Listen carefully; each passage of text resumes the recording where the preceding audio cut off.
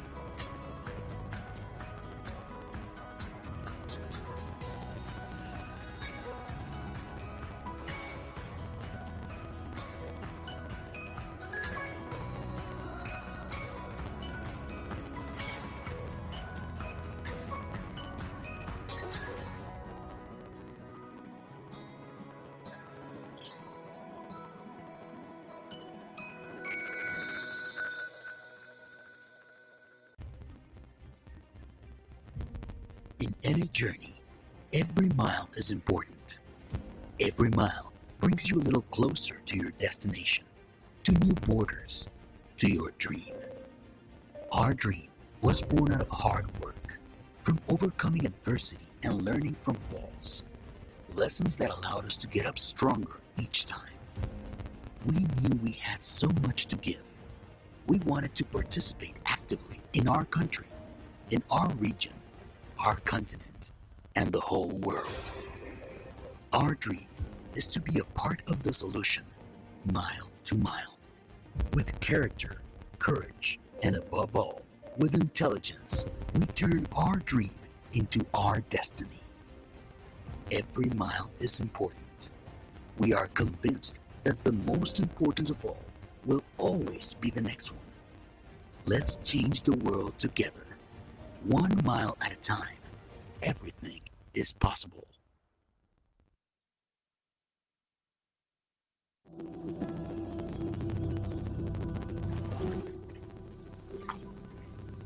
It doesn't matter what you do, where you live,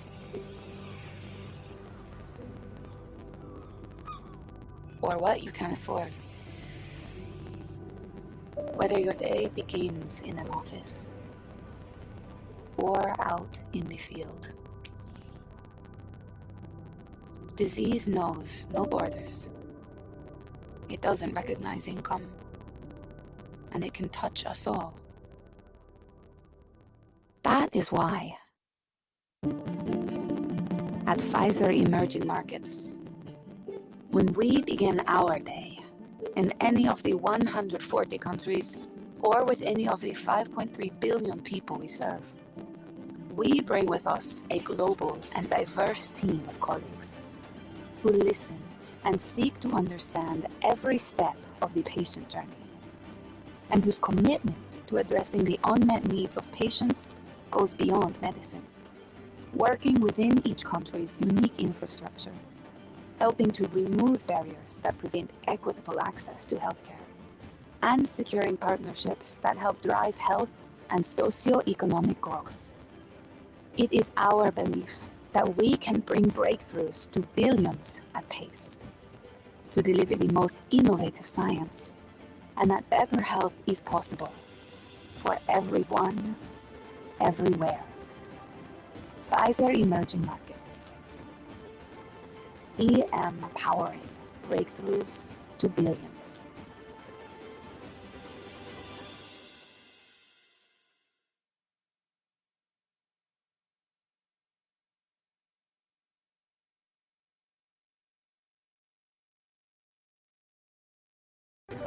Hola, somos Chubb, la aseguradora que está pensando en ti todo el tiempo.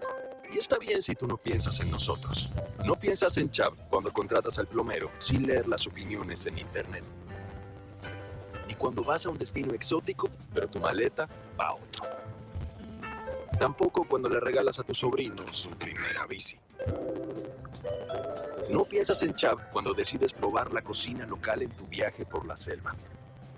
Ni cuando le regalas a tu hijo un disfraz sin explicarle que no tiene superpoderes. No piensas en Chubb cuando decides prender tu celular y apagas la fiesta para todos. Tampoco cuando decides ir con el chofer de tu app, a pesar de que solo tenga una estrella. Porque aunque no piensas en Chubb, nosotros estamos detrás de ti protegiendo tus decisiones. Somos Chubb Seguros. Mucho gusto, otra vez.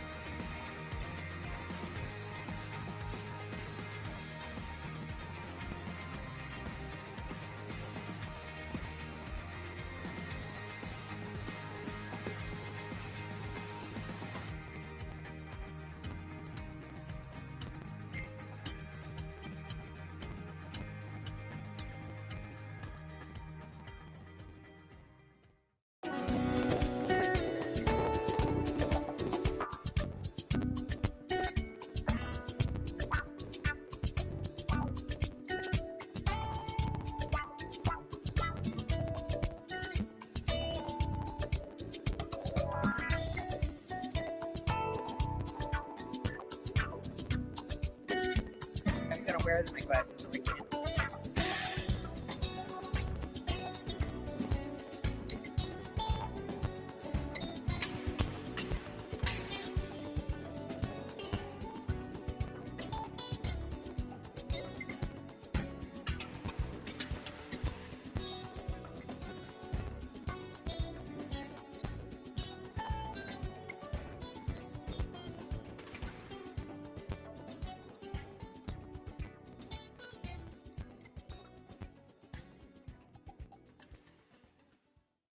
At MasterCard, we are focused on a world beyond the card, beyond payments, beyond the digital divide. We are focused on where the world is going next, where contactless technology is everywhere, where money moves across borders, and where every transaction can be trusted. At MasterCard, we are creating this world not for a few, but for all, because that's a world that's truly priceless. Moody's Local is a domestic ratings platform focused on serving the needs of local Latin American capital markets. We have presence in Mexico, Argentina, Bolivia, Brazil, Panama, Peru, and Uruguay to offer localized ratings, products, research, and assessments in local language. Moody's Local strives to offer the highest level of integrity, transparency, and consistency in its credit rating process. We provide domestic credit ratings based on methodologies that capture the risks and dynamics of each country, assigned by a team of experienced credit analysts. To learn more, visit moodyslocal.com.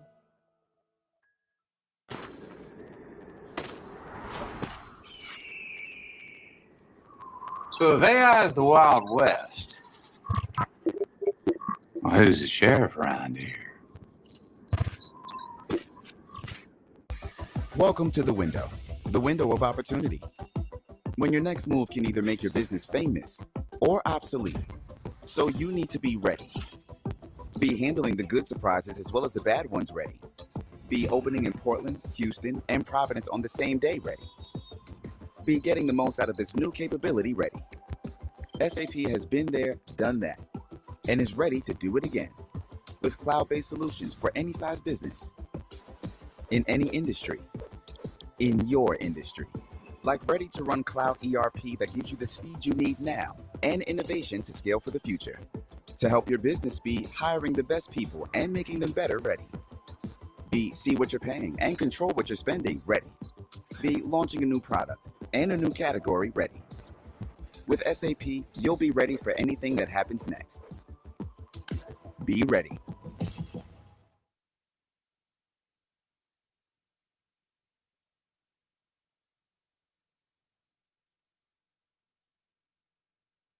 The world is a big place, but get online and you can order products from across the globe. What enabled these businesses to expand internationally? Trade. Global trade is essential to the world economy, and FedEx is there, connecting businesses to consumers in more than 220 countries and territories. With over 7 billion potential customers worldwide, are you ready to take your business global? The answer is yes, with the help of FedEx.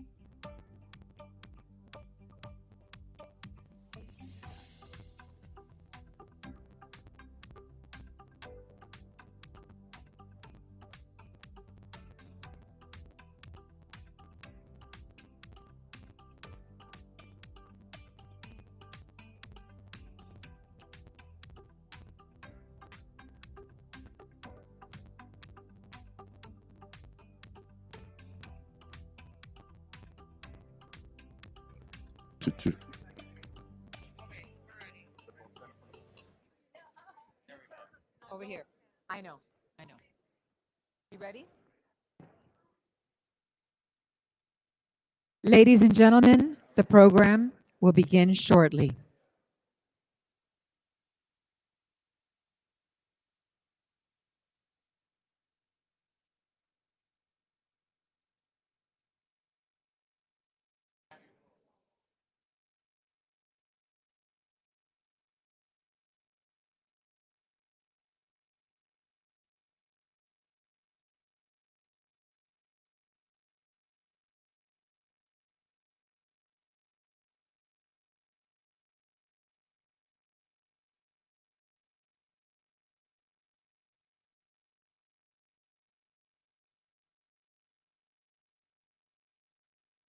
Is it possible? To get the chair? Thank you.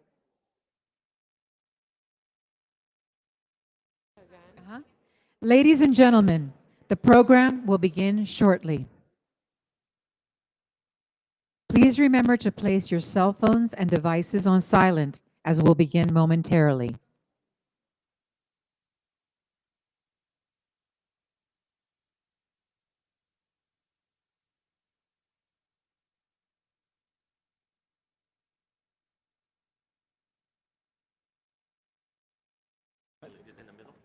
Yeah, apparently.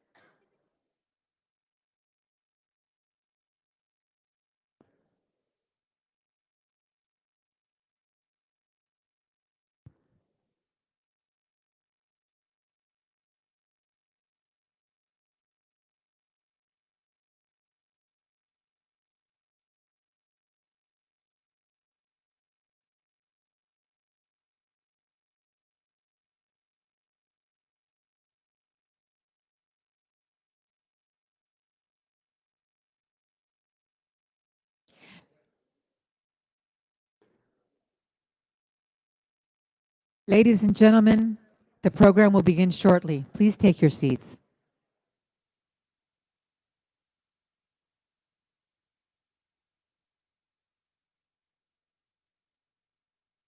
Ladies and gentlemen, please take your seats. We are going to start shortly. Okay, everybody. Can we get the people outside to please ask them to come in and take their seats so that we can start the program?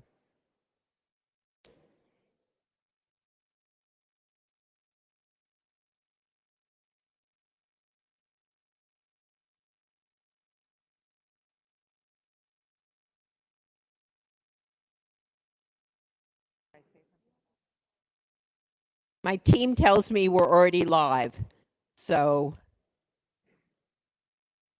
Have fun. Ladies and gentlemen, welcome to the 2023 Council of the Americas Symposium. Please welcome to the stage Susan Seagal, President and CEO of the Americas Society Council of the Americas. Good morning. Morning. Fantastic. And welcome to the 2023 Council of the Americas Symposium, where we are very excited to bring together influential leaders from across the Americas to discuss the future of business in Latin America. After months of preparation, collaboration, and teamwork, we're finally here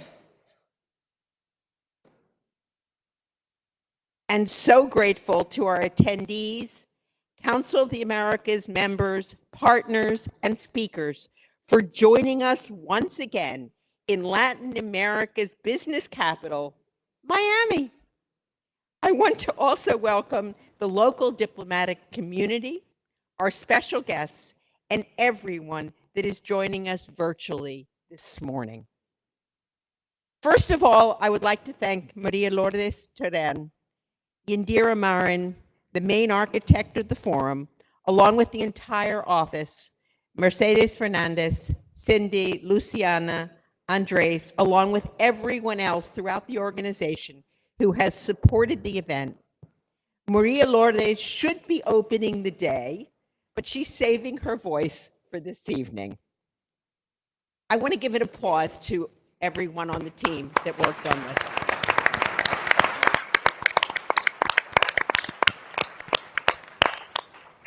Every year, the Council of the Americas Symposium has something special that distinguishes it, touching on new trends and strategic perspectives that undoubtedly mold the following year in our region.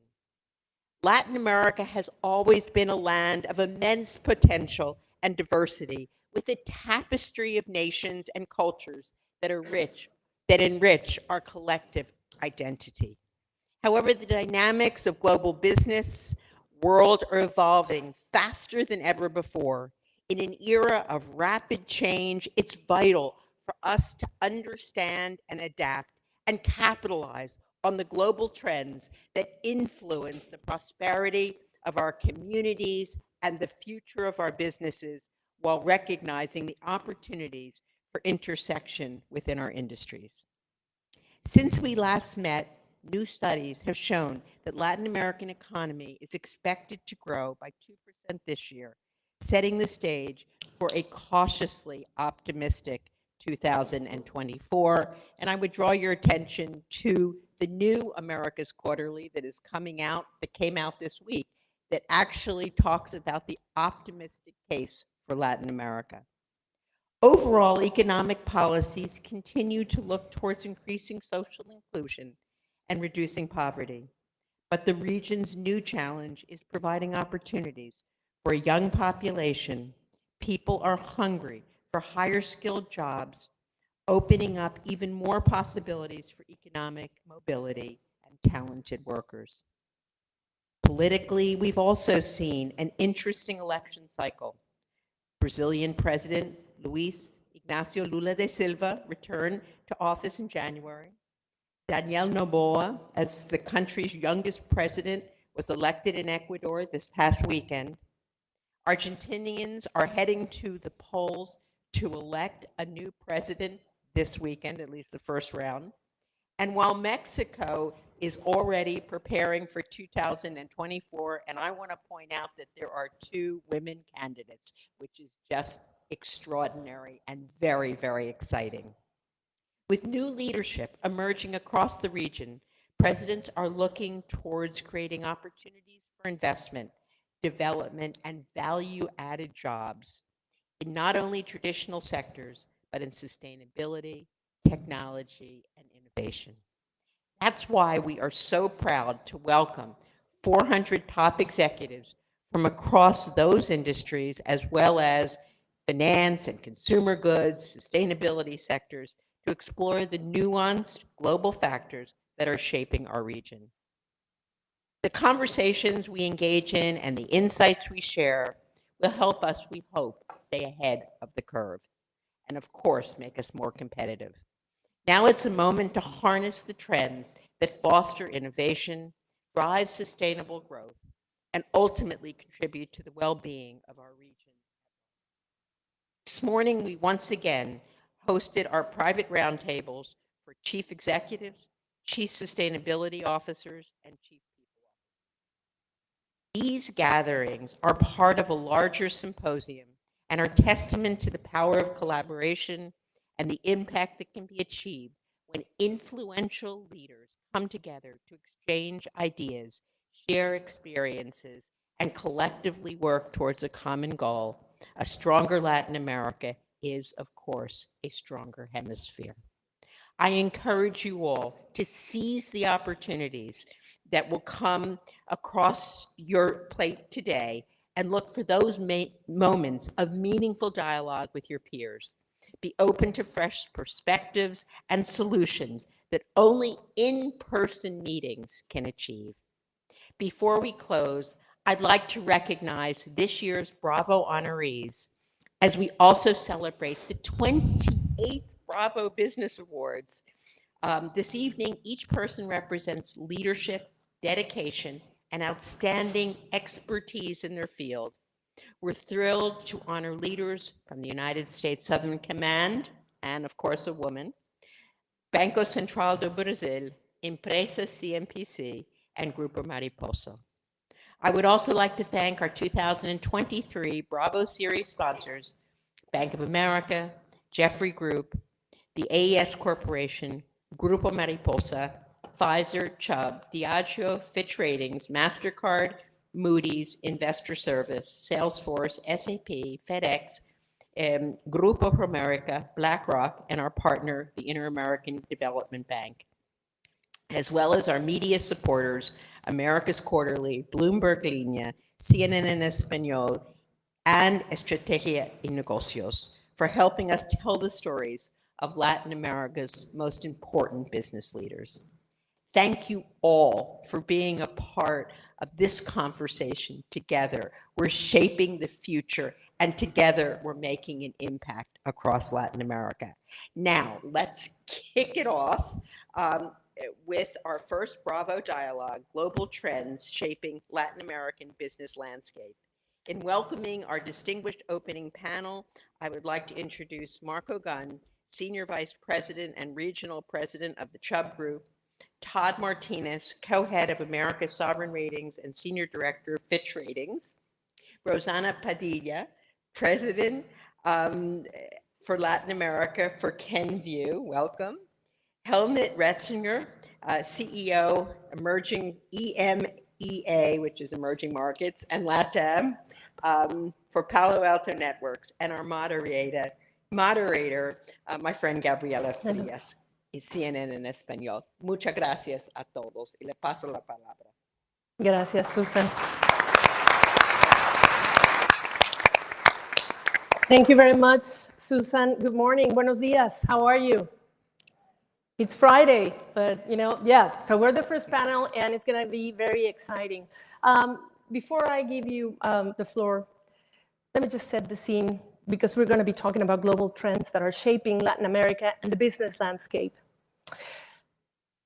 In his televised address to the nation last night, President Biden characterized the current moment as an inflection point in history when referring to the Israel war against Hamas and Russia's invasion in Ukraine. Some months ago, President Biden warned that the US itself is at an inflection point when describing the political polarization, and he has used that same phrase in other instances, inflection point.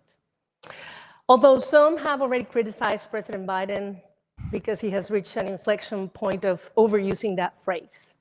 Mm-hmm.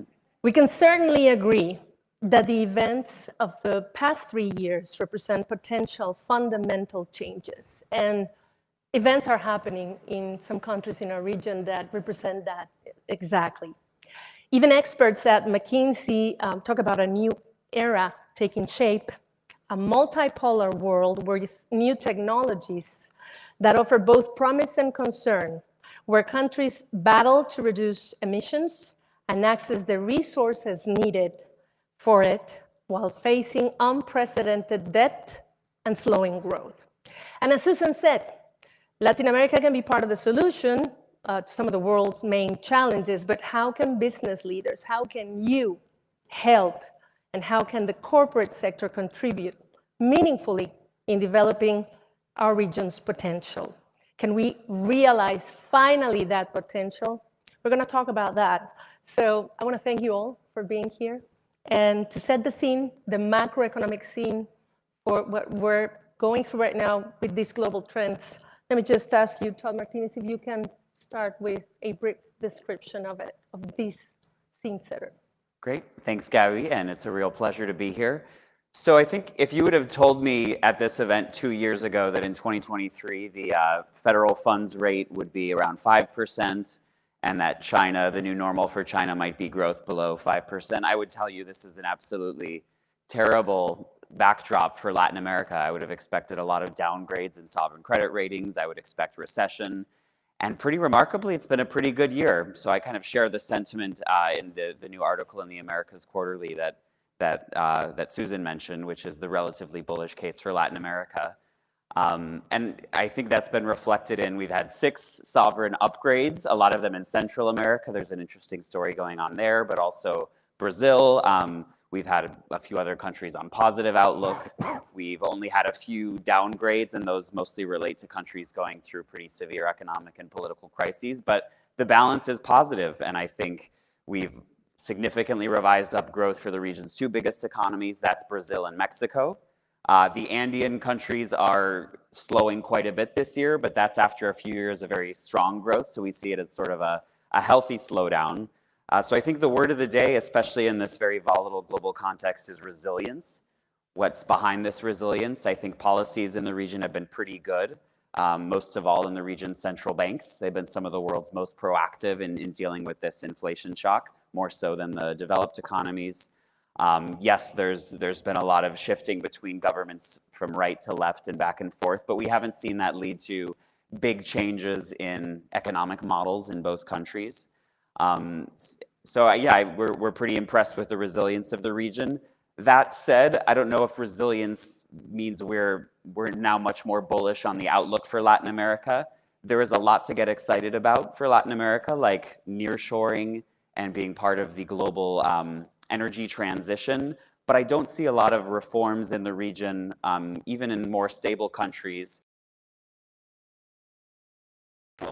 and really take advantage of it. Politics are pretty messy in the region, and even though that's the case globally, Latin America is not alone in that regard, certainly. I still think that makes it hard to pass some of these reforms that are needed to really take advantage of all these upsides. So I'm sure that's something we'll talk about in more depth, is the nearshoring trend and the green energy transition. But I guess the main thing I would caution, or the main risk we see, is that these upsides are exaggerated and they engender a bit of complacency in Latin America, because that is Latin America's track record. When commodity prices are high, or there's some other kind of really positive narrative on the horizon, it might take away the urgency from all of the other much needed reforms that the region needs. And besides resiliency, let me just, journalists are judged to be negative, but let me just suggest to look at the glass half full, but at the same time acknowledge that Latin America is going to have one of the slowest, if not the slowest, growth this year, which has been the case. So we don't want, for me, the word is ambition, the vision to growth. And I think we're overdiagnosed in terms of what we need to do. How do you see the impetus of change, of taking stock of this moment? For example, countries like Mexico with the nearshoring, are we to see that, wow, Mexico is doing great? No, because there's the limit of the energy reform, for example. So what do you see in terms of that, impetus of reform in the next couple of years, when the political factor and elections are coming in many of these big economies? Yeah, absolutely. I think we see a lot of discussion about nearshoring, but not a lot of impetus in terms of reforms to really take advantage of it. And I'd say, first of all, nearshoring is really the hot topic, but we've looked a lot at the data, and it's not clear that it's really telling much of a nearshoring story anyway. Yes, FDI is up in the region, but it's not the subcomponent of FDI that's really kind of greenfield investment, new companies arriving to the region and setting up operations. Investment to GDP is still that ratio that kind of determines the growth outlook is still the lowest in Latin America of any emerging market region. And I think Mexico is a pretty interesting case, because there's this big nearshoring opportunity. It's not so visible in the data to us yet, but you hear a lot of anecdotal evidence of things being very busy in the north.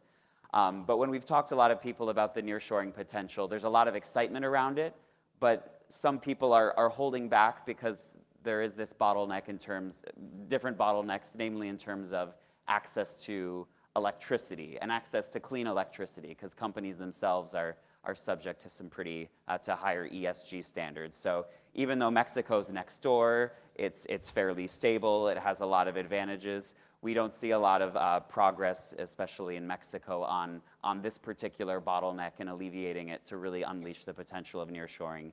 Instead, in a lot of places in Latin America, the focus instead seems to be on tax breaks. trying to encourage some of this investment by giving tax breaks. And that might help with the margin, but Latin America is not a region where anyone has a significant degree of fiscal space to encourage nearshoring by giving a lot of tax breaks, in our opinion. Thank you, Todd. To Marcos, we could talk about insurance in so many respects, from property to what's going on with new products, from fintechs in the region. But we also have to talk about extreme weather and how climate change is challenging us and in the region. Wildfires, hurricanes, floodings.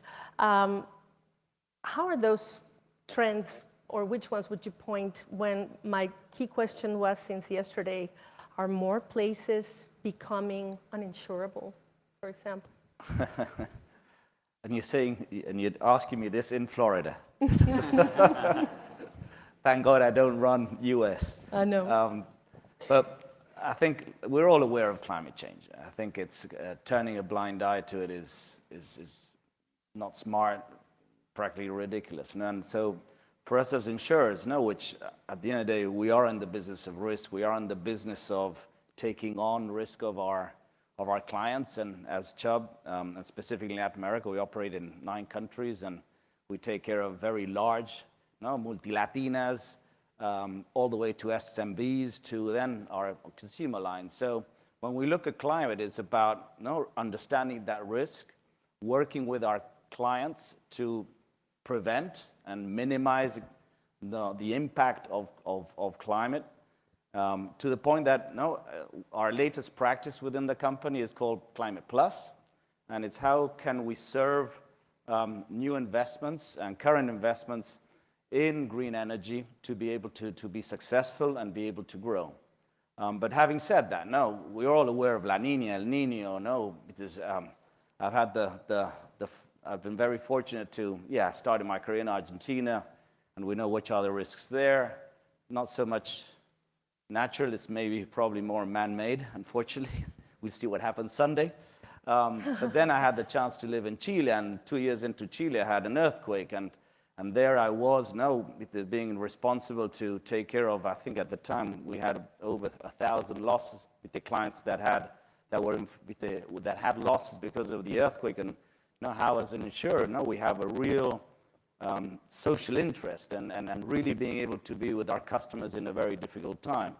And then you think about, and then the next move was, within the region, was to Mexico. And there we got hurricanes going in from the Pacific, hurricanes coming in through the Caribbean, to the point that when I was a year into that, we had, if you remember, there was 2 Class 5 hurricanes coming from both sides at the same time. And I was just going like, can this be possible? And in the center of the country, you have quake, and then you have floods in the north. So yes, risk is, climate and obviously Nat Cat is a factor. And something also to consider is what supply chain constraints and what inflation has done.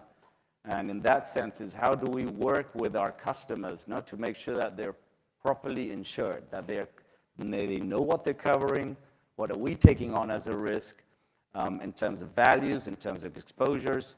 And obviously, and I think the purpose, or my personal purpose working for a company like Chubb is giving back. We're there with our customers in the most difficult times.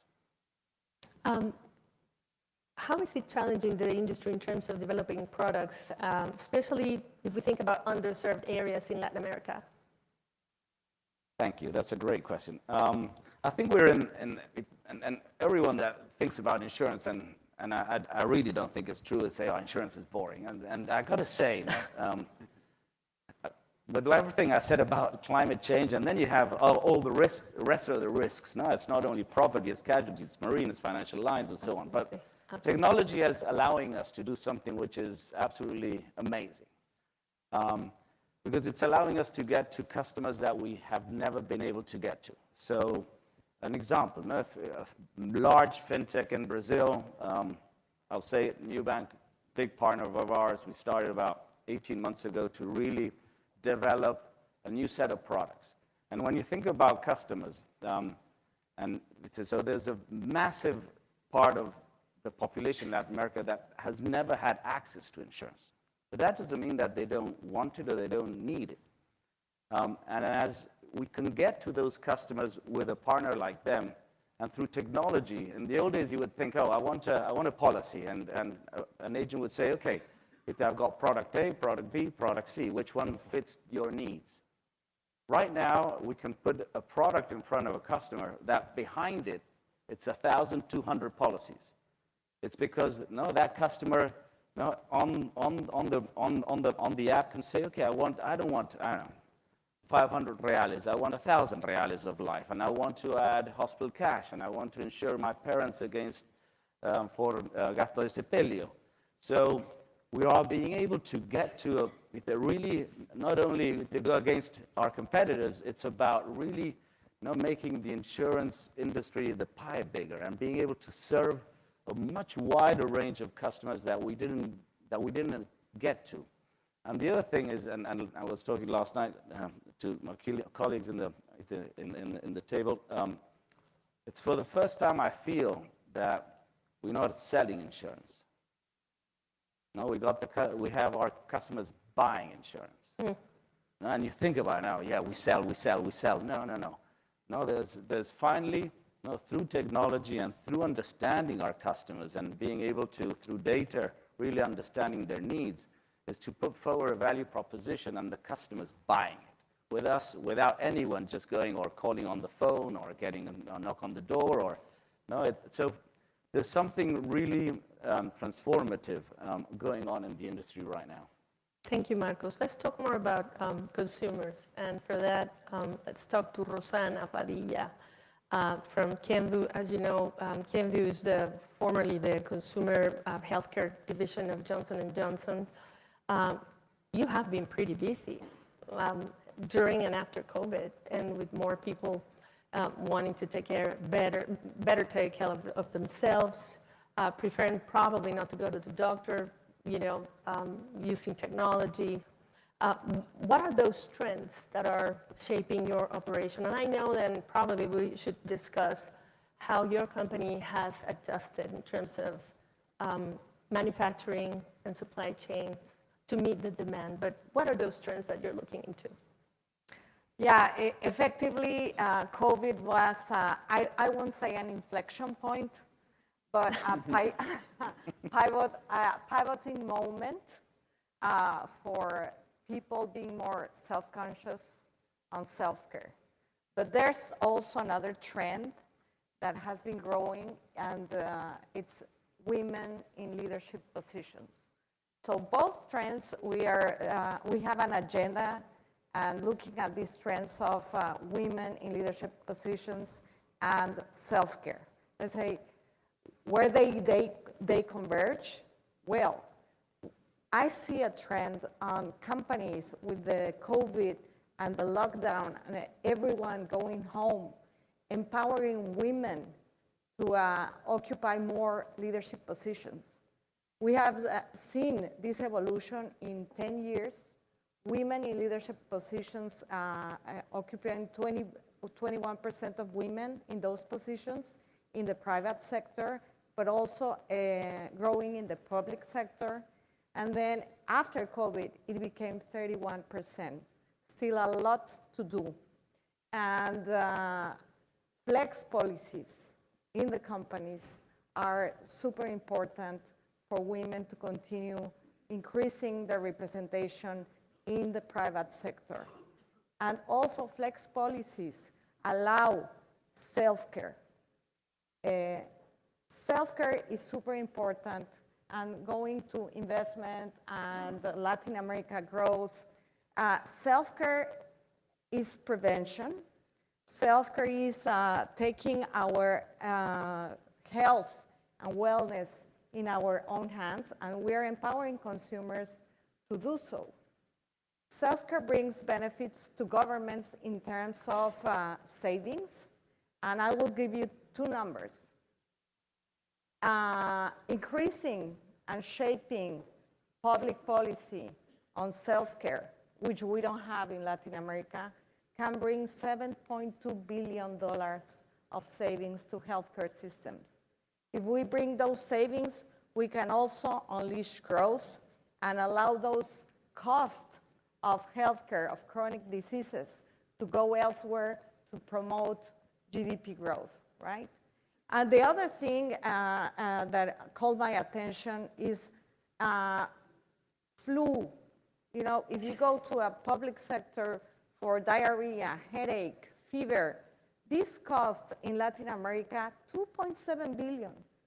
So imagine if we can empower consumers that are more self-conscious after COVID, more informed on taking care of themselves and empowering them to have the right information to avoid those $2.7 billion of cost of going to simple, you know, diseases and take care of themselves. So we have seen the self-care market, despite the GDP is not very active, we do see private consumption and self-care markets growing, and these will continue to grow.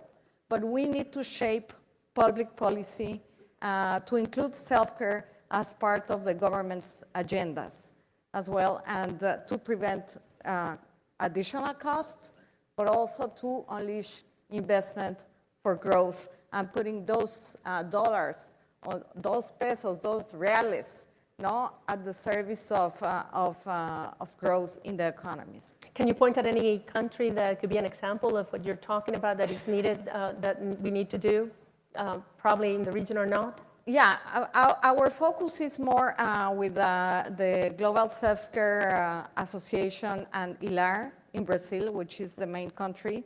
So we are hosting an event 2 weeks from now in Sao Paulo, where we are going to talk about self-care, everything around self-care and shaping the public policy in our largest country in Brazil. There's a lot still to do, but we're going to be there in the conversation trying to shape this environment. And it's interesting because even the World Bank has mentioned if governments in Latin America, or if Latin America can use more technology, that could mean savings for governments. So now we have another area where governments could save if they could, you know, implement a certain type of policy at a time where public resources are, you know, are scarce.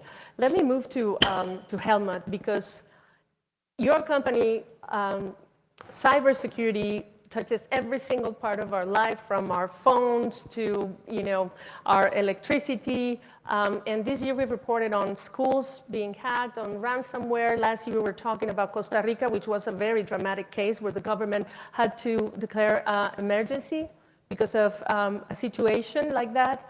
So my question to you first, what are those trends that right now you're seeing in the region, to begin with? Yeah, good morning, everybody. Buenos dias, bom dia. Pleasure to be with you. You hear it from my voice. I'm European. I'm taking care of Europe, Middle East, Africa, and Latin America. And resilience was mentioned before. And, you know, in the region that I'm responsible for in the global team of Palo Alto Networks, the #1 in cybersecurity, the world is a bit upside down, as you can guess. Think about Ukraine, think about Middle East. I say this with my compassion for Latin America. It's a moment now for advancing Latin America at global scale. And you have lots of good ingredients to do that. Now, talking about cyber, let me give you first, what do we see in terms of the cyber threat landscape? Because hackers do not know borders. In the digital space, you do not have borders. And you can be exposed as a public entity, like the government that you mentioned. You can be exposed as a multinational enterprise, because Latin America is attractive. You have fantastic industrial automation. When I think of Chile, Brazil, Mexico, you have a very splendid fintech sector. There is money in Brazil, for example. So what do we see? In terms of the threat landscape, there are a few factors that drive the exposure, whether it's in Germany or whether it's in Latin America. The first one is geopolitics. There are states out there that have an interest to disrupt. Full stop. That's the main interest. Or to prepare disruption, to infiltrate.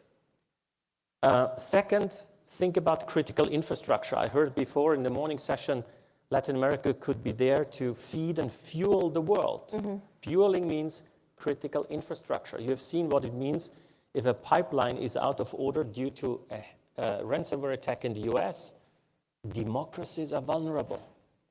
And by the way, there, as a European, I must say, the US did something very smart. President Biden has issued last year, even though there is an Atlantic Ocean between US and Ukraine, an executive order to ask every entity of the federal government of the United States to do what is called an attack surface analysis, which means you step into the shoes of the attacker.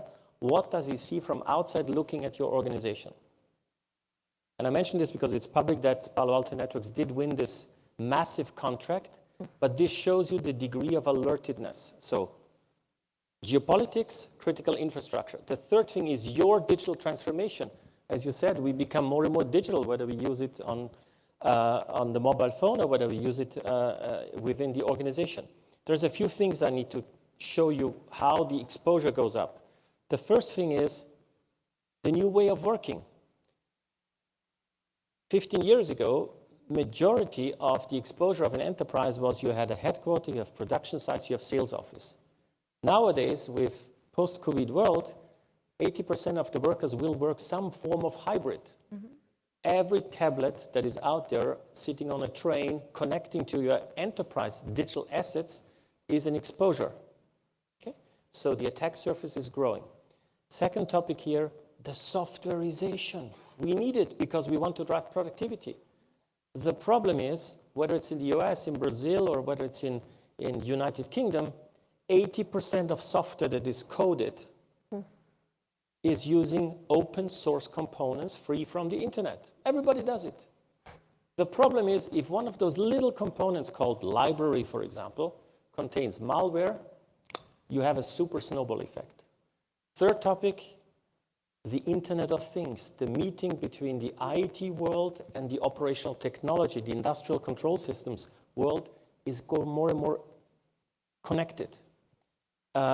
Think about hospitals. Big issue in healthcare, by the way. France, a prime example in this case. The fourth topic is the move to cloud. I talked about the cloud-oriented, cloud-native fintech sectors. Yet more than 40% of what the enterprises are putting onto the cloud is not protected. So these are factors that make that the attack surface is growing. What percentage? 40%? 40%, yeah. Wow. But this means that the attack surface is growing. Now, there's another thing that you need to bear in mind. Artificial intelligence is coming. Now, Palo Alto Networks has been doing AI/supervised machine learning. We started with that back 8.5 years ago. Okay, so we did not invent this because, oh, ChatGPT out there, let's talk about AI. But this will lead to a scaling of the attacks, much easier coding of an attack, and very smart social engineering, where somebody pretends to be Gabriela, but she is not Gabriela in real life. I'll give you this example. Now, another factor that you need to know, and then I come to how you can protect the digital assets, is the time between infiltration into an organization or an enterprise to exfiltration of data and then to oppress you. 3 years ago, 2021, it was about 43 days. Okay, so somebody was looking around, where are the right data, etc. It has gone down to last year being 5 days only. And we predict it's going to be hours. Why is this important for you as multilatinas or as Latin American businesses? Think about the ruling that is taking place. Now, in December this year, there's the new Stock Exchange Commission ruling where every critical incident by a stock-listed company in the US needs to be reported within 4 days. So you need to know what's going on. Now, if I take a view to our industry, the strange thing is that we have a very fragmented industry in cybersecurity because for every new threat, there's a new enterprise, new startup creator say, I have the perfect solution. There's 3,500 vendors out there. We are the number one, luckily. And the issue is that has led to a lot of enterprises, mid-sized to large, they use between 20 to 35 different tools to protect. The problem is these tool sets don't speak to each other, so you have holes in between. Now, the way to protect your digital assets is you need to have real-time cybersecurity. because it gets shorter and shorter to exfiltration. And the other thing is you need to leverage AI to, we call it autonomous cybersecurity. We don't have the people, the experts, neither in Latin America, nor in the US, nor in Europe, to do all this manually. You need to leverage AI to protect yourself. And this is across networks. So you need to have good, what we call cyber telemetry data. And we always compare what's going on between an identity, let's talk Gabriela, her device, the application she's using, and the behavior that is out there. This is how we discovered the SolarWinds attack that you have seen, which was a super complex attack. And in this context, you need to have telemetry data from networks, firewalls, endpoints. The endpoint can be an industrial machine. It can be an automated teller machine of a bank. It can be your tablet, your cloud assets, in whichever cloud you have your stuff. And then you apply your AI algorithms, and then you can come to an outcome, what we achieve in our Security Operations Center with our solutions, which is 10 seconds mean time to detect, 10 seconds. Wow. And 1 minute mean time to remediate. And this, knowing that we are discovering, and it's not by humans, it's our algorithms and machines, that we are discovering every day 1.5 million, I repeat, 1.5 million new attacks that have not been there. The number is going up because there is more AI used on the bad side as well. So Latin America in this context is exposed because you're a super interesting region. And you have also something else, which I explained to the Europeans, because in Europe there's a lot of climate activism, people are gluing themselves on the street. Here we have a unit which we call Unit 42. It's a small professional service unit for threat intelligence. You have, for example, Guacamaya. It's a hacktivist group that is targeting specifically primary materials or fossil fuel industry players, pipeline providers, and says, we don't necessarily want your dollars or your pesos. We want to do harm to you because you're not doing something good for the planet. Now, let's start thinking about governments. Governments can help ensure government policy, because we're about to be over. It's incredible.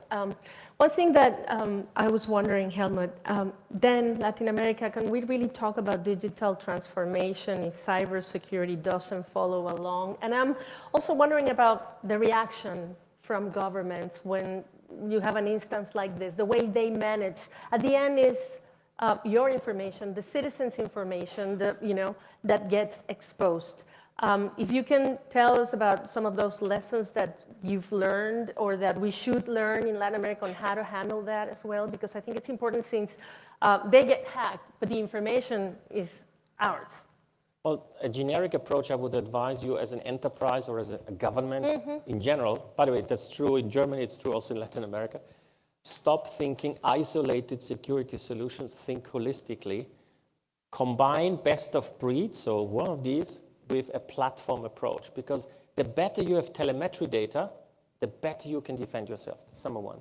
Number two, leverage trusted relationships. We work a lot, your question was to governments, we work a lot with even Interpol, Europol. We are not a law enforcement agency. But you might have read in the news, there was a big ransomware network that was brought down by the FBI and the German police, by the way, called HIVE. We have done the groundwork because we were asked by an enterprise customer who said, I cannot access my data anymore.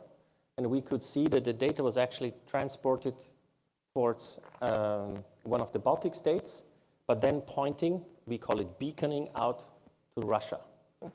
And then we saw that where the data was aggregated, this was concerning already more than 30 enterprises. And then we did the preparation and we said, okay, this, but then we handed over to the law enforcement and they did the next step. So leverage trusted relationships also for governments. And also in that case, please rethink the way how cybersecurity is approached. You need to have a good governance in place as well and build up the expertise. Most of the problems are becoming of software vulnerabilities.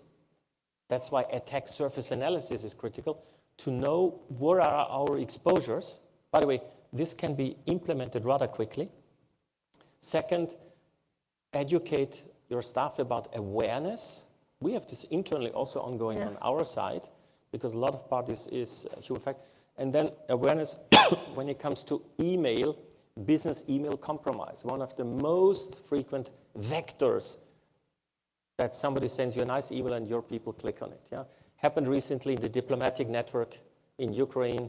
More than 32 embassies, unfortunately, clicked on something because it was a fantastic BMW offered at a spectacularly low price by a diplomat who was going out of Kiev.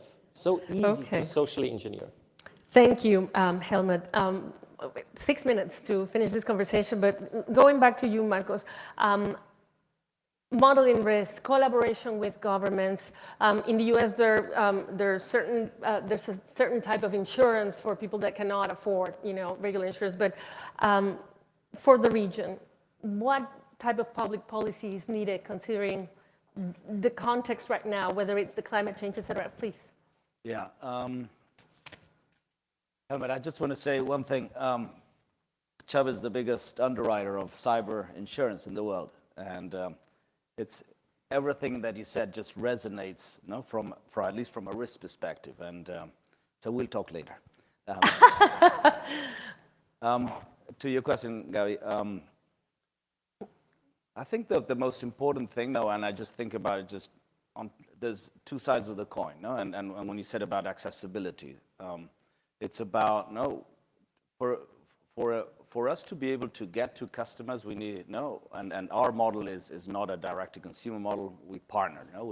We look for that B2B2C, and to be able to offer our products, it's about getting to the customer and then being able to collect from those customers and then be able to pay to those customers. So obviously financial inclusion is key, and that's why I think there's a massive opportunity in Latin America, and I think the region has been probably in the vanguard of fintechs and insurtechs, and the way that those fintechs are being able to get to parts of the population that never was bankerized, and that gives us the opportunity, as I said a little bit earlier on, is be able to develop products that really fit the needs of those customers, and we can go as low as again, same example.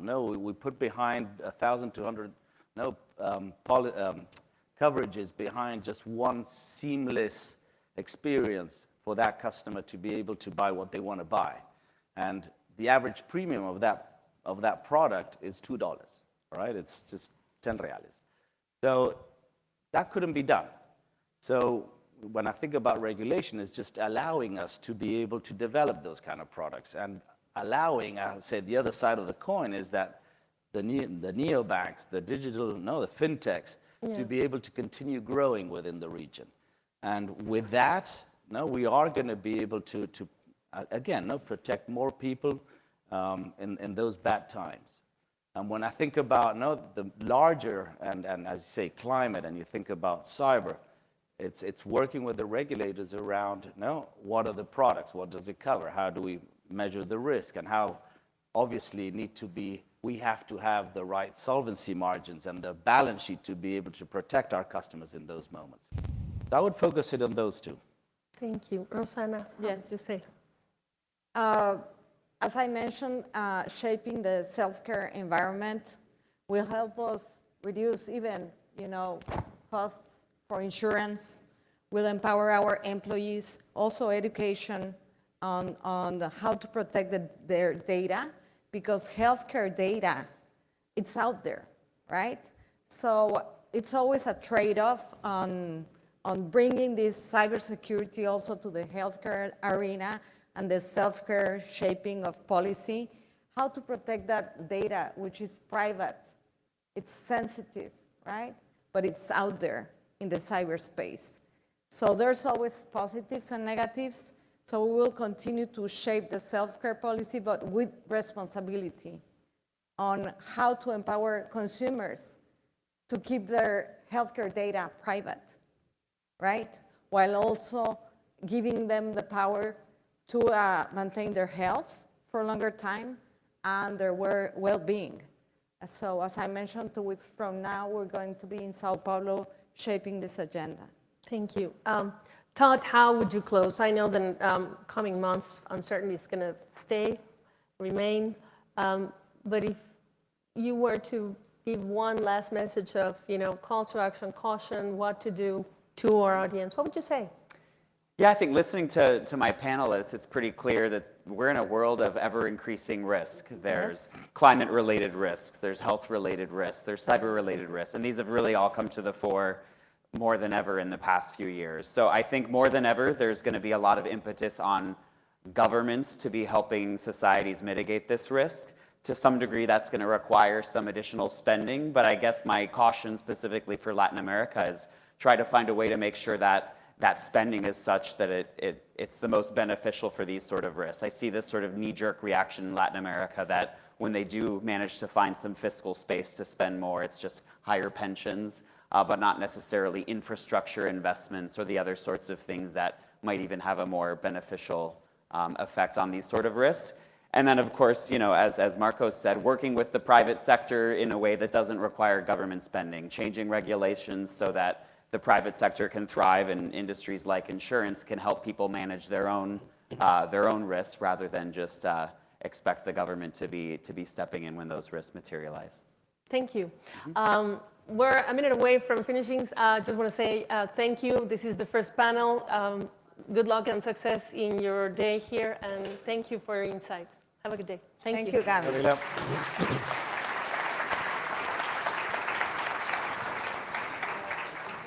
Sure.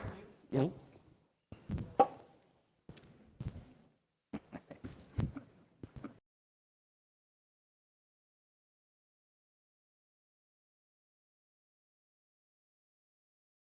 Okay? Yeah. Thank you.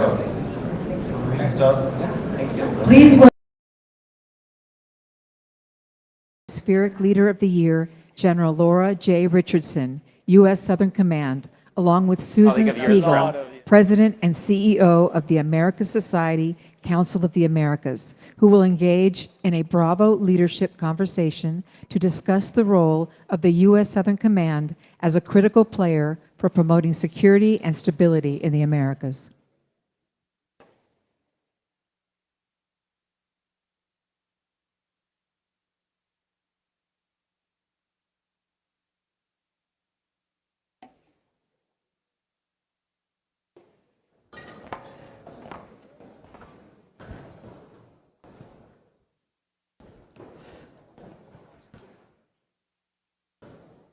Sit down. Yeah. Okay. Good morning. So for me, the opportunity to interview General Richardson is actually the highlight of my day. So thank you very, very much. It is truly a privilege. General Richardson, as you all know, is the head of Southern Command here in Florida. She is the first woman who is the head of Southern Command. She is only the second four-star general in the history of the Army, as I understand it. She has done amazing things like fly helicopters in war zones, done things that probably most of us don't have the nerve to do and certainly don't have the opportunity to do. And she has done it with grace, and she has also, in my opinion, brought a whole new dimension of diplomacy and active involvement in Latin America. I think she's one of the greatest assets that we have today. So with that, I don't want to spend too much time except to say that she will be honored this evening as Leader of the Year, and we're so excited about that. So I'd really...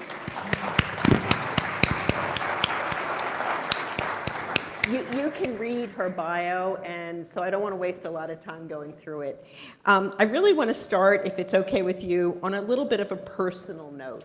Can you tell us a little bit about yourself? Who are you, and why did you make this decision to go down the path that you did and enter the Army? Well, I think in terms of where my parents and their background is from the Depression era. Very patriotic parents, and I started off as an athlete. My folks started, all four of us kids, I'm the oldest of four, and started us off as athletes at a very young age to keep us busy, out of trouble and occupied, so between school and sports and those kinds of things. And so it was a natural way to continue that after high school and college. I swam all the way up through college, and then the military seemed to be a really nice fit. And so my folks got me started in ROTC in college. And with the experience that I already had in terms of aviation and flying, that I was able to do as a single engine pilot, again, to keep busy with certain things. It segued nicely into applying for the aviation branch and commissioned into the United States Army as in aviation to go to flight school. And so, quite honestly, I think just the evolution of just our military and the opportunities that our military offers, and even today, so much more so, I really can't say enough. I've been challenged by the Army. I have gotten to do things that I just have to pinch myself being in the service that I would never get to do in any other profession.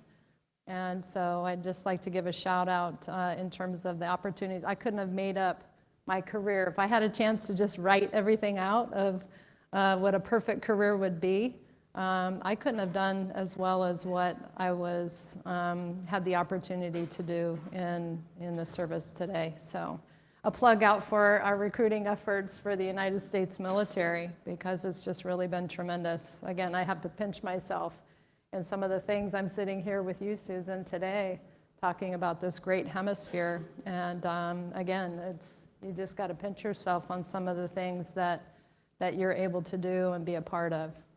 That's so interesting, because people don't often hear this about the military. But I think some of the most impressive people that I've met dealing with America Latina come from the military and Southern Command. Yeah. So being a woman, we always had to juggle being married, having children. I would go away for 3 days and think, oh my God, I'm going to be away from my children for 3 days. But you've managed to juggle this amazing career with a husband, with children, and you were deployed. How did you manage all of this? Well, another plug for the service. So I've been in the service for 37 years. So, and my daughter is in her mid-30s. And so 30 years ago, when we were coming up, my husband was also in the Army. So a plug again for you can be in the service, both of you. You can have a family in the military and be successful, both of you. And so I think that's another thing that is not another plus that folks don't know about our military today. But really, in order, again, I said I was in the service for 37 years, but 30 years ago, these programs existed. And so the ability to be able to juggle that, there were the services available that we could manage to both stay in the military. My husband retired as a 3-star general in the Army a year ago.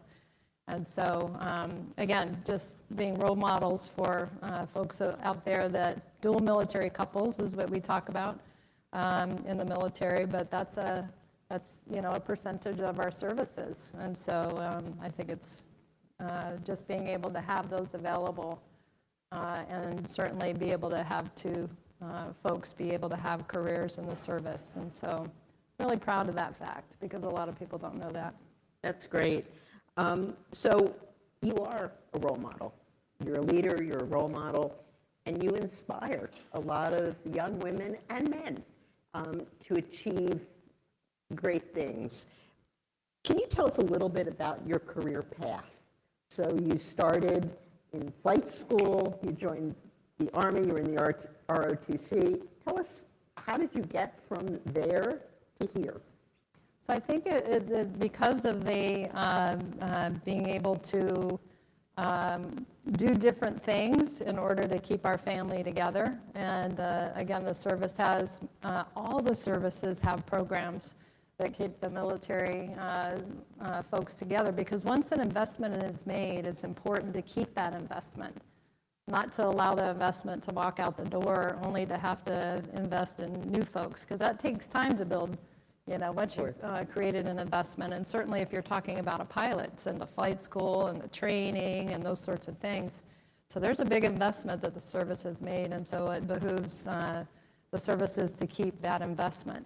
And so how do you do that? You've got to be able to meet the needs. And so we were able to do that over a period of time, but we didn't ask for things. My husband was also a helicopter pilot, so that made it kind of easy. We didn't fly the same kind of aircraft because he flew an attack type helicopter, at which time when I came in the service, women weren't able to fly attack helicopters. And so I went the transport route. So I flew a UH-60 Black Hawk helicopter where we had troops inside. He flew an Apache helicopter, but we asked for places that would not get us separated, and there was a military family couple, Army married couples program that kept us together, and so again, it was possible, and it wasn't too hard to do. We did deploy to combat at the same time in 2003, and so. But the military always, they have our folks that have kids, dual military couples, single parents, that they have a plan in place. Because you got to be able to do your job, and your job, part of that includes being able to be ready and be able to deploy if your nation needs you to deploy. So we had a plan in place, and we were able to execute that plan, and when we both deployed to Iraq at the time. Resilient, I call them military brat. Our kids that have moved all over the world, have friends all over the world. They're so resilient, and they wouldn't trade anything that they've gone through for a different life or a different upbringing, because today I will tell you that it teaches them the bumps in the road with life. They learn that a little bit more early on, but it makes them even that much more resilient. And have they kept those friends? I bet they have. Yeah. In today's world. Yeah, absolutely. She still has all her friends that she grew up with in all the different places. That's great. So you're the commander of Southern Command. Your responsibility encompasses 31 nations.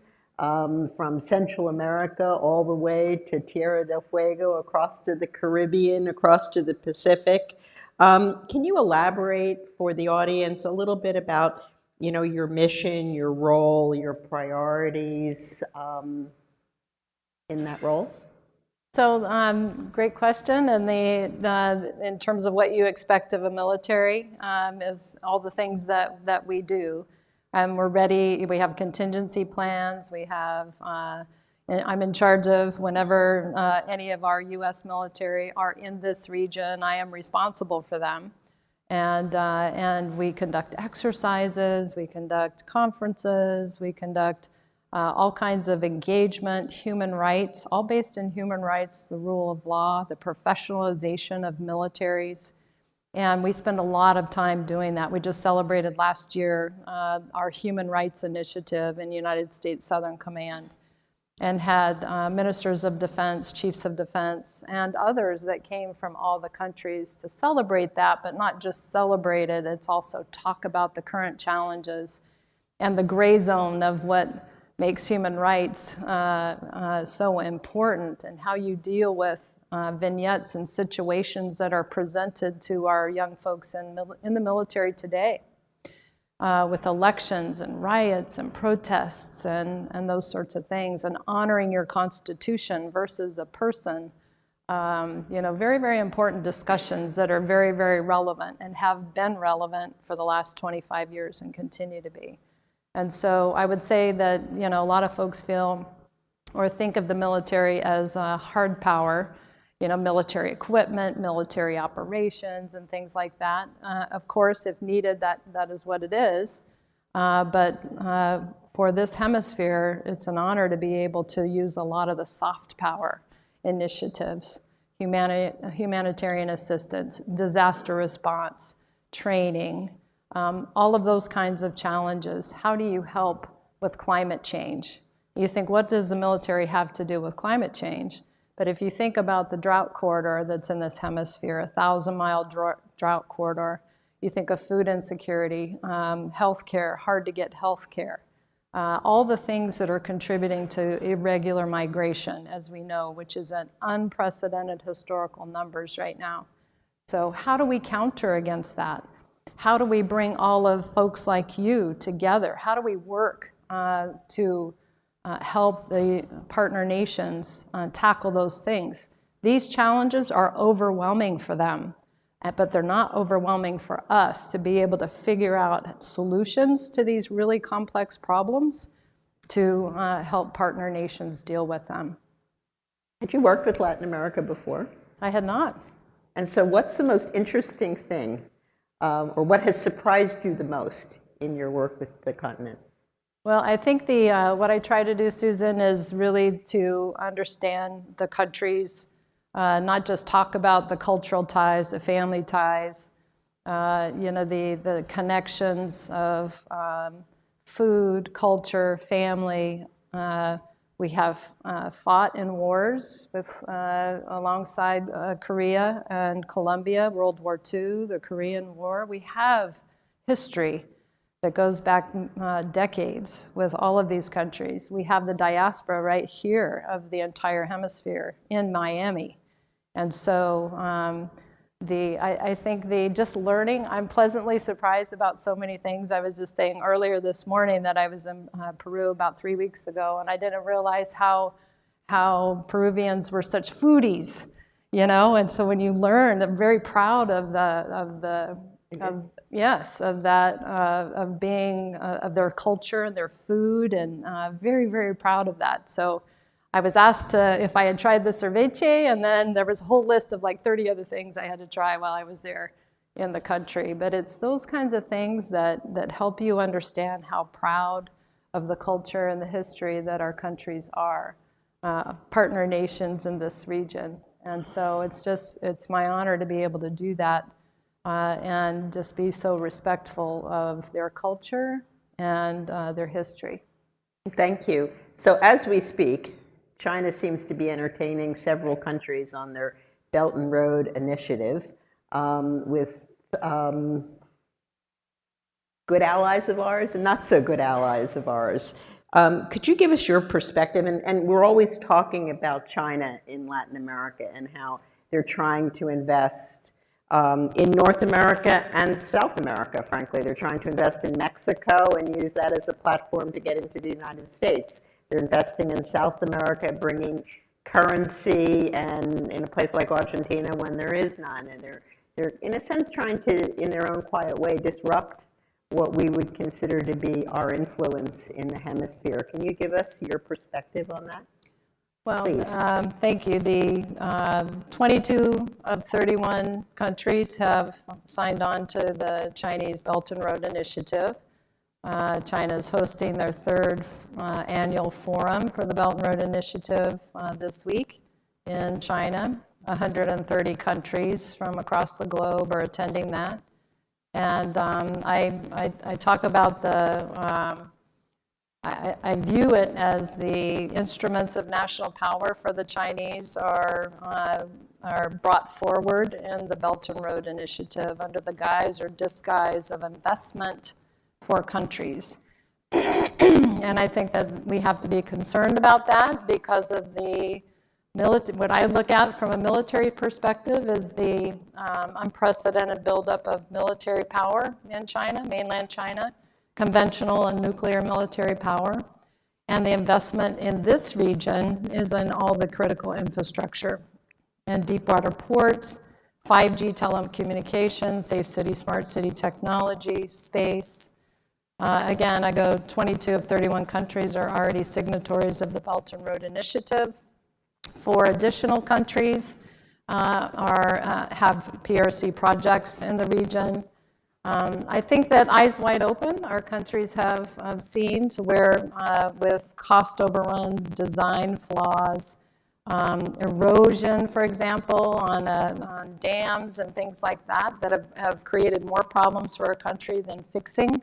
The debt trap of loans, not investing in the country in terms of bringing your own workers to do the labor. for US businesses and Western businesses that have democratic values. You come to a country and you hire host nation workers. You hire the people. The Chinese don't do that with the Belt and Road Initiative projects. And these projects are in the billions of dollars. It's nothing like we've ever seen before. And so I worry about the dual use nature of these projects. State-owned enterprises that conduct the infrastructure projects that are controlled by the government, and concerned that they can be flipped to be used for military application at some point. Again, because it's the critical infrastructure. And so if you're there to invest, great. If you're there to be part of team democracy, great. But if you're not, then what are you there to do? And what kind of investment, or really is it extraction that's taking place? Absolutely. You look at a place like Chile, they're very interested around the Large Telescope because it's gathering so much data. And that's a real danger to the world, frankly. Right. So another big global threat that we talked about a little bit this morning is cyber. And Latin America is probably not paid as much attention as other areas of the world to cyber threats. Can you give us your view on this challenge, probably the biggest going forward? Yeah, thank you for that. And in terms of cyber, that's everybody's concern. We've seen the cyber attacks, we've seen the ransomware attacks, the hacktivist attacks that have taken place, in large part to a lot of the government impact institutions, the stealing of personal information, proprietary information from countries. And so we've seen it in different places over periods of time across Central America, South America. And so how do we assist partner nations in order to harden their networks? And certainly and raise the level of technology understanding for leaders in the region, I think is very important. We talk about that often in the United States, about our own critical infrastructure and being able to protect against that.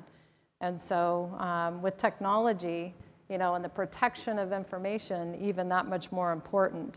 But in terms of the cyber and how do we defend and defend forward, but then also protect is very important. I would say it's not easy. That's another complex challenge with cyber. And so the solutions have to be relevant, and they have to be at the speed of relevance for countries. And it can't be, they have suffered these several attacks. Team USA can always help, but we have to be, asked by our partner nations. These are sovereign countries. They've got to ask for the assistance. But if they do, we're able to help. And we've had a couple countries that have asked for that assistance. And certainly with Southcom and our efforts, raising just the technology level and subject matter exchanges to help our cyber professionals that are in our partner nation militaries have those tools that they're able to, when you just talk about cyber hygiene and the very simple things that we all have to do for the companies you work for and the military I work for, there's individual responsibility that we all take. I have to sign an agreement that I'm going to do my part on our network and not make our network vulnerable by going to certain sites or things like that.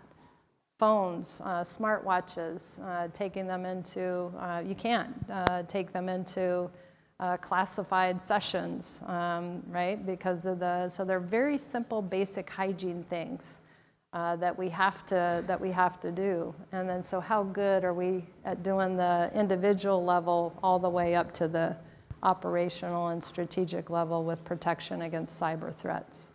How do you communicate, General Richardson, to a country generally that we're available to help? And does that extend, for example, into some of their key private sector companies that may be attacked that aren't government to government but have an impact on that country? Well, certainly our Department of Homeland Security and the organization called CISA within DHS, but predominantly on the side that I work with the countries requesting assistance for their government networks, and certainly the State Department can work for the private sector and things like that, the exchanges and the help with that. But again, I think what's special about Southcom, I think what's special about, Council of the Americas, being able to put out a problem set there and then working together on how we're going to counter it. Council of the Americas has a convening power. Southcom has that ability to do that too with our militaries and partner nations' security forces. And so bringing forward, one, that there's a problem, and then two, how are we going to solve it together? But together we can do that. So another big issue is climate change. We're trying to pack all the issues in a half an hour. But another big challenge is climate change. What are the effects you're seeing in our region, and how are we working with the region to solve or at least alleviate part of the problem? Right, so climate change is huge, huge impacts. Storms are getting more severe. The drought corridor that I already mentioned. Countries, in some countries are dealing with the El Nino impacts. Either in some cases you might get floods or you might get the drought, or in some cases you might get both. And so how do we help with we have a climate adaptation plan that's come out from the Department of Defense about a year and a half ago. And we have a couple initiatives within the Department of Defense. And then partnering with USAID, for example, I went to Colombia when the NASA administrator visited Colombia. And then there's an initiative that NASA and USAID have together called SEVERE, a project where you can take space and identify disease in crops and moisture in soil, what's preventing crops from growing, and those sorts of things. And one, be able to identify a problem, and then through those initiatives, be able to counter it. On the military side of the house, right? Everybody expects the military to be ready to respond to disasters and help countries. And in some cases, you'll have countries request of the U.S. Embassy for assistance. And so what you gotta help militaries and public security forces is not to become victims themselves, right? So how do you train in extreme storms and extreme weather? How do you harden your installations to be able to withstand the power grid going out? What's the backup plan? Where are the warehouses that already have those first types of things that you need to respond and then do recovery efforts? What about the 911 call centers? What about operation centers? And so we have put and worked with our countries to put all of these things in place. Are they where they need to be? No. We got to keep doing it and keep building that. But that effort to do that, to counter those things, I was talking earlier with someone from Chile, the once in a 1,000-year fires that took place the entire month of February earlier this year. We weren't asked for assistance by the government, by USAID, right? We're always working, the military works in support of a lead federal agency. But thinking in Southcom, which is what my team does, is okay, we haven't been asked to provide assistance, but how are we gonna help our partners? And what we did was we were able to share the imagery of where the fires were spreading, because they were lacking the imagery of being able to see and predict and be able to stage and then counter, because there are things that you can do if you know based on where the fire is and how the winds are and all those kinds of things, be able to counter that. And then, so we shared over 250 products, imagery products. Amazing. And then also hoses, nozzles, drones, PPE, those sorts of things that we were able to help our partners with. And then in April, when I visited Chile, I was able to meet with the Bomberos and the CONAF, which are the firefighters and the group that fought for an entire month on what other assistance they needed. And it was really interagency. How do you bring the interagency to bear, which is what we do as part of our apparatus here in the United States. So how do we share how we do it? And that helps them figure it out in their country, how they do it better. And so, again, those partnerships, figuring out turning a crisis or chaos into an opportunity to be able to take what we already have and we've already experienced to be able to help them through that chaos or that crisis. So we're out of time, but one last question, leadership question. What, from your perspective, was your greatest accomplishment, and what advice would you give to young people throughout the hemisphere? Well, I would say I'll go back to what I started with on one of your first questions, and that was to be able to serve in the military, to be able to have a family in the military, to be able to lead America's sons and daughters in combat at the end of the day.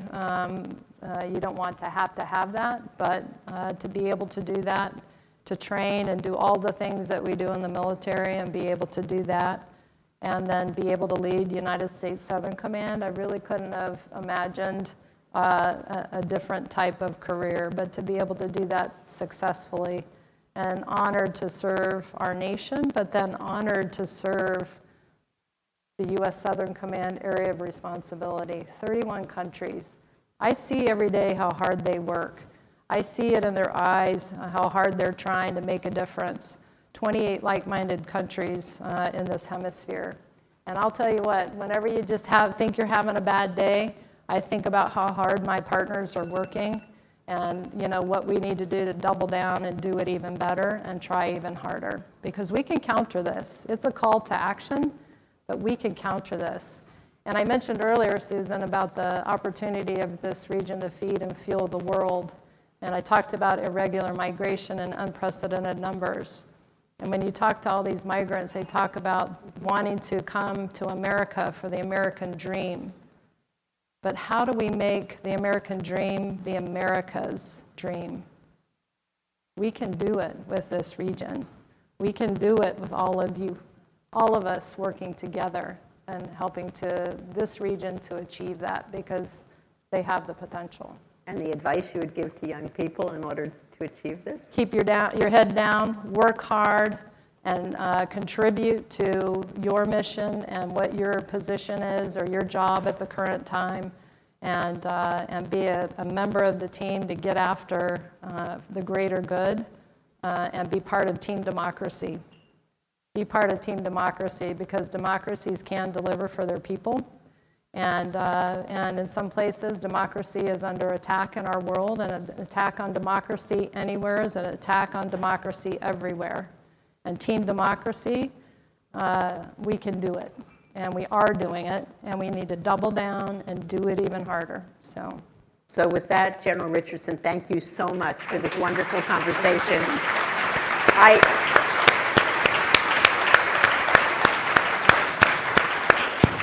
I so believe in democracy and democratic values, and Latin America has come so far. And so I think what you said at the very end, that democracy, you don't have good democracy one place, you don't have good democracy any place. So we really need strong democracy, strong leadership.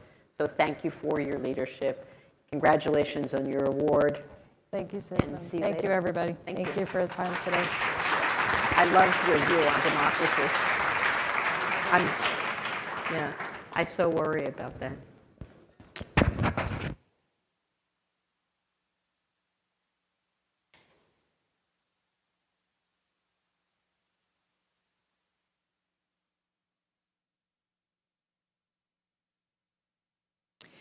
Ladies and gentlemen, we now present to you our next Bravo Dialogue, Perspectives from the Private Sector to Lower Carbon Emissions. Please welcome to the stage the moderator of our next panel, Marina Rosenberg, Regional Head of Latin America for Moody's Investors Service, and panel members Andres Gluski, CEO of AES Corporation, and Chairman of the American Society Council of the Americas, 2023 Bravo Sustainability CEO of the Year, Francisco Ruiz Tagle, CEO of CMPC, Álvaro Cárdenas, President of Latin America and the Caribbean for Diageo, and Carlos Barrera, CEO of Atlas Renewable Energy, who will discuss how the private sector is spearheading strategies, innovations, and collaborative efforts to combat climate change and reduce carbon emissions in Latin America. Hello, good morning, buenos días, everyone. First of all, I want to start by saying that we're a little bit late and we are the only panel making you far from your coffee break, so please stay with us, don't leave us. I'm going to start by thanking Susan and the team for the opportunity and the invitation, and it's an honor for me to be moderating this great panel. So without further ado, I'm going to start by introducing the panelists. I'm going to start by Carlos Ucho Barrera. He's the CEO of Atlas Renewable Energy, one of the largest solar IPPs in the region. Atlas started operations in 2017 after a successful MBO backed by Active. Since then, the company has been growing and now has contracted projects and an enterprise value that exceeds $3 billion. After a successful in 2022, Atlas is currently backed by global infrastructure partners. Ucho holds a Bachelor of Science degree in Mechanical Engineering and Mechanics from Lehigh University in Pennsylvania, and has an executive MBA from Kellogg School of Management in the Northwestern University. Then I'm going to go to Alvaro. He's the president for Diageo in Latin America and Caribbean, and he chairs the executive working group on ESG for Diageo. Alvaro has over 15 years with Diageo and has several roles in general management and finance in Latam, Europe, and Asia. Prior to his current role, he served as general manager for the Andean region, where he tripled the size of the business in 3 years. His prior experience includes roles in Coca-Cola, Pfizer, and Quaker. He holds a bachelor's degree in business administration with a major in marketing. Then I'm going to move to Andres. Andres is the president and CEO for the AES Corporation since 2011. Under his leadership, AES became one of the leading renewable and clean technologies companies in the world. Andres serves as chairman of the Council of the Americas and Americas Society, and is a member of the executive committee of the board of directors of EEI. He is also on the board of Waste Management and the US-India and US-Brazil CEO forums. He earned his master's degree and PhD in economics from the University of Virginia. And finally, I'm going to go to Francisco. Francisco Ruiz-Tagle is the CEO of CMPC. From 2011 to 2016, he served as general manager of CMPC Forestry, after which he took over as CEO of the merger between CMPC's pulp and forest divisions. Since August 2018, he was appointed CEO of Empresa CMPC. Mr. Ruiz-Tagle earned his economics degree at the University of Chile and holds an MBA from the University of California. He currently sits on the board of the group of business leaders against climate change in Chile, and formerly served as co-chair of Forest Solutions Group. He's married, has 5 kids, and he really enjoys hiking in the Andes. So I think that I've introduced a great panel here.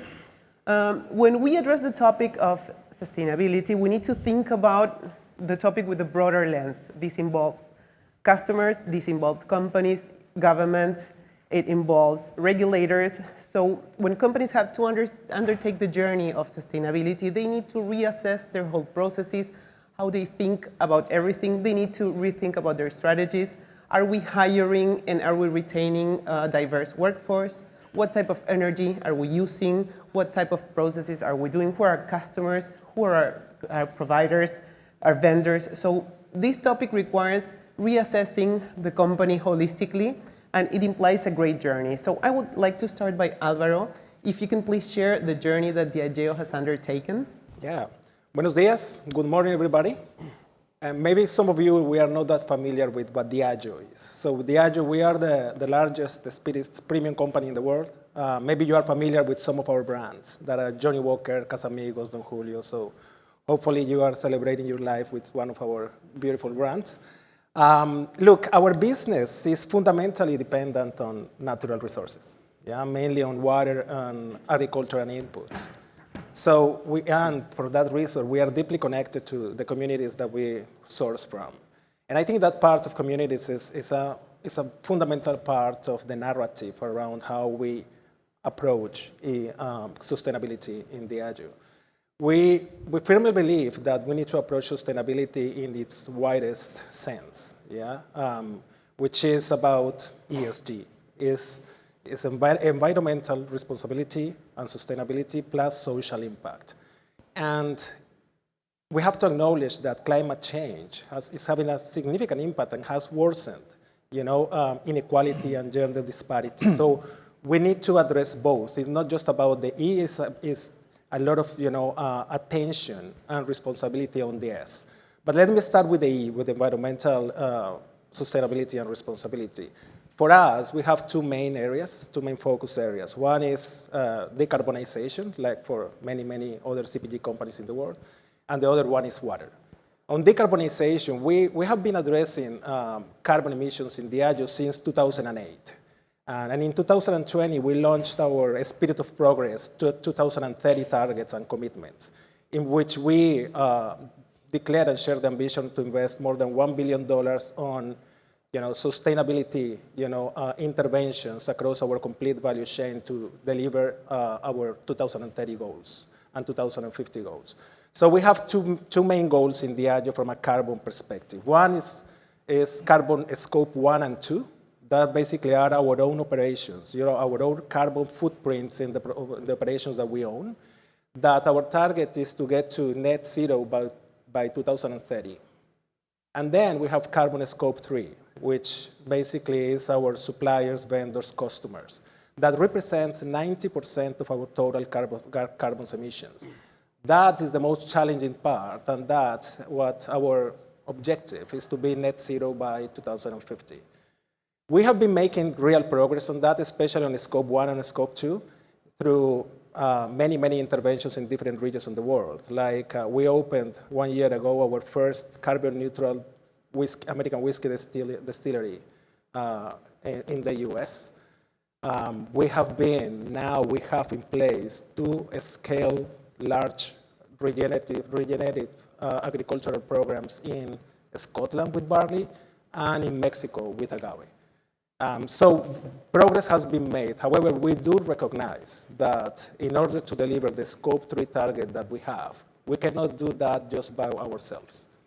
We need a much more cohesive approach as an industry, but also with the public sector. So far, regulations globally are more linked into disclosure and transparency, but not that much into incentives and helping different organizations how to transition, especially in the scope 3. And I think that is one of the biggest tension points that we will have to address in the next few years in order to create a real executional path to deliver our 2050 scope 3 commitments in carbon.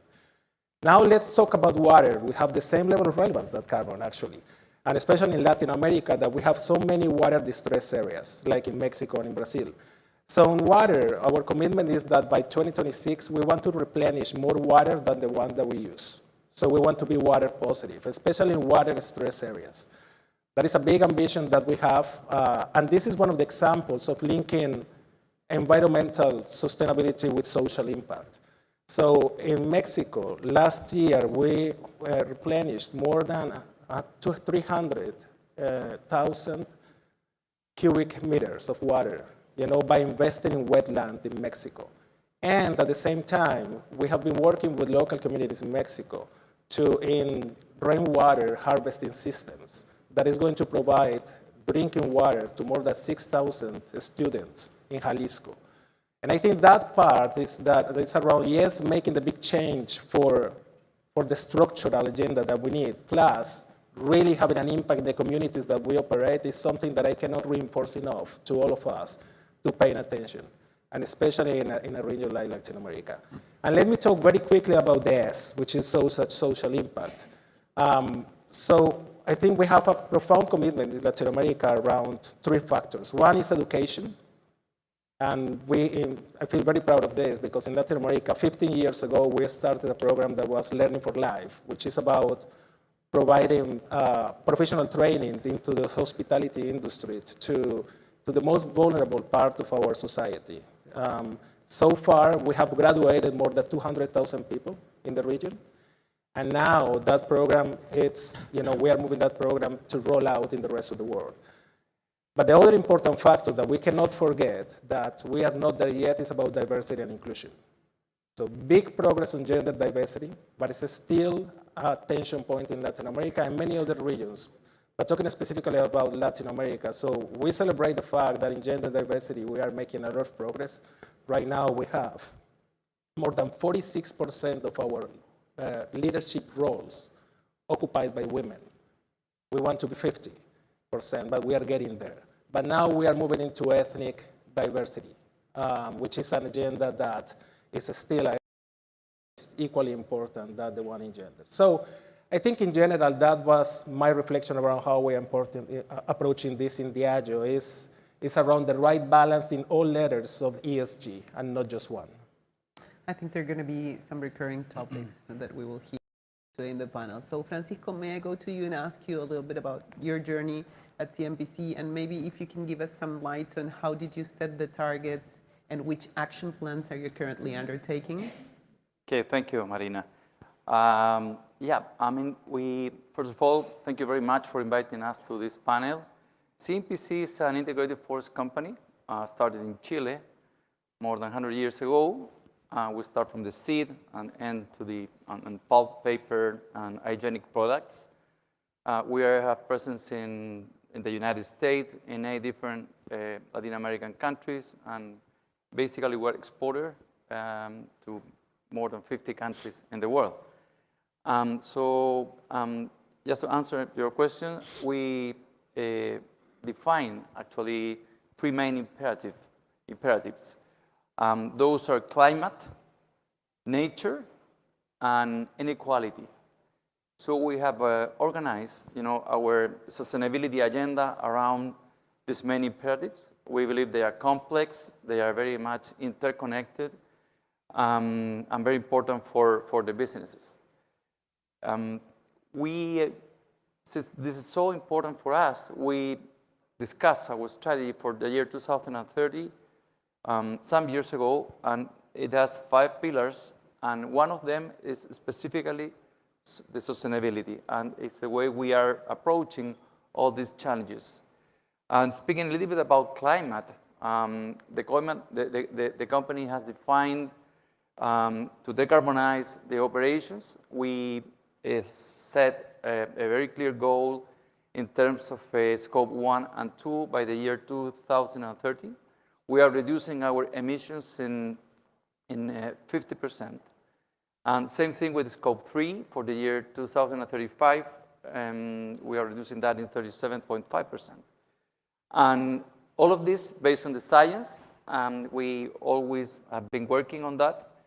For instance, our reduction of emission are very much aligned with the 1.5 Celsius degrees down in the temperature, and the case of the scope 1 and 2, and well below 2 Celsius degrees in the case of scope 3.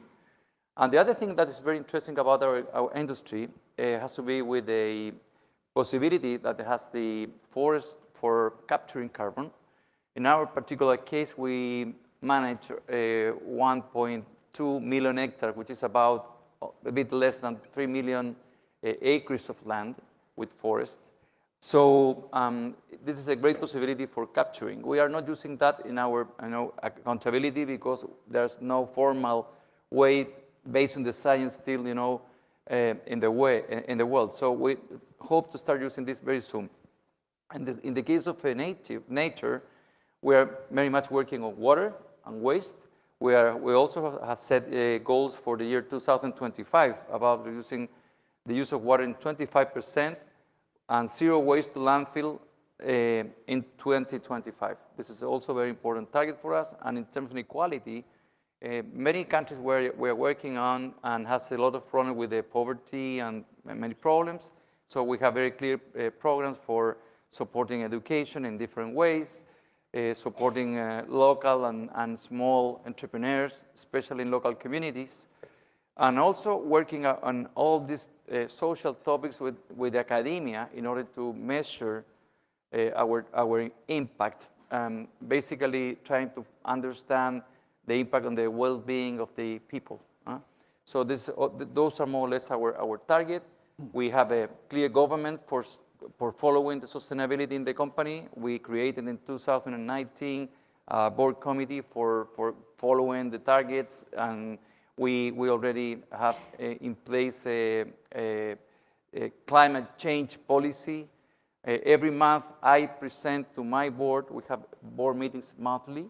Every month I present to my board what is happening with the target we have, if we have any problem or any good news, well, I share that with them so they have the possibility to discuss about this. The other thing I like to mention is that what we also are defined to be a net zero emission company by the year 2040, which is also interesting. I mean, because we believe that we will be successful in that. We are working hard on that. Since our company is based on natural fiber, recyclable fiber, we have a great opportunity.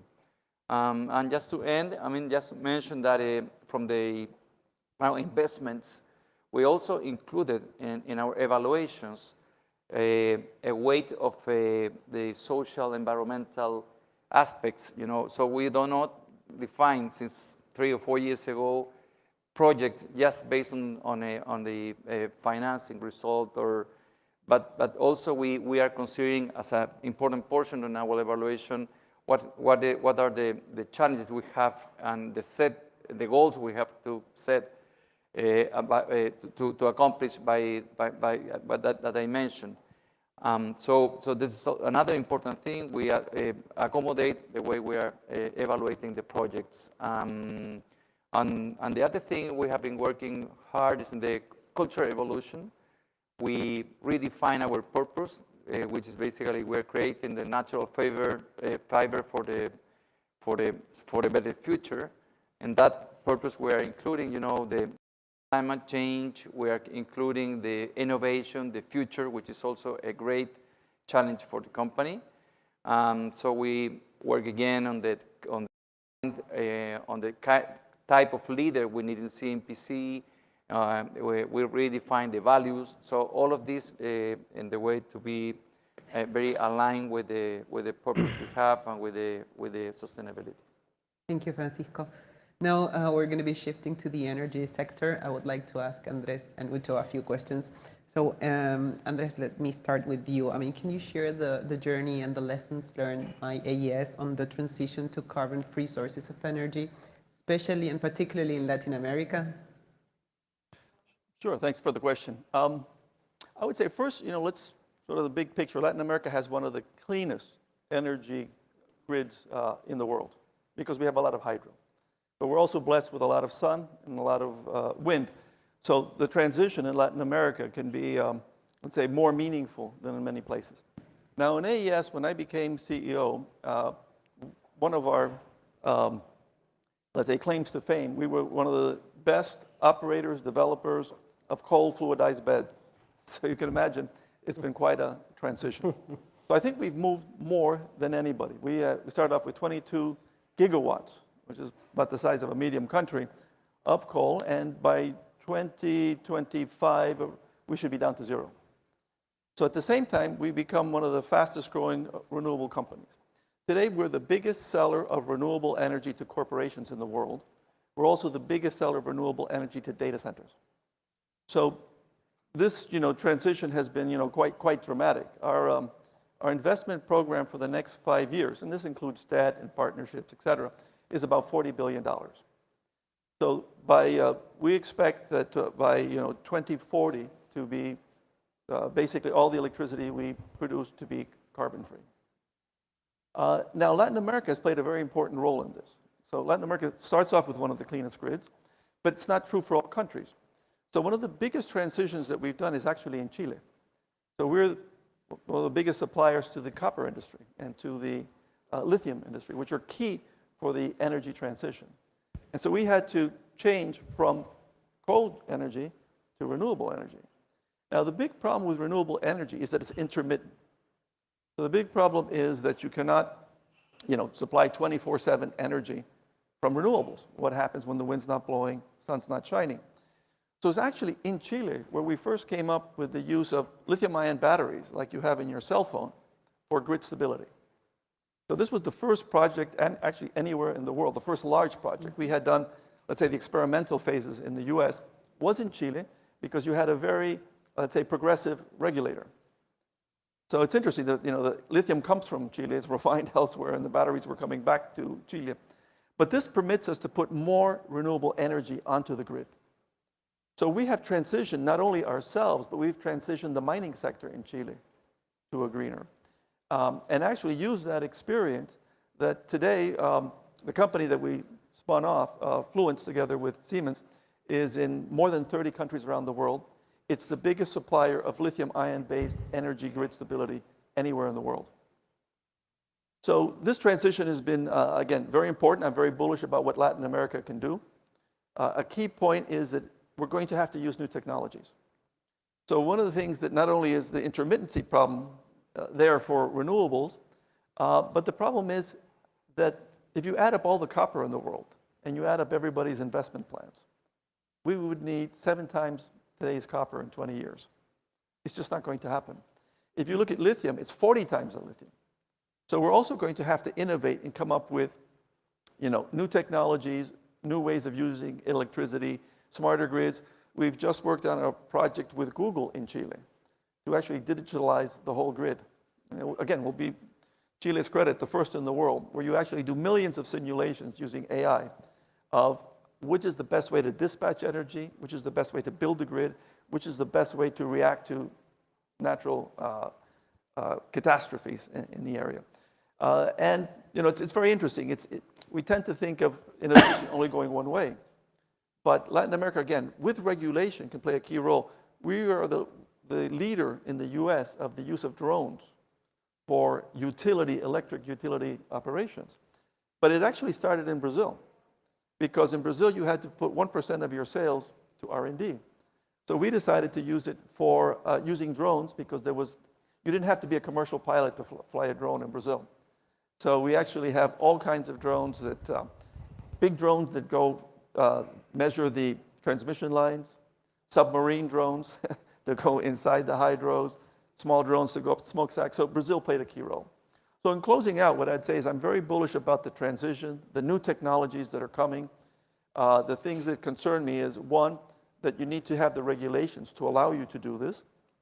And I think there needs to be also a better understanding of some of the technical challenges. Because you are getting a lot of people's bananas, build absolutely nothing anywhere, anyone. And if you do that, we won't be able to do the transition in time. And climate change is real, and it's accelerating. Thank you very much. Now moving to you, Ucho, can you please share, your view more on a general topic, which would be the market landscape for energy transition, more broader lens? So first, thank you for the invitation. It's a pleasure to be here. I think we're living through a super interesting time. I think if you look at LATAM, there's, I would say, 3 relevant drivers that are really pushing forward the kind of capacity installations we're seeing across the region. The first, I think, is the most interesting, and I think the world is starting to realize this, but not everybody. Renewables is still outcompeting on a cost side versus conventional energy. So solar and wind, if you look at LATAM last year, you had about 20 gigawatts of installations. If you look at it's going to be around 25. So the cost competitiveness of solar and wind continues to beat conventional sources. Solar and wind have essentially become mainstream. You don't have any more coal builds happening in LATAM. You have some large hydros that are still sort of going through the system, but really receiving a lot of issues, a lot of social issues, a lot of environmental issues. So the vast majority of new generation coming across the region is really solar, wind, and some natural gas as well, okay? That is a huge driver. That is a huge driver, because the second component I'll talk about is the demand side. But the fact that the cost is more competitive than conventionals, that is really what is accelerating the growth of renewables. The second driver, I would say, is that demand side, right? So we've seen government regulation across the globe to try to foment more renewable penetration. I think what we're seeing is there's consolidated momentum by corporates to accelerate their energy transition. It's not necessarily coming from governments, it's more coming from corporate boards. We're seeing this in spades, as Andres was saying, in the heavy industry side. So you have the mining side, you have the metals, you have the chemical sector, you have data centers, in some cases paper and pulp. You're getting all these massive industries, heavy industries, wanting to make the energy transition because the procurement of energy is really the low-hanging fruit for them. So all these major industries are already making that energy transition. We partner with Dow Chemical, with Anglo American, with Hydro, with many large corporates in these large heavy industry segment that are looking to make that energy transition. The B2C segment as well, right? So those customer constituencies like Diageo, like other retail companies and corporates that we serve, they're also looking to make the energy transition, right? In the previous panel, they were speaking about Mexico and the nearshoring that is happening there. There's a massive opportunity for Mexico to structurally change their economy and to bring, significant new capacity of all sorts of industries of manufacturing for that nearshoring effort. What they're looking for is clean energy. They're looking for a blend, at least, of clean energy. So that is the second driver. So cost, number one, and this corporate demand consolidating is number two. Number three, I would say there's new emerging enabling technologies that are also supporting the transition. The first one that's arriving to LATAM, that's most important, Andres alluded to, it's battery storage, right? This intermittent nature of solar, of wind is, limits how much capacity can be installed. With the proliferation of battery storage systems, with regulation to enable those investments, that allows further penetration of solar and wind. And so this right now is going to continue allowing a greater investment, I would say, of renewables and basically an advancement of that energy transition. Later down the line, we're going to start seeing green ammonia. There's been a lot of noise around green hydrogen. There's a lot of pilot projects happening. I think that's a few years out. I think once that happens, again, those big industrials that have these, large industrial processes, which are hard to change overnight, these new technologies that will emerge over the next, 3 to 7 years, let's say, will further enable that. So those are the three main drivers. Again, cost, demand, and new technologies. Just to close it off, I think the government regulation piece, I would agree that that's been very helpful in kickstarting the industry in many of the countries. Indeed, in Chile, they have regulations for battery storage systems. Colombia is also developing those. But I agree with Andres that you need a lot more regulation, right, that has to really come into play to, again, incentivize investments in the areas that need to be incentivized in order for that to continue. So that is a factor, but I think we need to see a lot more of it. Thank you. So technology, regulation, investment seem to be recurring topics among the panel. I would like to shift the angle now to the financing landscape for decarbonization, and especially in this context of high rates. I mean, Francisco, plenty of the companies here have issued labeled instruments or have experience in trying to finance decarbonization. So can you please share your experience? Yes. Well, this is a very interesting topic. We started by the year, in 2017, issuing our first international bond. It was a green bond, and related to, the proceeds were basically used to improve our sustainable conditions in the company. We invested in decarbonization, we invested in plantations. So basically, it was a very interesting experience. At that time, probably the interest for that kind of green bonds were not too particularly important, but we decided to continue investing in this kind of instruments. So in the year 2020, we started with the sustainable link financing instruments. And it was very interesting because we include there, our sustainable targets. They are the same I mentioned before. I mean, emissions, the use of water, the waste to landfill, all of that is included in our debt now. And it is good for us because it makes us more transparent in the markets. Where, you know, every time that this is, many people could have an opinion on that. So this is also a very good proof for the greenwashing problem that we have today. So we as hopefully have eliminated, you know, this doubt about this kind of initiatives. And today we have issued that kind of debt in the United States, in Chile, in Mexico, in Brazil, in Peru, in Japan.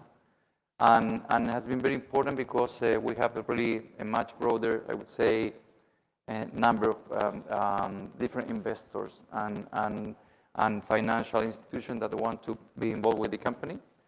Probably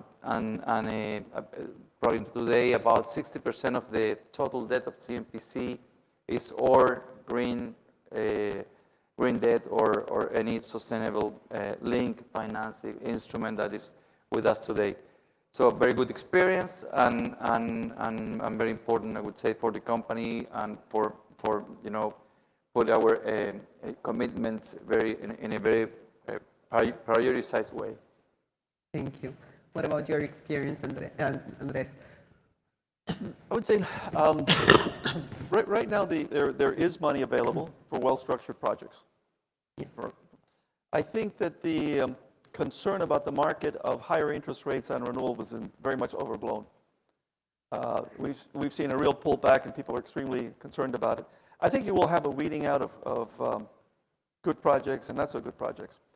But certainly, as you know, has been mentioned here, you know, large corporate customers want the green power. And good developers have been able to pass on higher interest rates into those costs. And you know, there are advantages that are not only the financial side, it's also look how volatile the prices of fossil fuels have been. So it gives people certainty and you know, you can sign contracts for a very long time. I would like to take advantage to say that, you know, Latin America can play an important role in green hydrogen because we have so much renewable capacity. So we have a project in Chile to take our customers, the mining sector, to the next decarbonization, which is their heavy machinery. So, and also projects in Brazil for export. So I think just to say that, again, Latin America can play an important role because I think it's going to be a lot easier to produce and use green hydrogen in Latin America than, for example, Europe, where there's not a lot of space for these projects. Thank you. And Ucho, in your experience, I mean, has this type of instruments broadened the access to more investors or lowered the financing costs? Yeah, look, I mean, I think on the financing side, it's better to look at it broadly, right? So in terms of green bonds, I think we have a lot of experience with that. I think the first, not sure there's a noise. I think the first green bond across LATAM for energy use, we did actually some time ago. So we're always looking at the bond market. We're looking at the banking market. I think what's encouraging is despite the macroeconomic condition, right, which comes with uncertainties and it's complex, as we all know, I would say we have not seen a drying up of liquidity for energy projects, not for green energy projects, that is, okay? In terms of like tenors and things like that, that's really a different issue. So with Basel III regulation, we saw tenors come down. And so that brought back, you know, the bond market in a more active way because long tenor bank debt became more scarce. But as of recent, again, I would say if you have a good project, if you have a good sponsor with a track record that's behind it, you can access the funds that you need. And I would say it's actually the opposite. I think there's additional pools of liquidity that are coming into the kind of clean energy side of the business.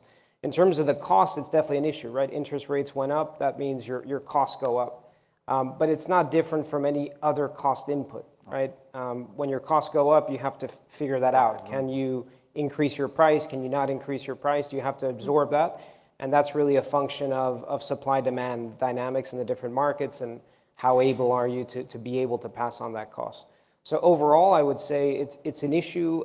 We have seen PPA prices, that's energy contract prices, going up as a result of that, and some other things as well. But it's not an area of major concern on the financing. Good. So I would like to end this panel with a positive note and ask Alvaro to share your views. How do you think that companies in Latin America can collaborate and move forward in this journey?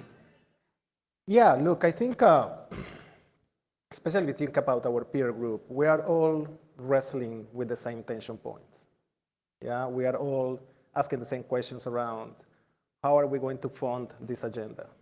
Yeah, how the consumer is going to react to this agenda? What is the level of understanding of the consumer? Is the consumer willing to pay premium prices for this or not? That helps organizations to really fund this and move forward.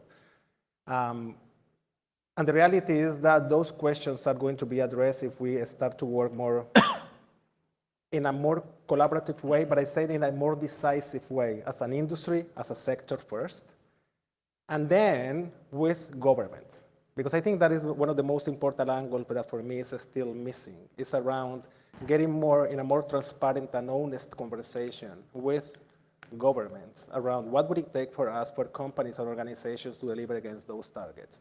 And the reality is that it's not going to be possible for organization by itself just to deliver that. We will have to help governments to shape regulation, to shape incentives, to shape policies. But in order to do that in the most effective way, we need to be first working as an industry, as a sector, as I said at the beginning, to have a united view around how to move forward.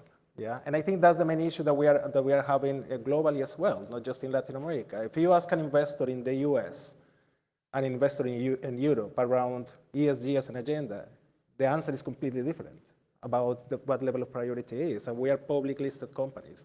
Investors want, yes, for you to deliver ESG commitments, but to be profitable as well and to continue expanding margin. And I think those dilemmas and polarities are the ones that we continue facing, and every single CPG company at this moment is facing. Having said that, the only possible outcome for us is continue working on this, continue learning. Nobody has all the answers. This is a continuous learning journey. For us, that has been the case. We are halfway through our 2030 commitment that we announced in 2020, and all the learnings so far are informing how we are moving forward. And I think I will finish with something that some of our panelists said. I think Latin America is well positioned to lead the way in so many aspects, on green energy, on green packaging, on sustainability, because it's in our DNA. So I think if we think about how can Latin America shine the most, I think this is one of these agendas that can shine the most and lead the way for global organizations. Thank you. So these are the opportunities that we have to connect with peers, to get great ideas and collaborate and execute together. So thank you very much, amazing panelists. Thank you very much, the audience.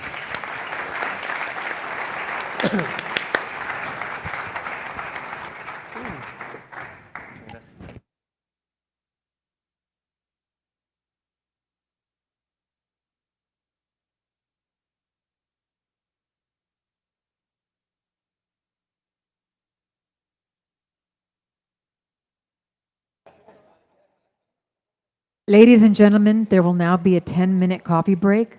The next panel will start promptly at 11:20. 11:20.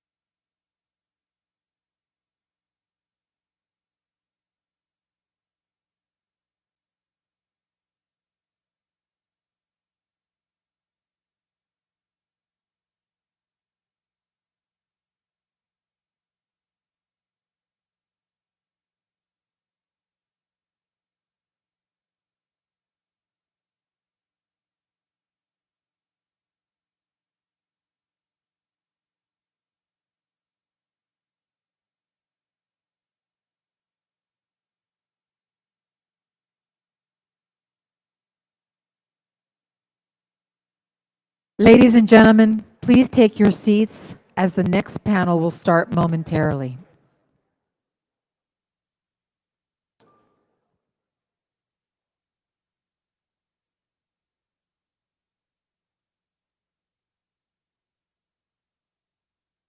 Already running behind.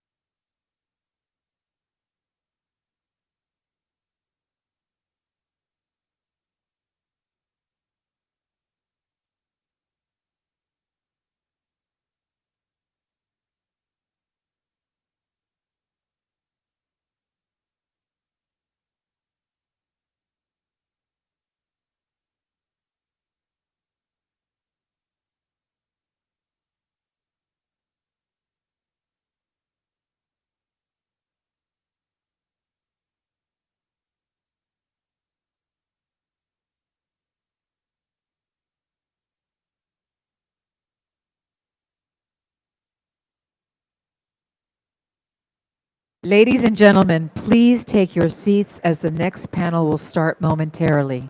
Thank you.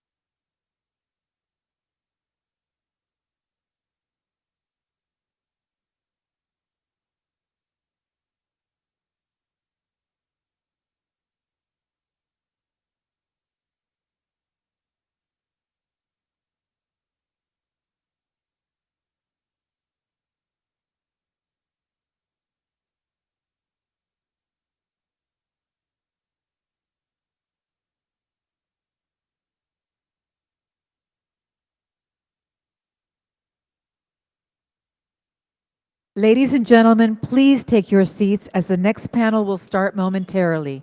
Thank you.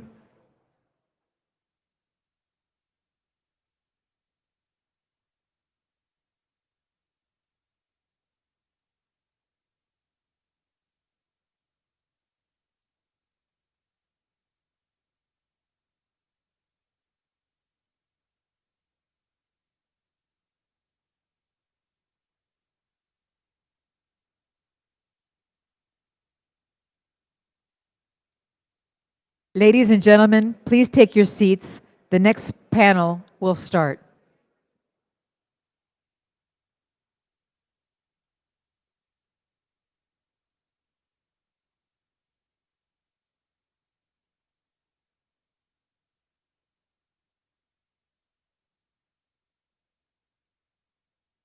Please take your seats and welcome to the stage the moderator of our next panel, Peter Pessoa, Managing Director and Partner at BCG Miami, along with panelist Sebastián Barrios, Senior Vice President of Technology at Mercado Libre, Paula Goodman, Chief Ethical and Humane Use Officer at Salesforce, and Ana Lucia Megliano, Executive Vice President of Services for Latin America and the Caribbean at MasterCard, who will discuss the new rise of artificial intelligence and what opportunities AI represent for businesses operations in Latin America. That's great. You already covered my intro. So thank you. Hi, everybody. Welcome. Thank you for joining us today. Like they said, my name is Peter Pessoa. I'm Managing Director and Partner at BCG. I'm excited to be here with our panelists. Today we'll be discussing AI. I think for all of you, it's no surprise AI has been changing the world and continues to change the world. That has only been accelerated with the introduction of generative AI. And we see it changing everything from customer service to customer experience, hyper-personalized marketing, reimagining your internal processes. And we'll be discussing all of that today. We'll also be discussing the challenges, not only the challenges around kind of responsible AI, but also the challenges in actually implementing it. So where is the value in AI? How do you actually go after it? How do you think about how that impacts your people, your processes, your recruiting processes? So with that, we'll go ahead and jump in. We'll keep this as an open discussion among the panelists, and would like to start with Sebastián. So the first thing I'd like to start talking about is a little bit around the difference between what people are now calling traditional AI and generative AI, right? And I think I would love it if you help ground us and the audience around how are you thinking about using both of those at Mercado Libre? Where are you thinking about traditional AI? Where are you thinking about generative AI? And where are you seeing kind of those two interplay as well? Perfect. Happy to. I think the easiest way to describe the difference is traditional AI, which is still pretty advanced, but now that we have something new, it's a new term that we can use. was basically limited to simple outputs. You could do very useful things with simple outputs. So if you think of, okay, the output is going to be a single number from 0 to 100, well, that can be a credit score or whether content is harmful and should be removed from a platform, which we've been using for a really long time in many companies for even decades, I would say, even before it was called AI, could be applied statistics or then machine learning, and the terms evolve, but the technologies stay pretty similar. The big change with what's new now is that the outputs are very complex. The outputs can be text, the outputs can be images, the outputs can be videos, music, and this really opens up a whole new ability to create experiences, to optimize processes, and I would say that's the difference for us. Great. And where are you using generative AI most? So we're using it both internally and externally. Before the panel, we were actually talking about some of the risks of using it externally, especially because it's still an open area of research, like how you ensure these models are not hallucinating, as the word is not being used, or just making up information. There have been advances, and I'm sure we'll eventually get there. The other side of it is I've heard these things are trained based on human output, and humans are also hallucinators, or we can sometimes make stuff up. So maybe it's not even something that we can ever get rid of, and it's just something that we have to learn how to adapt to and prevent. But the main use cases, I would say, are around, yes, customer service is a typical one that you hear a lot about, but personalized experiences is another big one.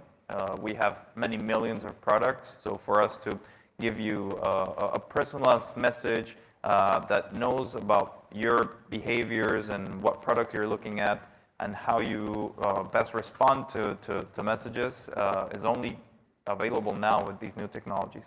Great, thank you. Ana Lucia, so on generative AI and AI, you're using both as well. Yes. Would love to hear a little bit about where you're using them and how do you see it impacting Latin America in particular over the next kind of 5-10 years? So as Sebastian explained well, we have been using traditional AI for decades, right? I think one very important thing for the payments industry, it is to keep our infrastructure protected.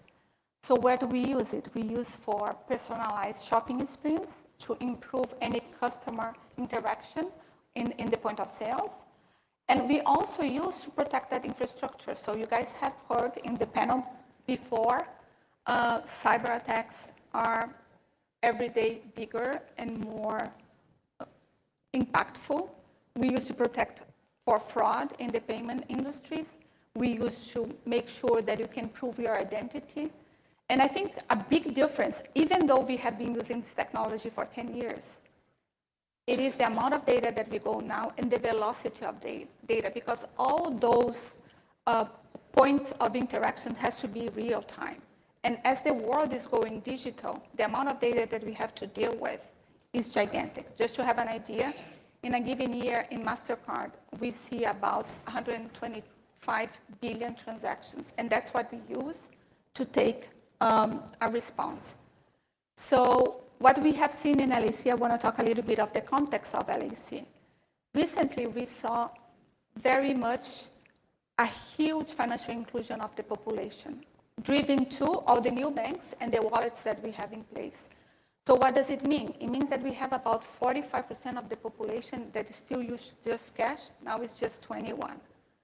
On top of that, the penetration of mobile in LAC is gigantic. 80% of the population has mobile, and they are willing to use their mobile to open an account or to do a payment method. So the focus on creating trust in this ecosystem is the most important thing for us. This is for the entire globe, but especially for LAC. Unfortunately, we have been fighting fraud. Fraud has been reduced quite a bit, but it's still the region with the highest amount of fraud. And I wanted to give an example of how we use it. I have a tool that I love it because it just not only use AI, but it also use our global footprint. MasterCard is in 210 countries. We have about 3 billion cards transaction every single day in our network. So to be able to see what's going on in the world, because the other side of the equation is also using AI, and to prevent massive fraud attack is very important. Because if you have protection just in your local system, you're not going to be able to see it. So we are able to monitor, see it, and protect every single one of our clients. Just to give you an idea, up to now, closing the Q3, we protect about $50 billion in fraud, right? Denying authentication. Last year, the entire year was about $13 million of fraud. That fraud is about 10, of that number, about 10 or 15%, it happens in Latin America. Wow, amazing, thank you. So Paula, would love to go over to you and think a little bit about, so we're talking about AI, generative AI, we're talking about data, the amount of data and what you can do with that. You know, one of the big macro questions before we start getting into specific use cases is around responsible AI, right? I think your role is one that's very unique to that. I mean, you spend all your time thinking about it. So could you help us, how do you think about the right ethical guidelines, the right questions to ask when people are responsibly building and using AI technologies? And the second part of that question that I would love is, which risks do you think are really real and which ones do you think are red herrings, right? That people are blowing out of proportion. Oh, how much time do you have? 31 minutes. Well, I'm curious, let me ask, can I just get a show of hands? Like, how many of you are using generative AI in your businesses right now? Okay, and then how many of you are exploring or interested? Okay.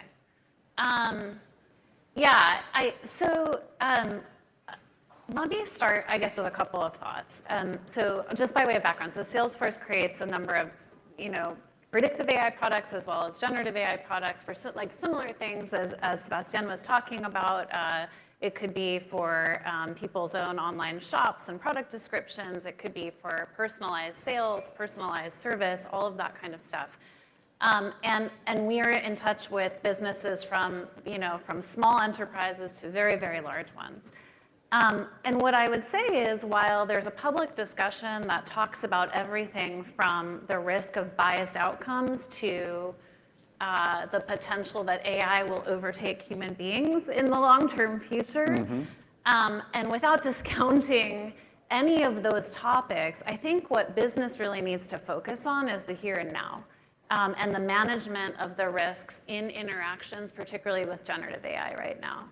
And let me just highlight a few of them. We recently put out a set of, we have trusted AI principles, as I imagine my peers do as well here on this panel. We recently revised them for generative AI because we realized we needed to keep pace. And we put out also a new AI acceptable use policy. And a lot of that effort in conjunction with our customers is, how do you make sure that the output is reliable? So things to look at when you're considering generative AI solutions. How strongly can you constrain the answer to the question that's being asked, right? So there's a technology technique called grounding, where you're saying to a model like, hey, I have 100 knowledge articles that I know are trusted about how my business works. If you can't find the answer to the question in these 100 knowledge articles, like, don't answer. Or can I get citations in a service environment if, like, you have a customer talking to a chatbot and saying, hey, can I get a refund? You definitely don't want the chatbot saying yes if your policy is no, right? So can you cite the answer? Do you have signals of how truthful the answer is? So honesty and accuracy, I think, are potentially the most important topics for businesses today that are considering generative AI. I will also say there's questions around toxicity and bias, right? Service capacity, you definitely don't want, let's say you're having a service interaction with a customer that's upset about something, and they say something that might be a little offensive. You definitely do not want a chatbot responding with something repeating the language, yeah, right? And these are the types of things that when you're looking at these types of solutions that we're looking out for. So I would say those are the most important things for businesses right now. And the good news is that those solutions are getting better and better, even as the technology is getting more and more complicated. Excellent, thank you. Okay, so we've been talking a little bit about more macro things, right? Responsible AI, generative AI, traditional AI, et cetera. Let's start getting into where AI is driving value. Where are you seeing it either kind of in your partners or in your own company? We'd love to start with Ana Luisa and then just kind of go down. Where are the more important, what are the high value kind of ROI use cases? And if you've seen any that you say, hey, this is also a red herring, things to avoid. Yeah, so for us, the traditional AI and everything that we do around fraud and cyber, it is very valuable, right? Even if you don't have an attack, I think just the insurance of really protecting your name and your name brand, it pays off. What I've been seeing now with our clients that everybody's really trying to invest in Gen AI, and ourselves included. But for the same reasons that you had described, at least we are being very cautious, right? And two use cases has been like top of mind for everybody is how can we serve our customer better? How can we have a more personal interaction with those clients? As well as how can I improve efficiencies within my own functions, right? So for example, at MasterCard, we already have proof of concept with customers to serve them better, as well as we have a lot of proof of concepts to see how can we use our data knowledge in a better way, more efficient way, how can we optimize our sales effort, right? Making sure that we have a more personalized set of information to be able to talk with our clients. Yeah, I would echo similar themes. I think personalization is really the name of the game. And whether it's in sales, service, commerce, marketing, you know, I think the potential of both predictive and generative AI combined is game changing for massive increases in the personalized customer experience. And that just, if you'll permit me an aside here, you know, AI is as good as the data, right? And so the more of a trusted, personalized experience that you give to your customers, the more data they're willing to give you, the better the personalized experience, and it becomes this virtuous loop, right? That's really, I think, where we're seeing tremendous progress. And honestly, I think if we look back at this conversation in 5 years, we'll be like, oh yeah, we were babies, right? This is advancing so quickly that this is really the time to be taking sort of calculated steps forward in this domain, I think, regardless of industry. For us, obviously, very similar, anti-fraud, personalization. So I'll also give you some other useful examples, because maybe some of your companies were talking about like mining or oil, no? that maybe you don't have to personalize the customer experience.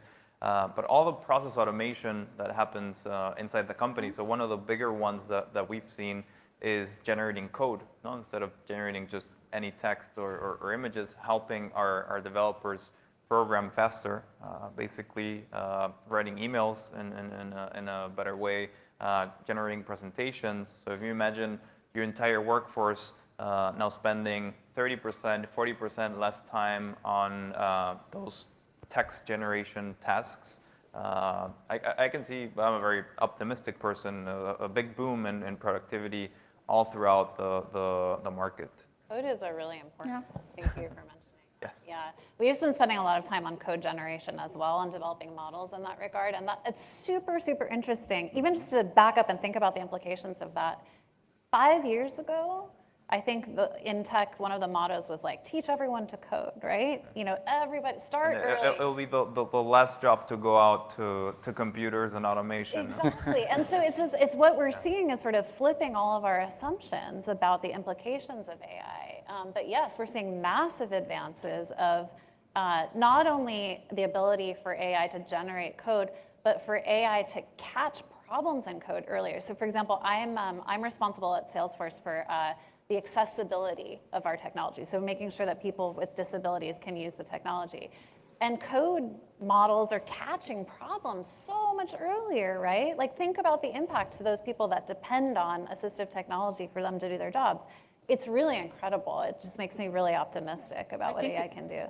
I think it's going to change the way that we educate people, right? Yeah. And I think it's going to give access to many people that did not have access before, right? Because somebody that cannot read and write, they can be educated in a topic now just by listening, right? So it's amazing what can it do.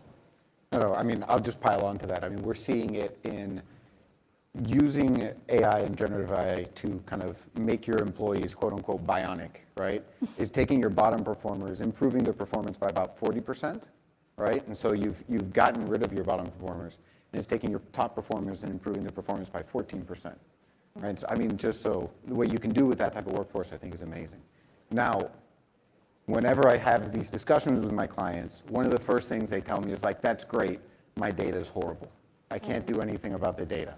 So I'd love to kind of shift the conversation a little bit to kind of data quality, but also data governance. And so, Paula, would love to start with you there, right? How do you think about, data quality, data governance, given that it's at the heart of everything, and Salesforce being at the heart, like the CRM being at the heart of many companies' kind of, data? Yeah, absolutely. No, and it's a really, really important topic. So you can kind of think about the topic as what goes into the system and what goes out. So we talked a little bit about the safeguards that are really important for what goes out, right? So how do you, constrain the output of the AI to trusted responses? What goes in, obviously, also deeply. And I know that there's a range of maturity levels in terms of data governance across the business world. The truth of the matter is that what we call zero-party data, not just first-party data, like you're capturing what's going on with your interface, but zero-party data, like your customers trust you so much they're telling you about themselves. That is the kind of the gold star. That's the most valuable data. But there are easy ways to get started in getting data governance going, right? Some of them have to do with just like, thinking about data labeling, about keeping data fresh, about deleting data that might be old and erroneous so that you're not wasting money sending marketing to someone's address that's no longer active, that kind of stuff, right? So there's simple ways to get started in a variety of data governance systems. And I think the challenge that we often see is like, how do people piece together legacy systems so that they can, have a unified view of their data across these different lakes, so to speak. I mean, Ana Luisa, you have, like you said, how many billion transactions a year? I mean, the amount of data that you're managing is massive. Like, how do you think about data governance in that size of system? So what we did in MasterCard, we started by really being responsible and setting principles, right? What do we want to do? Because in the end, it's consumer data. So, and we know that data belongs to the consumer. So that's the first principle that we have. The data belongs to the consumer. We have to secure it. Mm-hmm. We have to be accountable for it. So anything go output has to be customer-centric, right? It has to be focused on improving, benefit that consumer or benefit the society. We have to be able to be very much responsible for biases information. So really we put those principles in place to permeate everything that we do in MasterCard, and we have to follow by that. That's our guardrails, right? And we are going to innovate within that. On top of that, we create an AI council that is multidisciplinary. So we have our chief data officer, our chief data privacy officer, our AI head, all being part of this council, and they overlook everything that we do from product development to product delivery. Everything that we do now has to go and pass through that institution. So that helped, right? And when we think about data quality, I mean, our data is pretty much standardized and code and clean. But fact is, a lot of our products, sometimes we use the third-party data. We use public information data.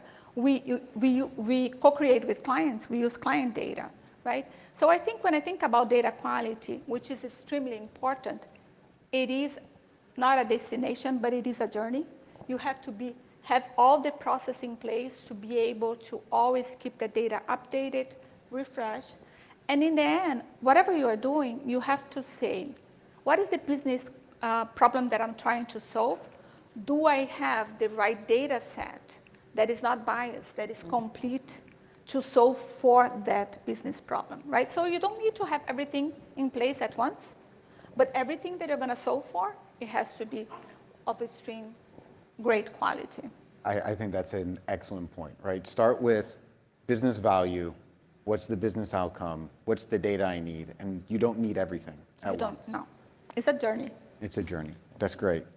Sebastián, so you guys at Mercado Libre are doing what I think is, for many companies, kind of like the holy grail, right? Like just AI at scale, right? Like you really have an at scale capability to drive AI, not only kind of, and experiment and innovate, right? I would love for you to share with the audience a little bit of what does that look like, right? How did you get there? What does that look like? And what is not only the structure and the operating model that allows you to do that at scale?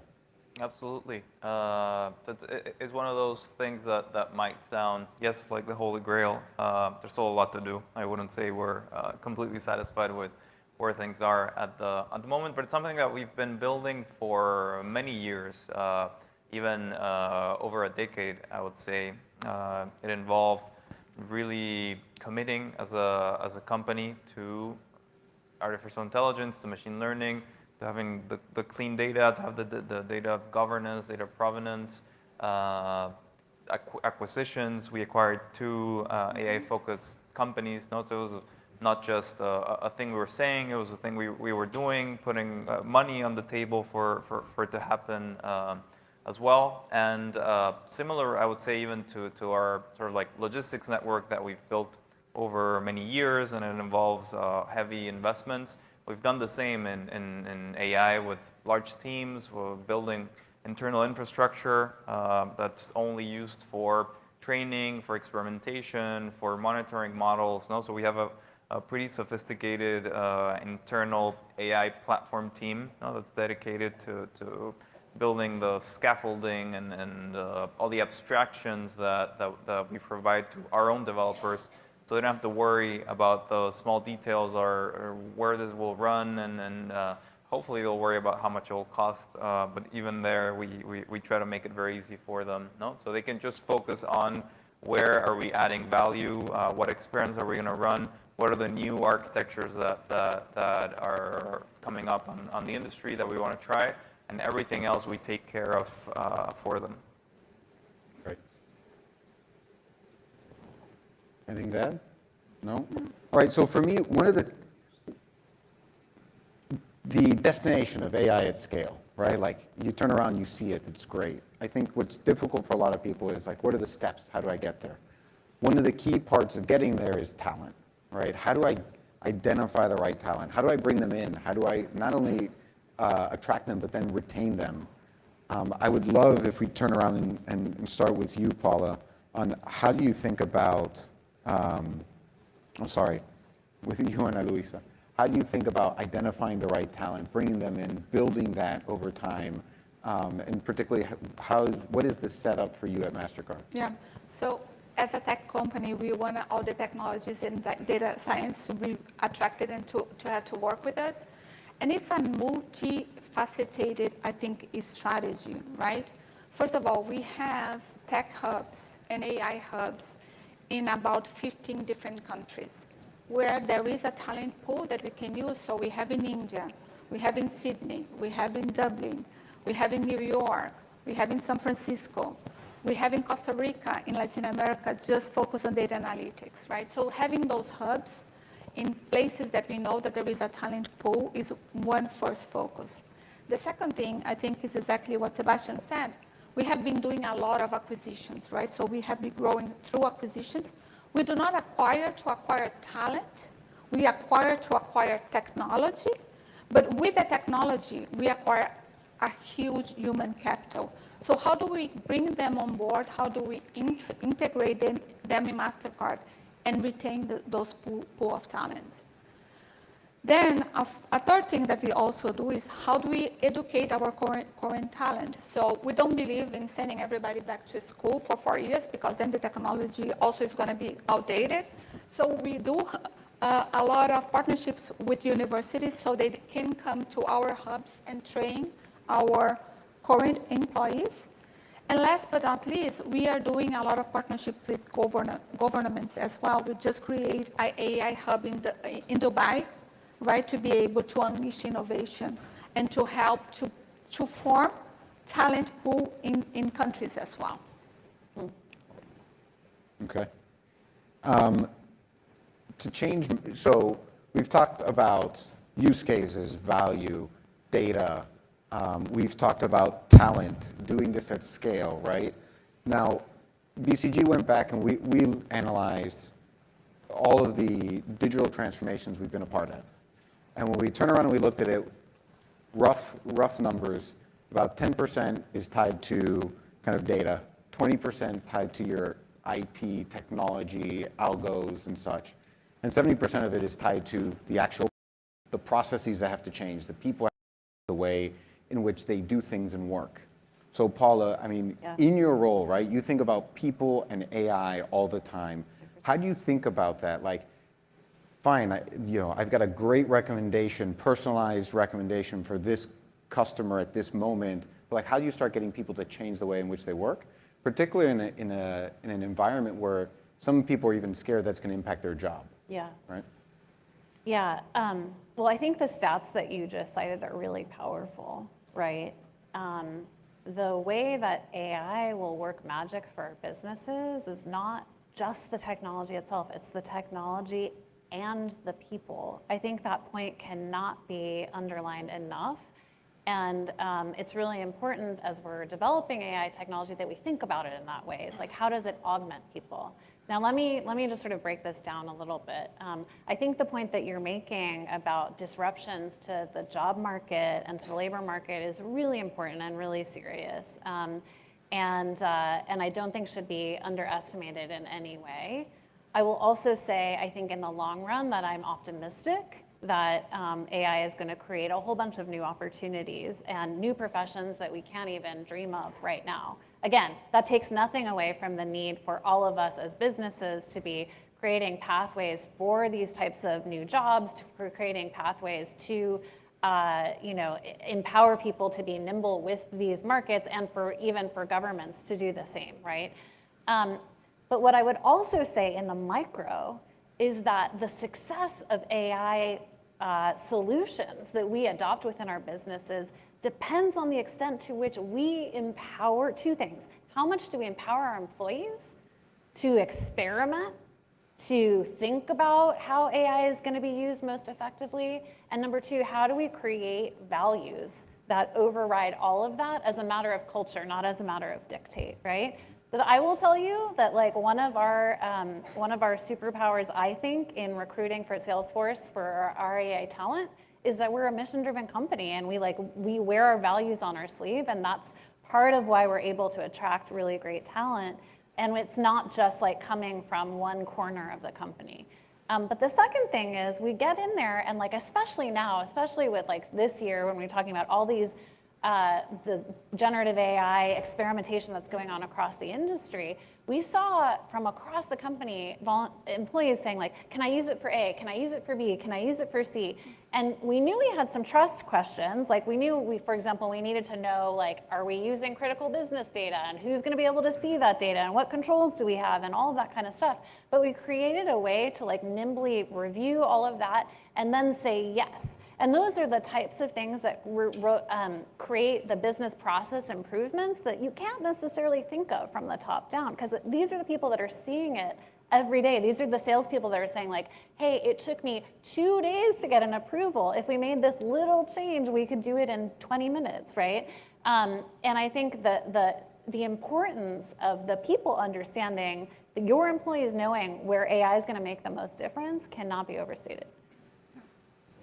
I love what Paula said, because it's not about people versus technology, it's technology with people, right? So one of the business that I have in the offer of the business that I take care of is consulting. And consulting traditionally was based on a human interaction. Mm-hmm. So how do we do consulting now? If I have to do a cyber consulting, I use AI to view all the vulnerability that a company has, And you have much more time for the human interaction to explain how that's going to be used, to facilitate how that's going to be applied, right? So I think we cannot lose track of that. And when we think about Gen AI, we are trying to mimic the human interaction, right? So I think we are going to have more time to innovate, to think, and to bring results. I would only add that the technology is so new that even getting people to understand what it's capable of is worth it. So one thing we did that might work for your companies is we stopped for a whole day, the whole company, to do a hackathon of AI ideas. So we shared all the tools, all the safeguards, all the data protection and whatnot, but basically then within that sandbox, people could run free and create new ideas.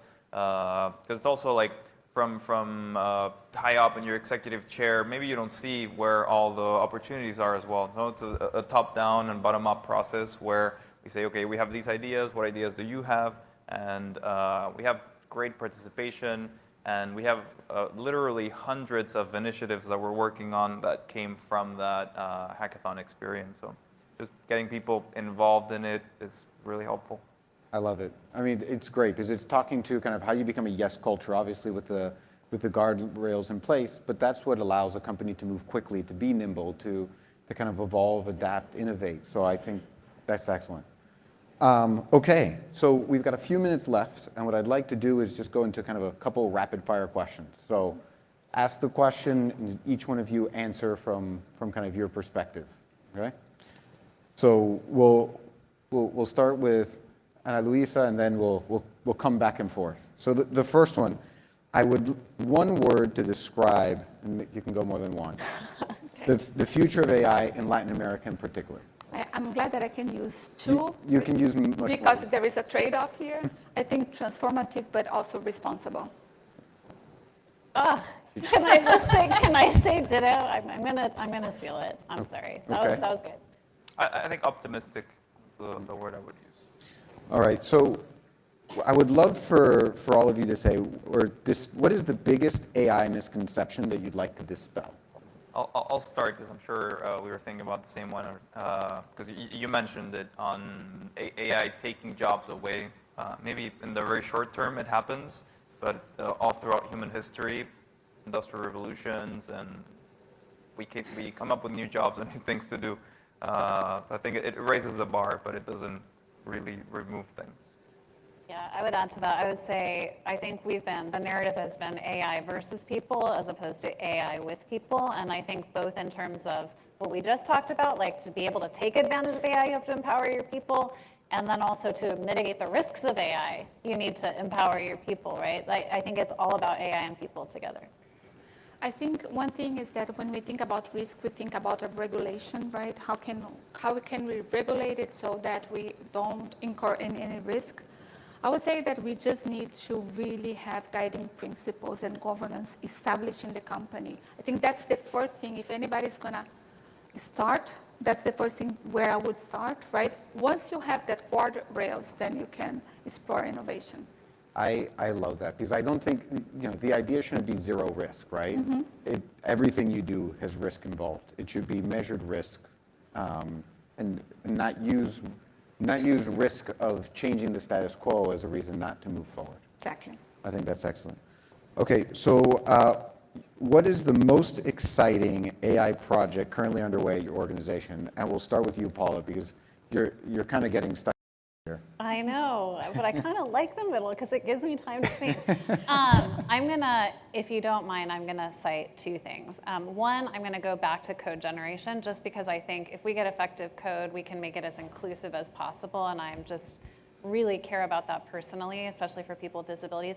Second thing I would say is we're working on these kind of autonomous co-pilots that were basically multi-purpose to help you in your everyday jobs, right? And to help customers interact with you. And I think as we think about moving from applications with human in the loop to applications that can work on their own and have safety measures built in, I'm really, really excited about that. For me, it is a hub that we call AI Garage that we put in India, where our data scientists are working together with clients, right? Of course, I mean, our focus is a lot of building trust in the ecosystem. How can we ideate and improve? But I like the collaboration of them working together, and I like the fact that it was created a place just for us to experiment. I think for us, the most exciting one is still confidential. But it's basically around how these new ways of interaction can transform how you shop, how you even ask for financial advice, financial education. I think the concept of a co-pilot, no, but how does that apply to e-commerce, to fintech? We're working on exciting things there. And drawing out, if I might just draw out a thread there, like to me, the most exciting thing to me personally to think about as the future of AI is this notion of human AI interaction and how you, with design and responsibility in mind, empower people to know how to interact with AI. I think that's going to be so important, and there's so much you can do with it. So, Sebastian, we'll start with you again for the next one. What is an AI technology or tool that you can't live without?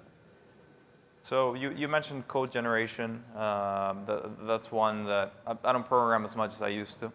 But when I still do, I do rely on a lot of AI tools to help me navigate the code, to generate it, to even have a sort of a research partner. That's the other big one, where part of my job, or a big part of my job, is understanding new technologies, how they relate to each other, how we can use them in the business.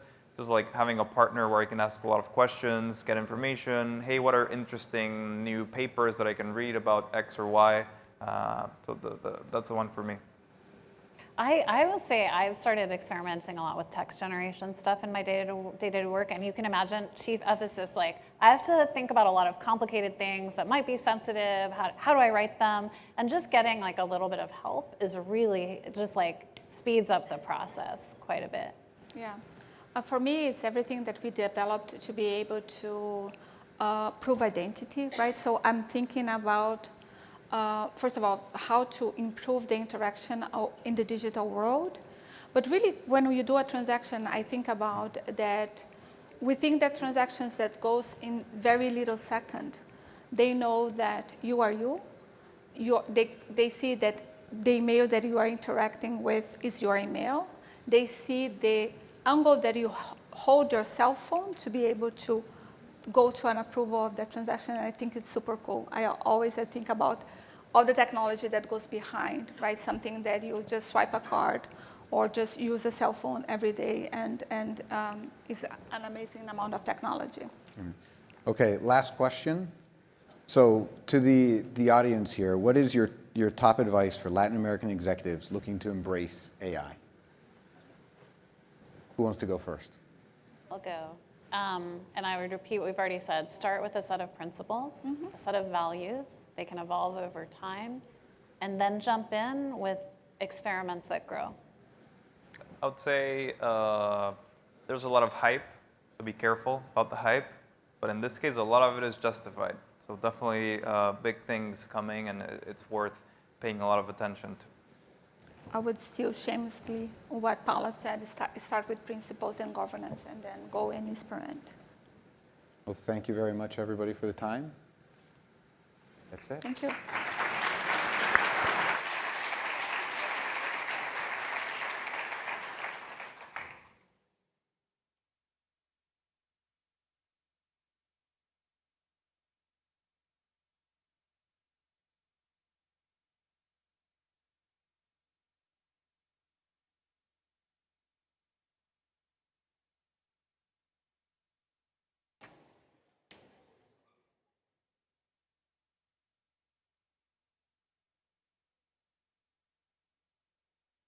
Please welcome to the stage Marcelo Claure, founder and CEO of Claure Group and executive chairman and managing partner of Bicycle Capital, along with our moderator, Patricia Menendez Cambo, director of PMC Capital Partners, who will engage in a Bravo leadership conversation to discuss how Bicycle Capital seeks to empower exceptional founders and boost Latin America's entrepreneurial potential.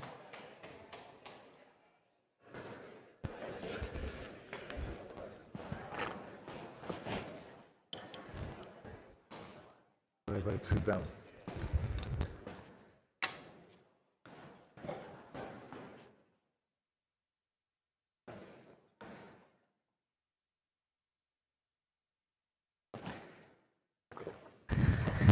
Hi.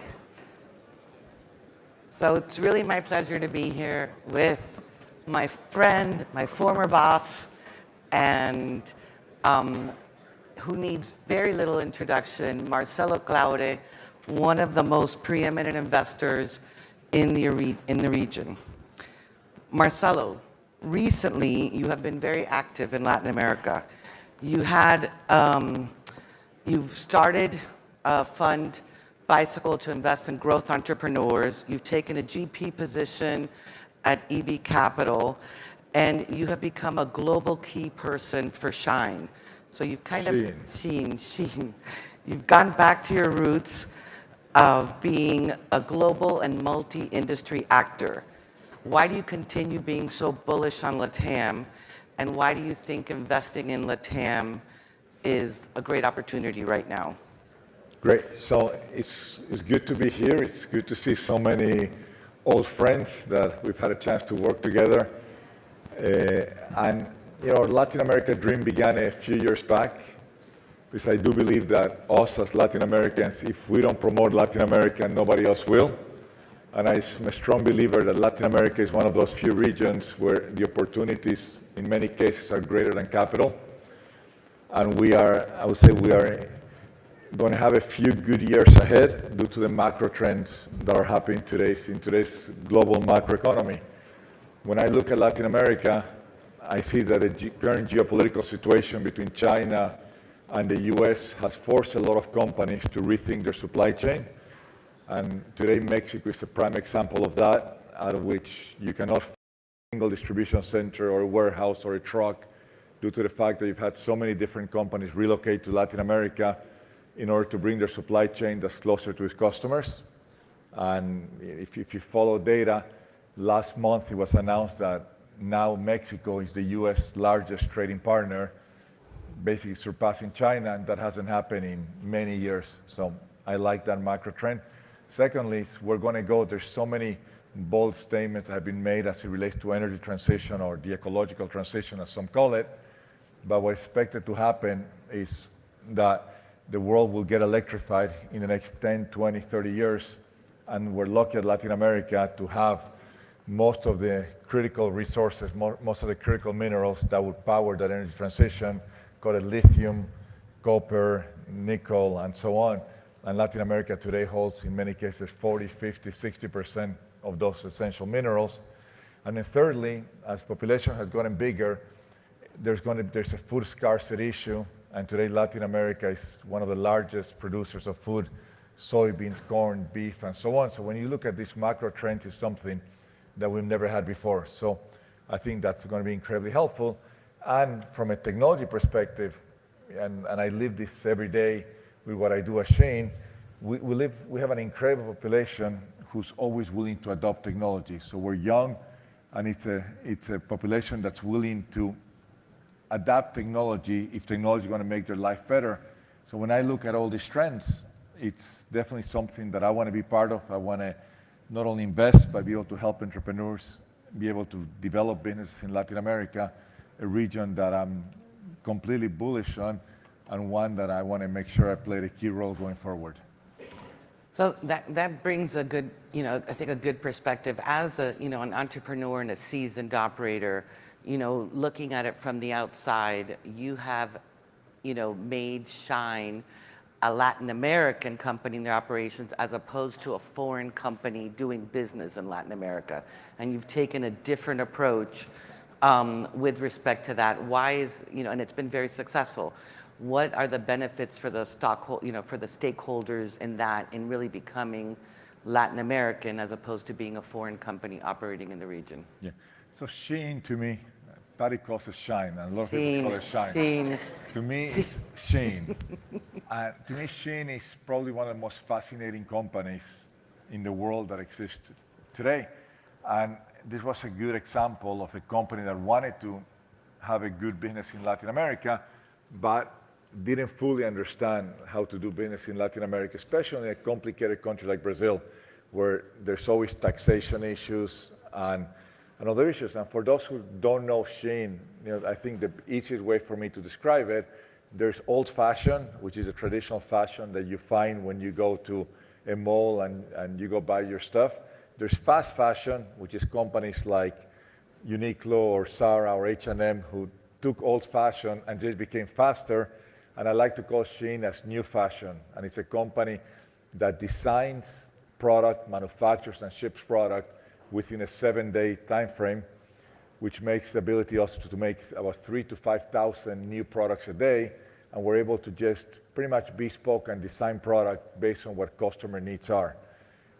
When you translate that to a market like Brazil, who's traditionally had been a difficult economy in terms of importing products and all that, and when you take the macro trends of nearshoring, we figured out that we were going to test a model in Brazil that had never been tested outside. Shein, even though we have thousands of designers all over the world, we used to do most of our manufacturing in China, if not all.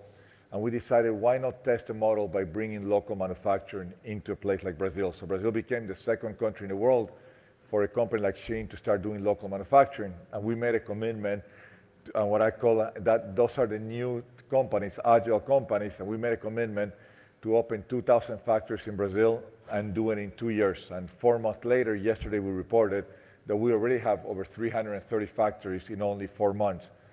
And that's also another prime example of a market like Brazil who's completely digital. Today, we have over 45 million customers in Brazil who've downloaded our app, who basically their entire fashion needs are sourced by us. And that's just a perfect example of a global company who sells in 150 different countries, who had to take a different approach if they wanted to be the key player in Brazil, and that is to bring local manufacturing to Brazil.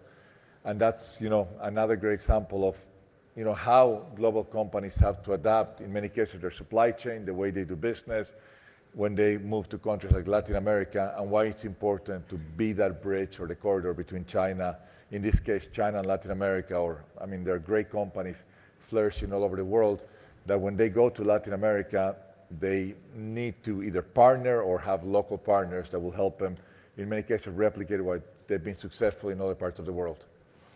Well, and it's that ecosystem that you helped create 4.5 years ago that invested in all the technology in Brazil. So it's interesting to see how you're taking advantage of the ecosystem and the operations. So on your other roles that you have is investing in entrepreneurs. How do you envision the next generation of entrepreneurs emerging from Latin America? I think Latin America needed, and I take a lot of pride what we did at SoftBank. SoftBank, from day one, we set up a strategy that was say, let's equalize Latin America. Let's make sure that the Latin American entrepreneurs have the same opportunities that entrepreneurs all over the world have had. And that was mainly around capital. But once you have the right amount of capital in Latin America, that is powering, called entrepreneurs who have shown that it's all possible, that Latin America can create the same type of entrepreneurs that other parts in the world. And then when you start looking at what has happened in Latin America, it's fascinating. You look at the amount of exits that have happened in Latin America as a percentage of total capital deployed. We have one of the highest in the world, if not the highest in the world, which means this has been a market that has been traditionally underinvested within venture or growth equity, but we've had some great exits. And probably the one that everybody knows and everybody talks about, which is one of many, is Nubank, right? Nubank is today the world's most valuable digital bank, is the one with the highest penetration, and that's one that's been proven that whenever you bring the right product to a population in Brazil or in Latin America, you can build a long-term sustainable business. That is similar. I would like to give the example, Nubank is to banking what Shein is to fashion, right? You're bringing a different set of entrepreneurs with a different set of ambitions that are customer-driven companies that are not solving on what is important for the company, but in this case, what Nubank does is they build a product that was solving, what their customers needed. And I always say, Shein is solving a problem of either those are customer-driven organizations who are designing product in both cases for what are the customer needs. And once that happens, once you have that big exit, once you see Mercado Libre thriving and being one of the best e-commerce companies in the world, once you go to Brazil and you see a company like iFood, who is the preeminent winner within the food delivery, that creates a culture of other entrepreneurs who want to follow their tracks. And that creates, you need dreamers like those that were able to build businesses, and that creates what I call a thriving community that starts in the early stage. Latin America today has one of the best early stage ecosystems where you have some incredible funds who do a great job of putting that first check, that seed capital, that Series A. And where we're trying to position ourselves with Bicycle is what we like to call growth equity. Those are companies that have already been funded, that have a proven business model, but need that extra check, that $50 to $100 million check that traditionally was lacking in Latin America. And once you do that, then you have pre funds and that will allow those companies to potentially exit. But to me, is you needed those winners, you needed those new banks on Mercado Libre, those Globant, Kavak, and others, in order to Rappi, in order to create that dream for people to want to decide to become entrepreneurs in Latin America. I couldn't agree with you more. What, when looking and you're looking at ideas, there's so many things to be disruptive in the region. What are the key qualities that you look for in an entrepreneur? So it's the same always, right? You want that, those people that have the ability to dream big, who are going to play in an industry that is particularly broken, that needs that level of innovation and disruption, and more importantly, entrepreneurs that can build great teams. Because when you're investing in entrepreneurs, at one point in time, anything that they show you, is going to be different. You know that they're going to have to overcome a substantial amount of obstacles. And there are those special entrepreneurs who won't give up, who will persevere, and who will adapt to the changing needs in order for them to thrive. And, I've been very lucky my entire life to have been surrounded by incredible entrepreneurs. And you always find that common thread, and that is dreamers who are relentless, who don't give up, who are playing in markets that urge the need of doing, of bringing new, different business models. And with the advent of technology and artificial intelligence and so many different things happening, today, I think the cost of disruption is lower than ever, right? When you see what Gen AI is doing to the world in terms of bringing the ability to problem solve, that before it was just left to just us, to humans, to do it. I think there's going to be a lot of disruption coming in the next few years in pretty much in everything that we do. So in today's world of new entrepreneurs and growth companies, they're facing different macroeconomic conditions that were the last 5 years in the region. And you have been an experienced operator in the region for many years. What advice do you have for them, in operating in these times as opposed to, the last cycle? I think when you're building businesses, yes, you do want to have a general view of macro political issues and microeconomic issues you're going to have, but you're solving a bigger issue. You're solving to make a customer lives better in whatever you're going to do, and whatever you're solving needs to be bigger than any political issue, any currency issue that we're always going to have, that those are quite common of Latin America. And when you're building a product that is going to solve a big issue in somebody's life, that is always going to be bigger than any political issue or any currency issue or inflation and so on. And when you see all these great businesses that have been born in the last few years, the winners, those have always been bigger than any issue, any political issue. And as an entrepreneur, you always got to put your focus on areas that you can solve, right? When you're building a company, you cannot solve political issues, you cannot solve currency issues, you cannot solve macro issues. You're incredibly focused on solving a specific issue that in many cases is going to be way bigger than any of the crises that we're so used to living, especially within Latin America. Now, what I find fascinating is, I always tell this to the Latin American entrepreneurs, if you can be successful in Brazil, which is a complicated country from a tax perspective, from a logistical perspective, regulatory perspective, you're going to be successful in any other market that you go to. And I think that is a perfect example of Nubank, who were able to solve issues in Brazil And today, as they start expanding to other parts, they find it incredibly easier.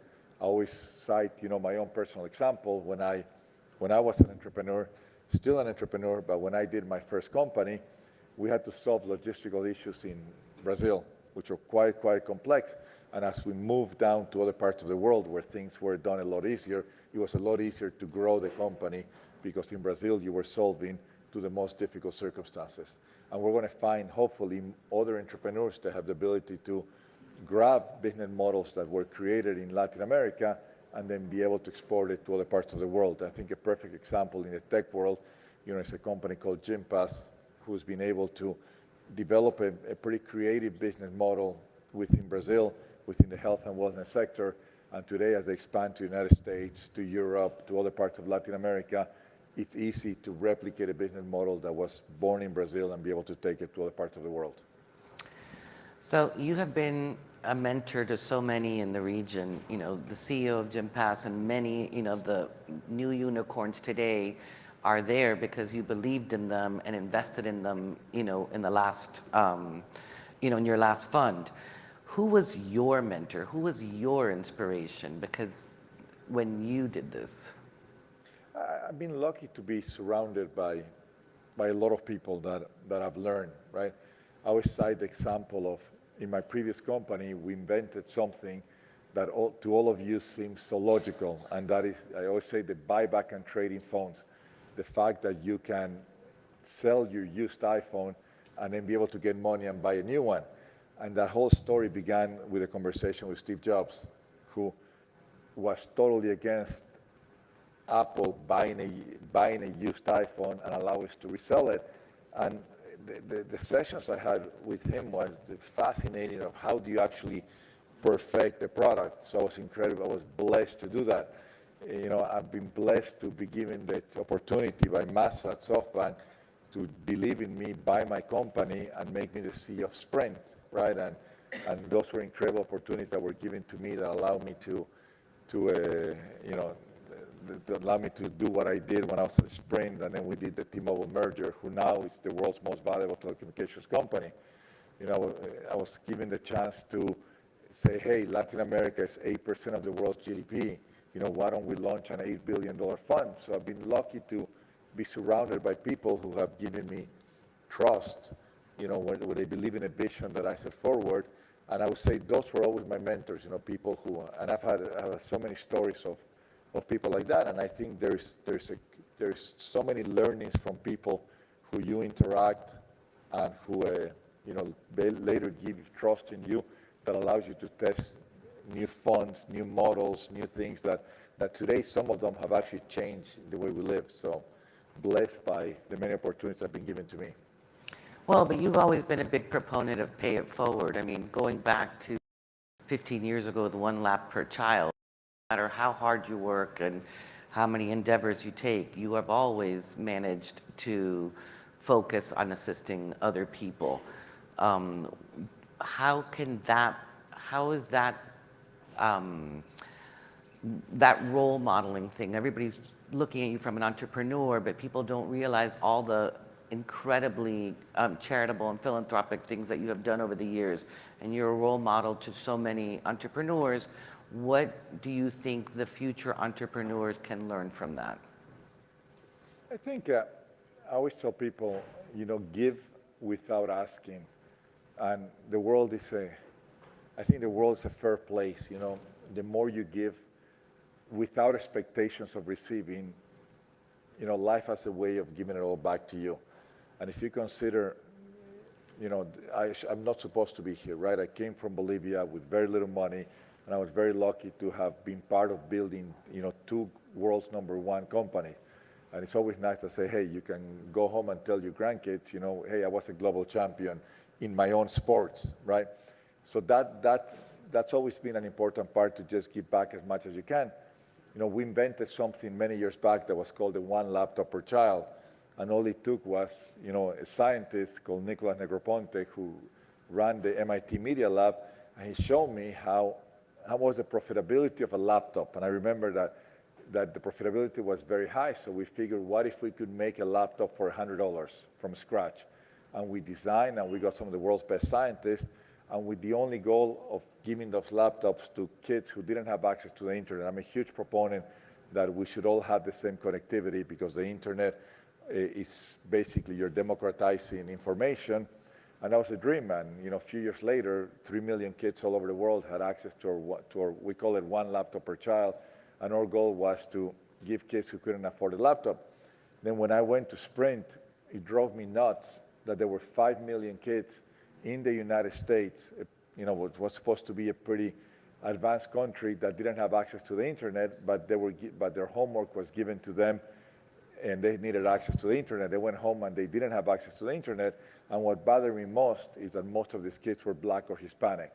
So I figured at a Sprint, I had a network. I convinced the guys who used to sell me phones and computers to give me back their used phones. And we launched what was called the 1 Million Project, in which we give away 1 million free laptops and cell phones, mainly Hispanic kids all over the United States. And we gave them free connectivity. And then we followed the career of some of those. And it fills me with so much pride that those kids, women, they were going outside of McDonald's, they were getting in the wrong business, they were turning to prostitutes, guys were turning to drug dealers, because they didn't have something as basic as something that we take for granted, that was having internet access at home. And we fixed that. And when I did the Sprint and T-Mobile merger, I made a condition that T-Mobile will continue that, and we made that, instead of being 1 million, we made it 10 million. And today, due to T-Mobile, we have eradicated what I call a disease, a problem, that every kid that needs access to the internet, today we will give them free access to the internet, which is something that I take a lot of pride to have helped so many people. And life is good. I'm in a great position because I've been able to give to others. And life just balances it out. It's a good thing of life. No, that's great.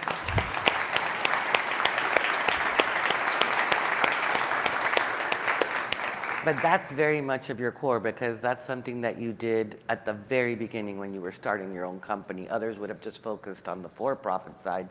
You managed to balance both. So with all the demands that you have on a global basis for Sheen, and all of the demands that you've put on yourself to help the next level of entrepreneurs in Latin America, I know personally that you're very involved with your family. So I think, how do you balance that for people? Because people don't realize how committed you are to your family. So I think there's 3 things that matter, right? One is family first, and I've changed my mind, right? I'm lucky I have 6 kids. And at the beginning, like every father, I have 1 boy and 5 girls. And like every father, we all want to send them to the best universities, and we all want to make them better than what we are. And I've changed my mind. My only goal now is to raise good human beings. And if it happens to be that they end up being great entrepreneurs or great leaders, or they go to great institutions, 2 of my kids actually went to UM. My new goal in kids, in families, to just raise good human beings. And if they happen to be great leaders, so be it. But I think it's important today to recognize how important it is to just bring good human beings. So that's one priority. My second priority is my football teams. I love. I was going to ask. I love football, or as we call it in this country, soccer. I love to see what's happening with Inter Miami, which was my team. I take a lot of pride in bringing football to Miami. Then I sold that team, but I'm incredibly proud to see that Miami finally has a competitive football team, and people are paying attention to it. I own a team in Spain called Girona, which, for those of you who don't follow La Liga, we're number 2 now, ahead of Barcelona, ahead of Atletico Madrid. And it shows it's the exact same thing in business. If you actually have a big dreams, you put a good plan, you can accomplish. I always tell people our payroll is $45 million, Real Madrid is $500 million, and we are 1 point away from them. And we were leaders last week, now they're leaders this week. And then my third area, which today is the most, I would say, and also a very important part, is I don't want to be a CEO of another big company. I've had the chance to do that. I'm dedicated the next few years to basically grab the capital that I've luckily earned, combined with the experience that I've accumulated in my 32 years of working and building great companies, and be able to pass that on to entrepreneurs and to fund managers in different companies that I invest. But my goal now is, how can you create an exponential effect? How can I grab everything that I've learned and be able to pass it to others, so they can do what I've done in a much bigger arena and be able to do it much better than I've done in the past. So family, football, and my work. Those are my three priorities. Well, I think we're out of time, Marcel, but thank you very much. You're an inspiration to many here, and I'll be looking forward to see how you take Sheen from this level, which is already successful, to the next one and the next wave of entrepreneurs that you identify in the region and see their success. Great. Thank you very much. Thanks everybody for your attention.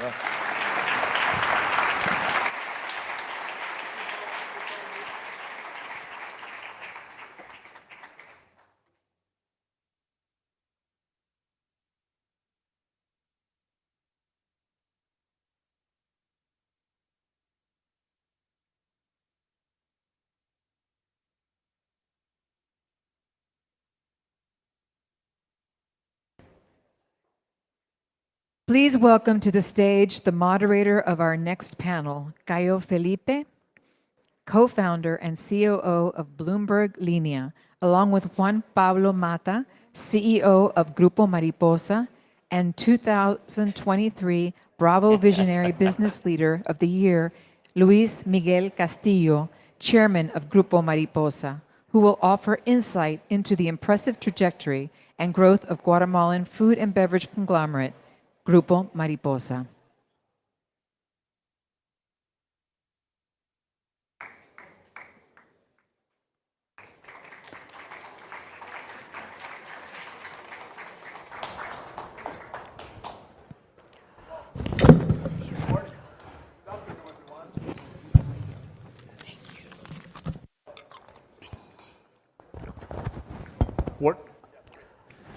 Wow, great event. Good afternoon, everyone. Buenas tardes. It's very good to be here. I think it's great to see the council doing these events more and more in Miami. Every year it gets better. I would say, I dare to say that this is kind of the Davos of the Latino world, and I'm very happy to be here with you. I'm Caio, and I'm here with the most, one of the largest conglomerates of food and beverage in Latin America. Grupo Mariposa chairman, Luis Miguel. Hello, and how are you? Juan Pablo, the CEO. How are you? Very good. Happy Good? to be Feeling here. good? Yes. Feeling the Miami heat? Yeah. Great. Grupo Mariposa, as I said, is one of the largest conglomerates of food and beverage in Latin America. Those two entrepreneurs, I called them entrepreneurs backstage, and they were like, well, yeah, it makes sense. It's a company that has been in the market for 130 years, 130 años. I could count with my right hand how many companies in Latin America have been doing successfully as you guys have done over the last 130 years. So it's really outstanding, and congrats, Luis Miguel, for your award. It's amazing as well to be recognized by the council. And Grupo Mariposa is a company that generates $3.5 billion in annual sales. They have 16,000 employees. They are generating wealth across the region.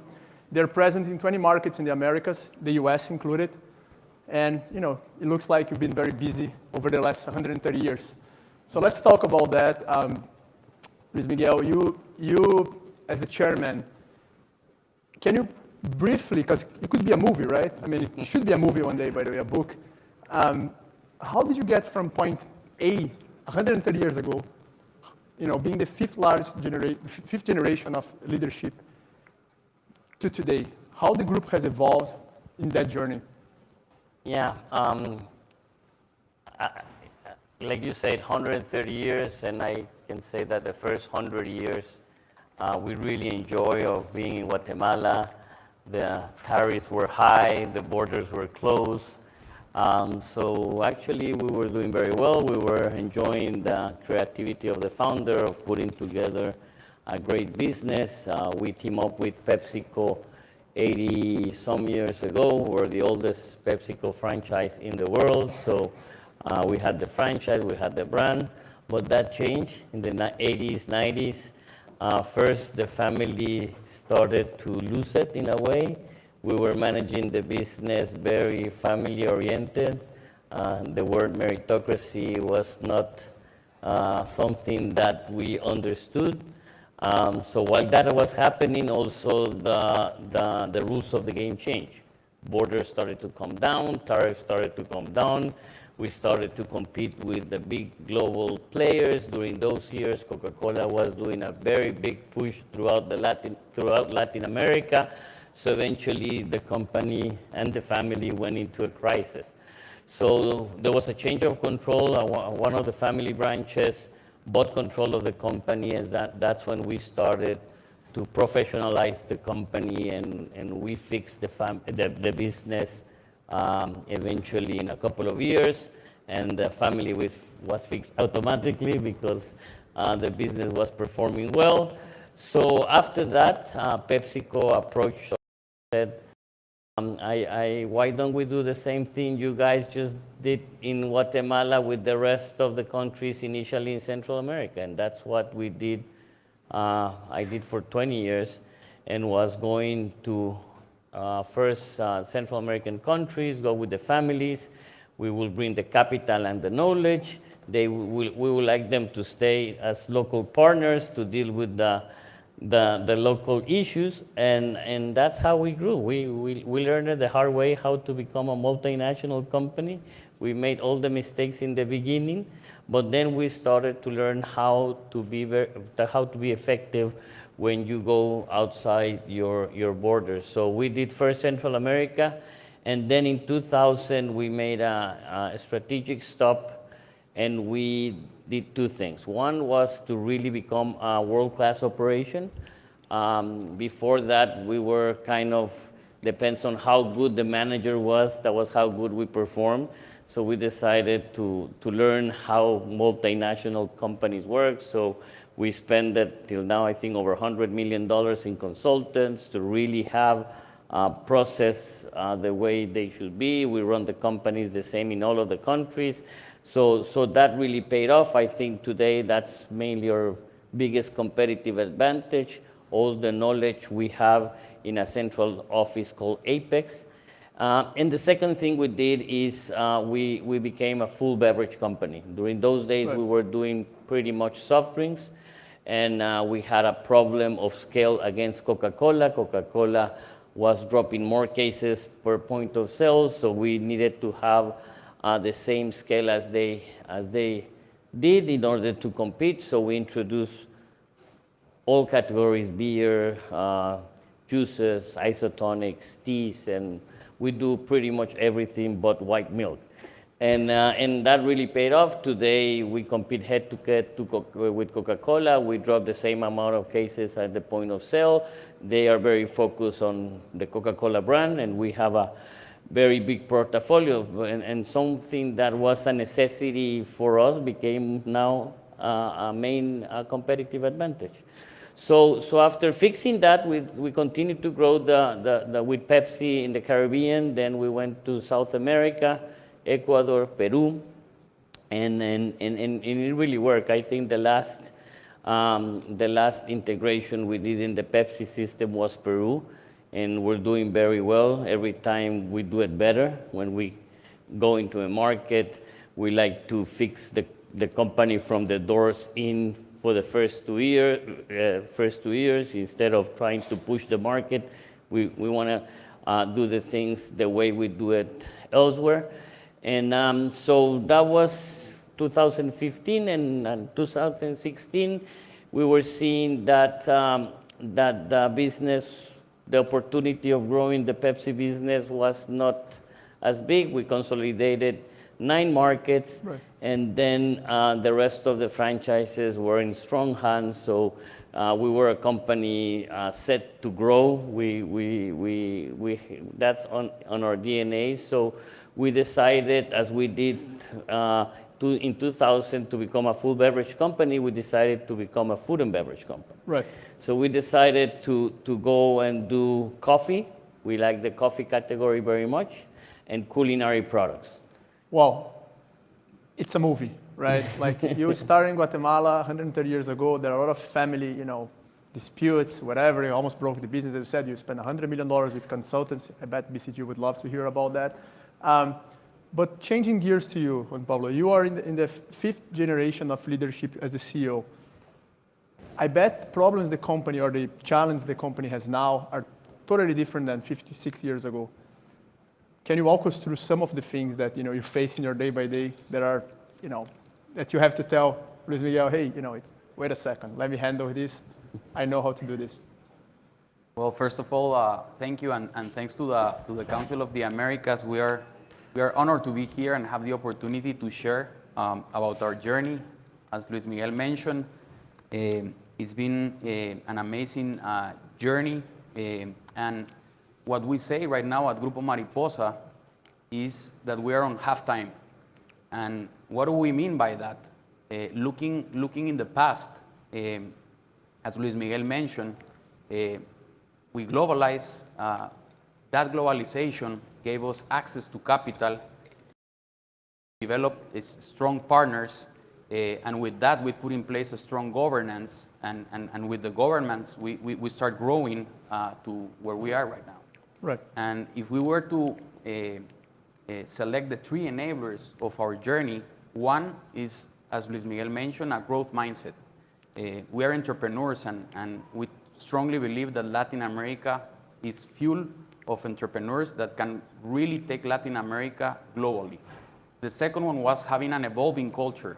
As we grow and we start expanding to different cultures and different markets, we have expanded our thought process and the way that we connect with consumers and with our stakeholders.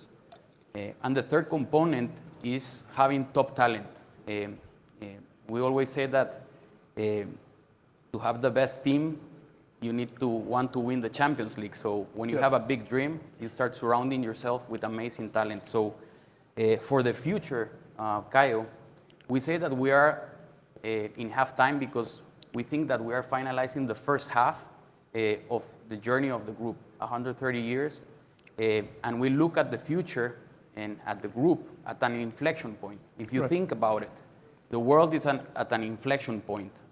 And the last few minutes of the first half were very challenging for all of us, with the pandemic, with financial relapses all over the world.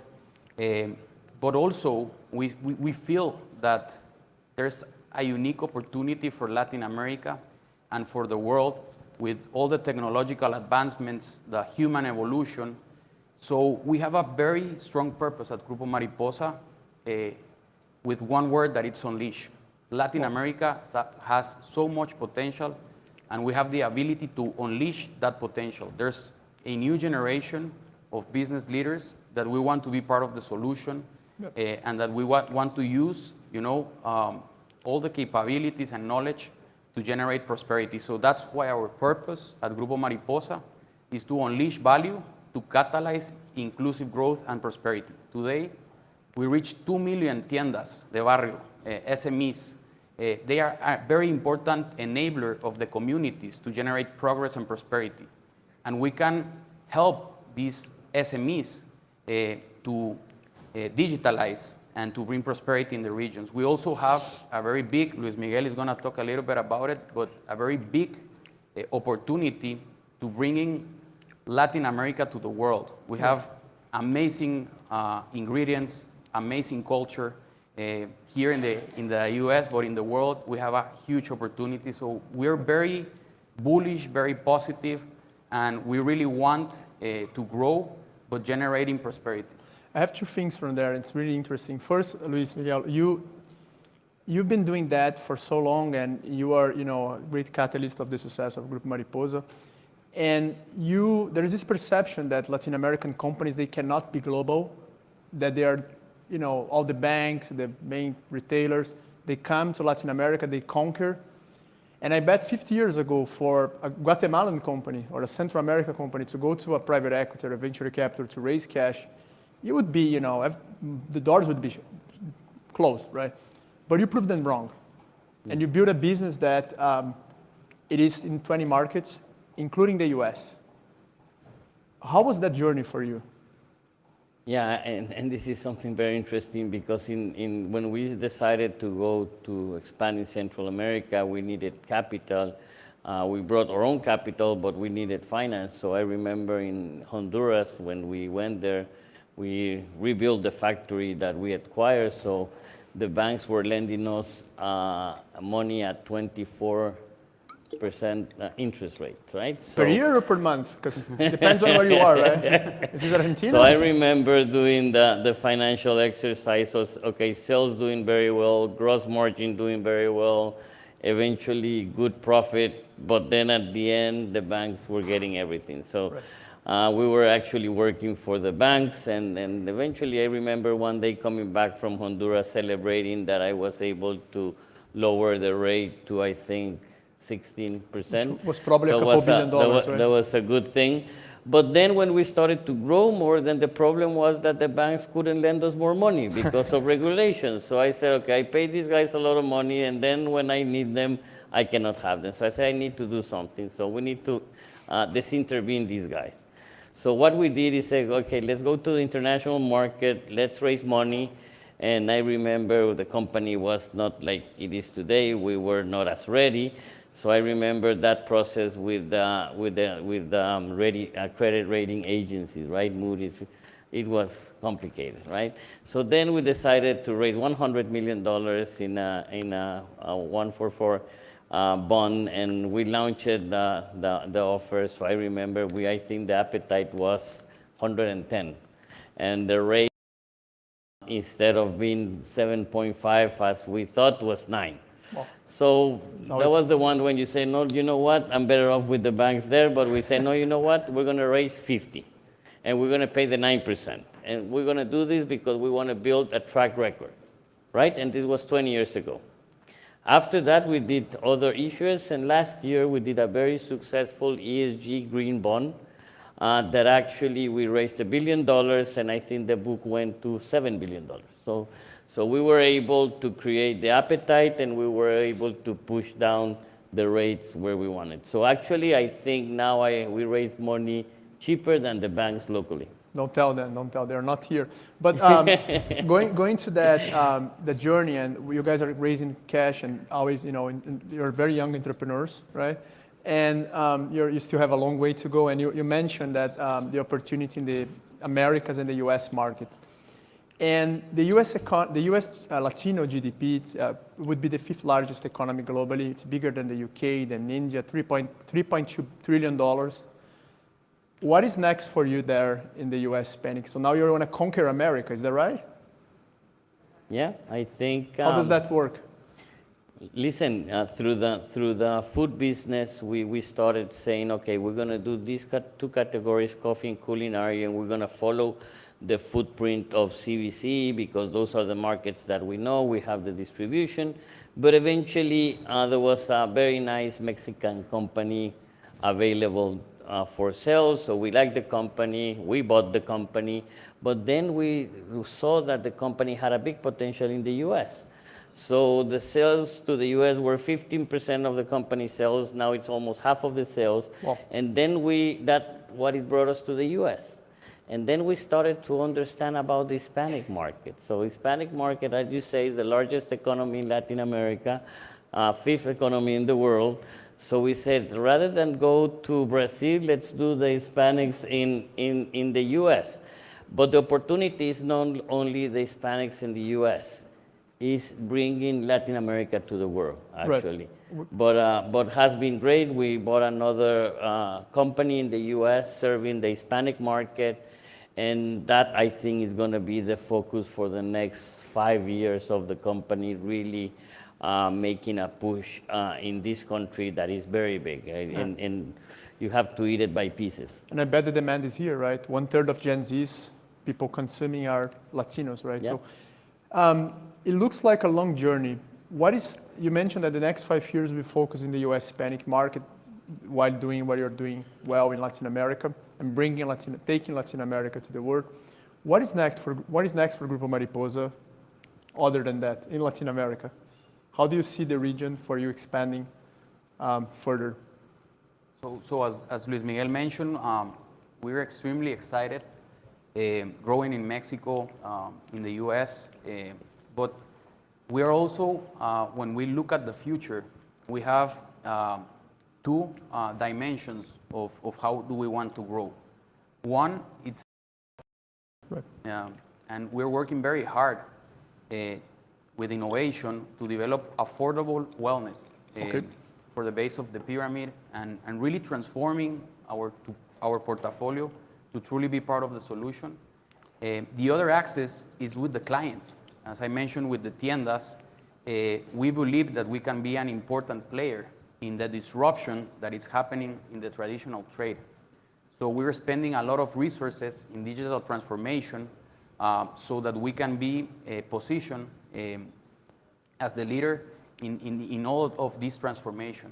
And there's incredible opportunities because these tiendas, there's a lot of potential around credit, around becoming, integrated hubs and develop the region. But we're also working, and I'm very excited because as a company, having the purpose of really catalyzing and unleashing growth and prosperity, we're spending a lot of time thinking about how can we, as a group, help to shape the social fabric of Latin America. So we're spending a lot of time understanding poverty because we're so close to the communities. Yep. And for a formal sector, a frontline employee, or for an owner of a tienda, it's very challenging to be formal.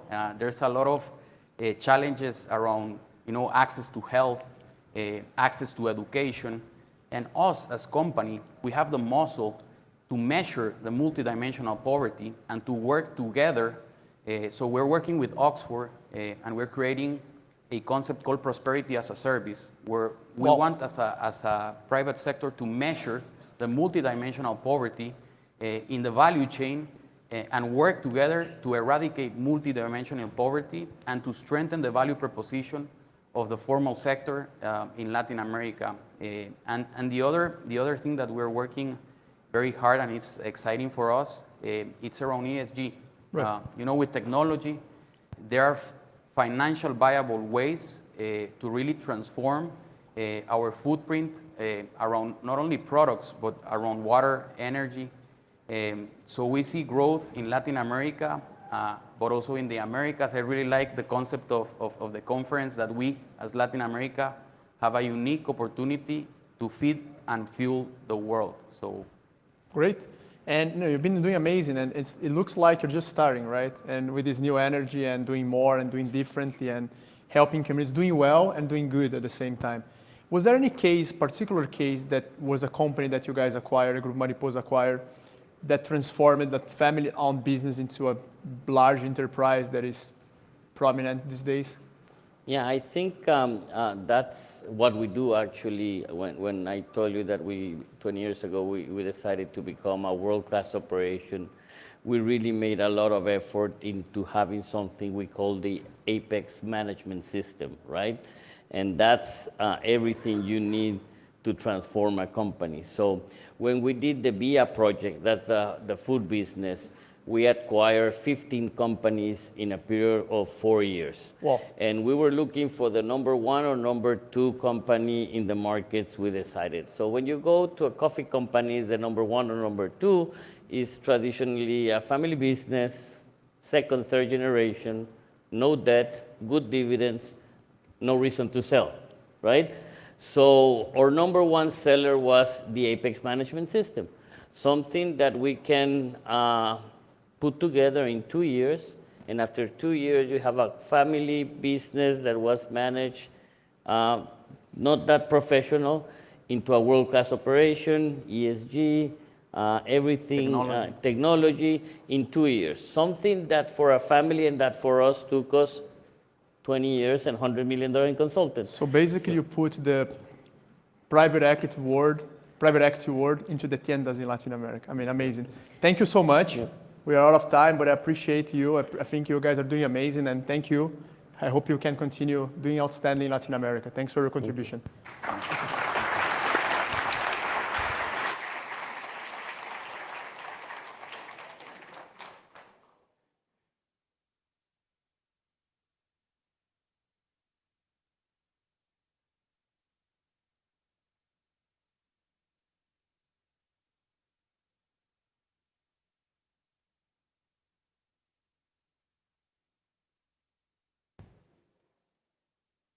Ladies and gentlemen, we now welcome to the stage the moderator for our closing panel, Viviane Rodriguez, Executive Editor, Emerging Markets of Bloomberg, along with Roberto Campos Neto, Governor of Central Bank of Brazil, who will explore the success and impact of Pix, an innovative instant payments solution that has revolutionized the Brazilian economy, earning this year's Bravo Beacon of Innovation Award.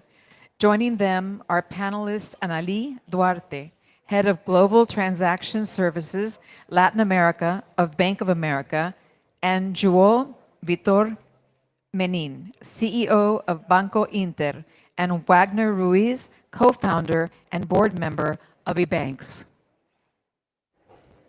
Thank you. All right, so with further ado, can you hear me? I'm sure this is working. I cannot. Yeah? No. Ah. All right, so Okay. this is a fantastic Consegue ouvir ela? I don't know. Is it up? Hello? No? Eyes work. Now I think it's working. Is it working now? Mic check. Testing. Can you hear me? No? Essa é minha, né? 1 second. I think. Is it up now? Okay. I think now, finally. All right. Okay. So just to up the suspense of the of the program, this is a fantastic group. I mean, of people who are absolutely committed to the, revolution of. Let's try the mic here. How about that? Better. Yeah. Okay. Thank you. I'll keep this in mind. Yeah. And we'll start with no introductions here to Brazil's central bank governor, who is the person who really took to heart to spearhead this. It's truly a revolution when it comes to payments in Brazil, and I know he has a bit of a, introductory presentation that will set up the debate for us. Okay. Should I start? Yeah? Yes, please. Well, here, I want to thank all my partners here in the panel. So the idea is to talk a little bit about the evolution of the digital agenda that we have in Brazil, because people focus a lot on Pix, but Pix is part of it. So when we thought on how to make financial intermediation more efficient in a digital way using technology, there were a couple of blocks that we needed to put together. So the first thing is, we thought we need first to understand what's actually happening. And what was clearly happening was a movement in which you had more and more data available. The ability to produce data, to store data, to select data, and to analyze data had improved a lot. Also, the computing power had improved a lot. We started to see that there was this attempt to build a vertical chain in terms of getting data. So we would look at, for example, WhatsApp wanted to do payment in Brazil. Google wanted to do chat in India. And so we started to realize that the big companies were running after building this vertical integration of data. And basically, if you think about, if you have the text, if you have the content, and if you have payment, basically thinking about the chain of a sale of a product, you would have the advertisement, you would have the sales, you would have the payment, and probably you know what the client thinks about the product, because you can analyze through the texting, right? So that is very powerful. So one of the things that when we look into that, one of the things that we realized is we needed to make sure that whatever happens in this digital space, it happens in a competitive way. So this is how we started to think about the agenda. Then we look at what people were doing, especially the young people. They were using different systems. And we actually look at surveys. And what people wanted is a system of payment that was cheap, fast, secure, transparent, and open. That's what people wanted. So we thought, okay, how can we design something to actually improve the financial intermediation? So the first idea is we need a rail. And the rail needs to be a system that has massive adoption, because we're going to use this rail for the other blocks of the financial innovation that we want to promote. It was very easy to start with payments, because payments is something that everybody uses. And we thought if we have a payment system and we make sure that the bigger banks, at least the 4 or 5 big banks, they adopt, there will be some momentum going into it. So the first idea is, let's do a payment system. So then Pix came up. We looked at different places, like UPI in India and some of the systems in Scandinavia. And there was one thing that we need to do it that had not been done in the way that we wanted to do it, which is we want a system to be programmable, which in the case of India is not, and we want it to be scalable. So you wanted to scale that. So you had to have the programmability, but you know that if you put too much programmability, then when you scale too much, it would be a problem. That was our understanding at the time. So we designed Pix. We were very much surprised on what happened with Pix, because we just had last week 170 million transactions in one day. That's not very far from 1 transaction per person per day. So that's a lot. I mean, that's like 4 or 5 times more than India, that has the system much longer than we have. We see that it's now more popular than all the other means of payments. And we also see that it generated inclusion. So we have 70 million people that are actually included somewhat in the financial system because of Pix. Also, we had more bank accounts, so you bunkerize people. So we have around 9 million bank accounts that are open just because of Pix. There is a way of seeing that. I'm not going to get into the details here. And so kind of the first objective was achieved. So we have a system that has wide use, and it's a rail that we can actually work on this rail with other things. So this is the first block. The second block is, okay, now I have a rail, and it's going to connect everything, and it makes sure that the barrier of entry in the financial system is the same, because Pix is the same for every bank. If you're a big bank, small bank, when the client enters in your platform to do Pix, it's the same experience. So, but we want to take that to another level, which is we want to have a system in which you can have comparability and portability in real time. So then comes the open finance. So Brazil is designing the widest open finance out there. We already had 39 billion calls of APIs, which means people importing data. So today in Brazil, if you go into the app, your app in your bank, and you wanted to download data from other bank, you can already do that. And you can compare. It's not very organized yet because we don't have the aggregators. I'll talk about that in the end. And the data sometimes is not very homogeneous, so we are working on improving that. But we already had close to 40 billion. So the second block is, okay, so now I have the common rail, and I have this new layer that I can put on the top of it that generates competition and openness. So everybody can see the data. You probably will start getting information from the bank that you could do a better product at a different rate in other banks. Pretty soon you're going to be able to consume a product and compare rates for financing real time. So when you have the aggregators, some companies are working on that. So those are 2 blocks. But then we thought, okay, we need this to be international.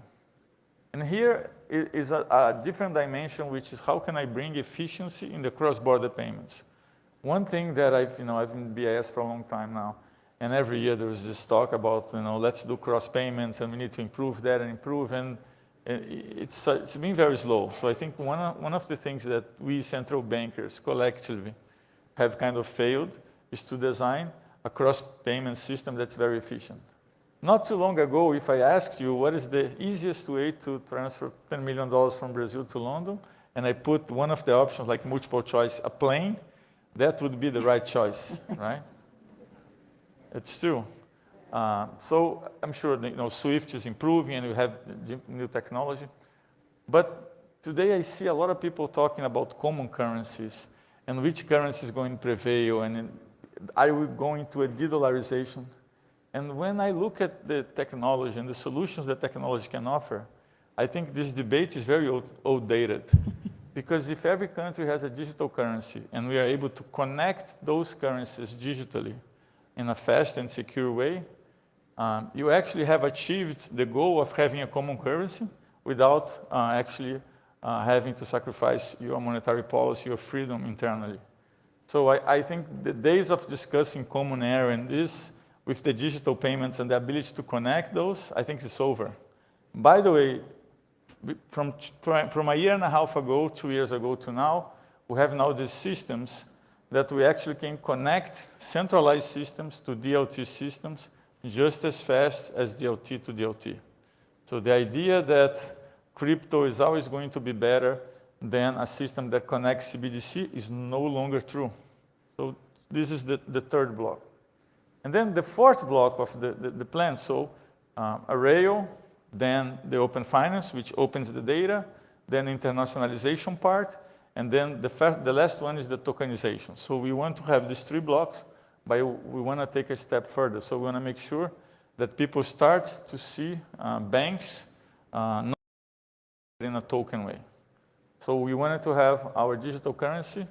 There was a lot of debates within central banks on how to do digital currency.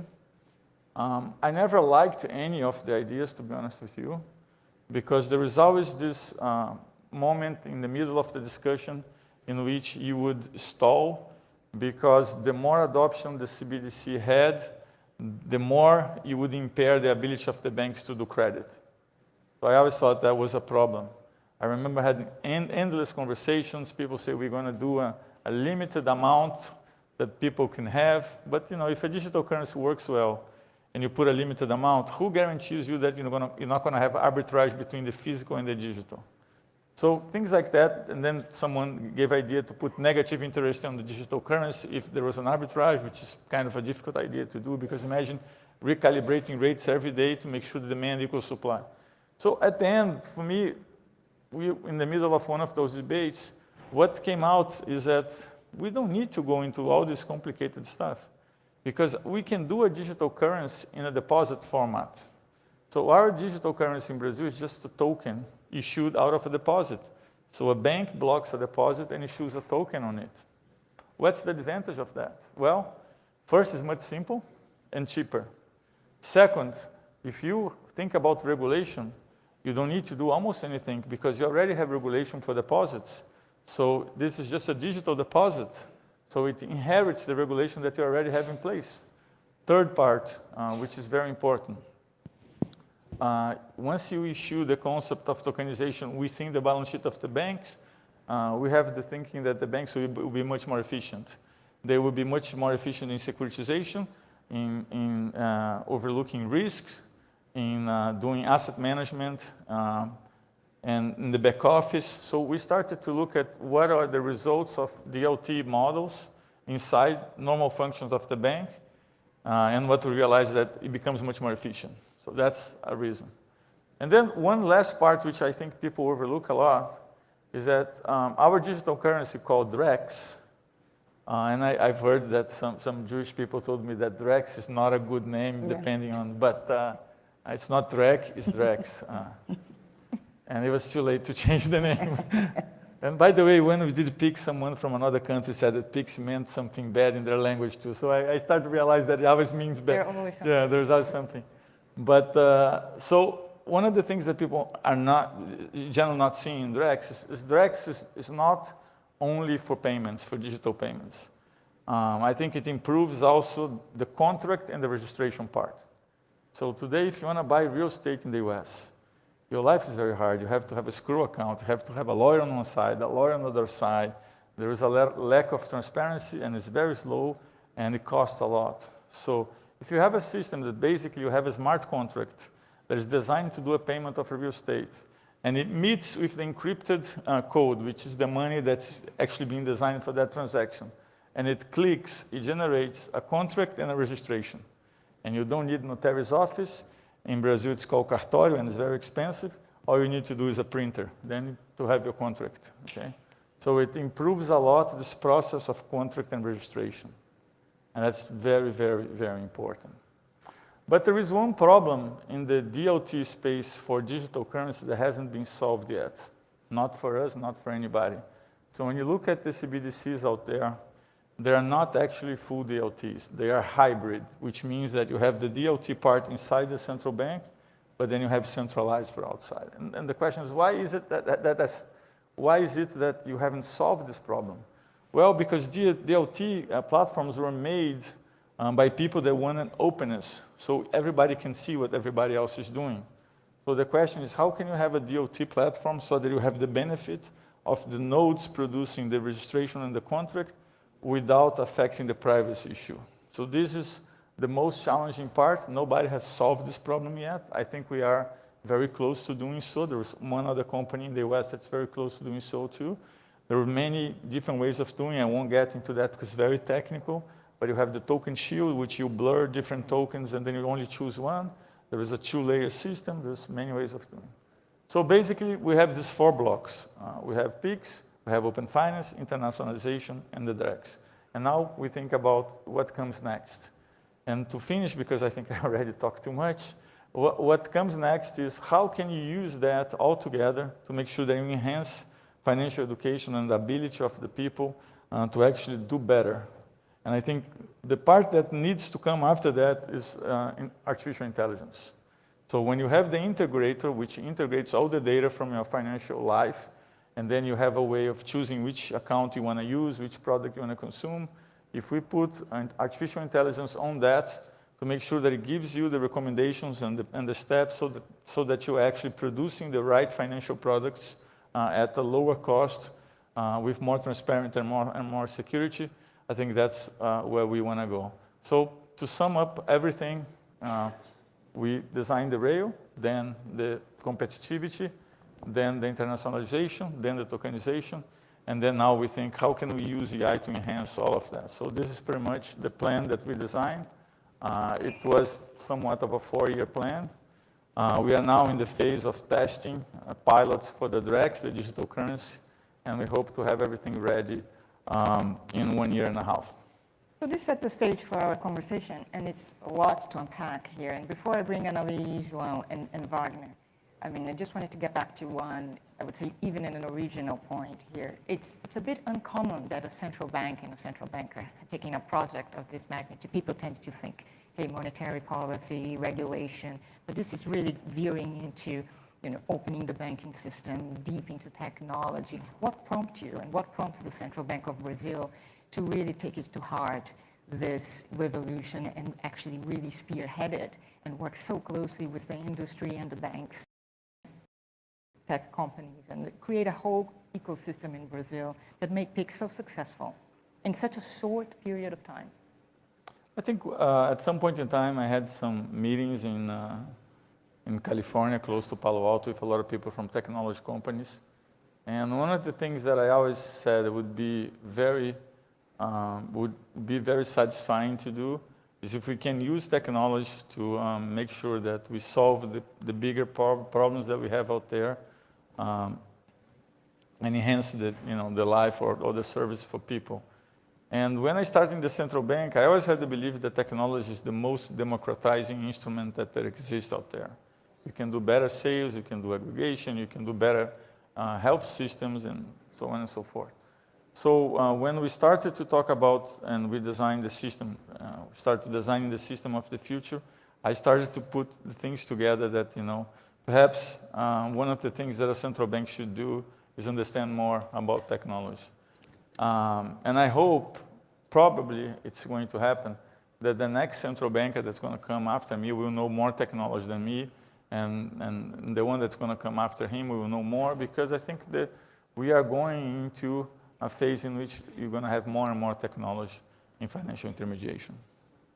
This brings me, when we had a conversation, Anneli, you told me that was a particular moment at Bank of America when you were discussing PIX and discussing the situation in Brazil, that it became clear to you that this was not a banking issue, it was a technology issue. Mm-hmm. And tell us a little bit more about how you convinced at that time, the board and senior managers who were not so much, were not buying into the idea so much. Yeah, I would say that technology is always a challenge for us. At the same time, it's a huge opportunity ahead of us. But of course, when we deal with technology, and I think that the beauty of PIX was because central bank could, bring the ability for us in promoting those discussions, building this backbone in terms of innovation, where we could add the services. But of course, it's very hard for the companies, for the entire industry, to fight for technology budget. And it is not only technology, it's people, because then you need to have these expenses on people prepared for this technology. Technology, of course, will help, but then you have not only for the banks, but also for the companies. as a very challenging way to fight for that. But the way we put it, because it was very strategic for us, I think that the beauty of this project is because central bank could include this in the whole industry. So I would say banks, fintechs, the digital banks that helped us, to have this financial inclusion, but also helped us to bring this as a strategic and powerful project inside the bank and inside the whole market and the whole industry. So it was easy for us because you are out or you are late, you're going to lose the momentum. So we need to plug, we need to be together, considering that it's very strategic for the company to support other companies. So the bank to support multinationals, to support the local companies there, we should be part of it. So helped us also to push for this agenda in terms of innovation. And then obviously João and Wagner are two people who were very early on, especially both on the technology. But João, you want something that the campus network here mentioned, that is the democratization of that you were always very interested in making the Brazilian financial system, now even not just the Brazilian financial system, but democratizing it, and that the future for that for you would be obviously connected to instant payments, just get your telephone, even if you don't have a bank account, and just make payments and have a bank on your pockets. Tell us a little bit how was your journey with Pix early on and where it is today? Okay, so first of all, I don't know if you are aware of that, but first, I agree that what you said is not only about Pix. So the central bank also helped Banco Inter. We were the first to migrate 100% to the cloud. So it was something that the central bank worked together with our partner at the time, AWS. So because of that, today we have 100% of our data in the cloud, so you can crunch the data and use the AI tool. So this is one thing that you mentioned. And also, to democratize, also the central bank worked together for our team to make a change on the regulation that allowed the clients to open their checking accounts through the app. It was not allowed before. You used to have the brains and the guy at the counter to look at the documents. And so besides of Pix, we had the cloud thing and also the way you are onboarding the system that helped to propel millions of clients. And we were, to be honest, ahead of that with the help of the central bank and with the help of our technology team. Which, by the way, our CTO happens to be here, Guilherme, and also the guys from AWS that helped us at the time.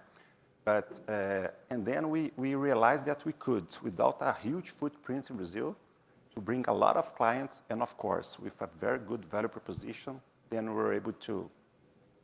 were able through word of the mouth to promote how easy it was to change from another bank to a new bank, to a digital bank like ourselves. And this is what happened to I would say that we're a poster boy for Pix, Alberto, because, and then people say, oh, I can do a Pix, I can open my account online, and then more Brazilians were willing to open their bank accounts. And not only that, but it was easy, but also the cost to serve and the cost to transact was getting smaller, because sometimes we tend to blame an individual because, oh, you don't have a bank account or not doing things with the bank or just using cash, but it's not because they don't want, because they don't know about technology. Sometimes it's expensive for them to do so. So when you combine the initiative of the banks plus the regulator, you build this ecosystem for bankerizing people in Brazil. And the thing I was going to mention, Alberto, we had our own Pix at Inter. It was called Interpag, a QR payment. But the problem, it was a closed loop, only for our clients. So when we saw the Pix that was going to integrate all the banks, it was a huge opportunity for us to embrace that technology. So it came in the right time for us. And for sure, today we have 30 million clients in Brazil. We have other digital banks with millions and millions of clients. And at the end of the day, I would say that the clients, the customer, the families, the business accounts, they are the ones that are getting the most benefit of it. So, and with this bankerization, we reduce the fees, but also the debt service as well, because having more data, we can underwrite better, so less delinquents. So it's a win-win situation for the regulator, for the monetary policy, for the banks, and for the individual. So it's you generate a lot of value for a country with this type of combination, the regulator, the banks. And so it was really amazing what happened, and we're very proud to be. But that's obviously a key of the success here. Is the theme is that the partnership with the regulator, with the industry, with the banks, and actually a pretty fast rate of adoption. I mean, interesting that the population adopted very, very quickly. And I know, for example, that the issue also of open banking and the interface of that is one very close to everything that Wagner does with e-banks right now. So flipping the discussion a little bit, I mean, how we transport the experience and the success of I would call Brazil model for the purposes of this debate, this Brazil model into new markets, which I know everybody here is interested in bringing this to the United States, bringing this already did to Latin America, and even like some of you are working closely with Africa and other portions of Southeast Asia. It's very funny because it's exactly what we are trying to do with the banks, and hopefully we will do that with the support of the central bank and the other central banks, because I was just about to say a cool thing about the banks and PIX, because we are in love with PIX in Brazil. This is the truth. The adoption is amazing. Some numbers that I think is important to say, even the banking side, 39% of the people had bank accounts prior to PIX. Now we are talking about 70%, 70-something. We are talking about 70% of adoption. UPI in India, we are talking about 30 yet. So it was a huge success, and everything changed. And it's good to see the government saying, because it's not just PIX, it's a big picture. Even because I think started earlier on the regulation of the card schemes and the payment systems in 2012, because without that, nothing would be possible as well. So it's a huge, it's a revolution, but it's not a revolution from 1 year. It's 10, 12 years from work and everybody working together. It's funny also to see people, how the central bank is discussing with the market in all the matters, getting knowledge about technology and other things. And now what we hope is to see that on the cross-border side, because our business is cross-border. So when I see PIX in Brazil and I see like Zelle in the US, I think how can we connect PIX to Zelle and receiving Citibank here from Banco do Brasil in São Paulo. So I think this is the next step. Of course, they have conversations between the regulators to do that. But also we can see the private initiative doing something similar. In our case, what we do is local processing, collect the money and send abroad. Of course, not still using the SWIFT and the rails that we have today. But when you think about tokenization and how you can do that in a fast and cheap way, it's amazing. So I think this is the next level that we can expect for instant payments. And it's not only in Brazil. So you have PIX in Brazil, you have the SPAY in Mexico, you have the SPE in Colombia, you have the UPI in India, other payment methods in Southeast Asia. So everything can be connected in real time. It's a challenge, was a challenge in Brazil, I believe, to deal. And the governor said the adoption, the 5 big banks being there was important. We know that in the US, for instance, is a little bit different because of the regulations, the local feds, the state feds. So it's tougher, but I believe this is the way. Colombia connected with SPE, but SPE was from the banks as well. So like we had in the past Boleto Bancário and the FEBRABAN with the compensation chamber. So we started this way. But I believe the regulator is a very important figure in how to put the players and level the playing field. This is makes the difference to achieve this kind of success. And I can see in many countries, we are in 29 countries nowadays, all the countries, they have some kind of conversation about that. So I think it's a way, we need to put everybody together in the same table and try to do that, because this will be the next step of the payments. So before we get to how do we take this, what's the future of PIX, right? I mean, just want to get back to one area where some of you have pointed to me that we still could see more of an implementation. And then we talked a lot about this, it's business to business, right? I mean, not just, I mean, while people are very nimble, right? I mean, if you give a telephone to a teenager and he will bank to ways that not a lot of people would understand. But companies are still fairly resistant, or at least that's one area where more could be done to really foster intra-company payments. So tell us a little bit about Bank of America experience with that. I'd say that we started with e-commerce that was like pushing this agenda like towards innovation and was putting a lot of pressure. But when we go to B2B, there is a room also, you know, to improve those transactions there, because if you take a look at the volumes in terms of transactions, that is 3% only in terms of number of transactions, so it's low. So there is a room also to grow. Of course, there is a challenge for the companies also to build that, because imagine the financial area sometimes is struggling because it's not the core business. So when they are fighting, they are competing internally with the tech budget for their production or buying machines, not for their ERP, you know, to change the ways of receiving or sending payments.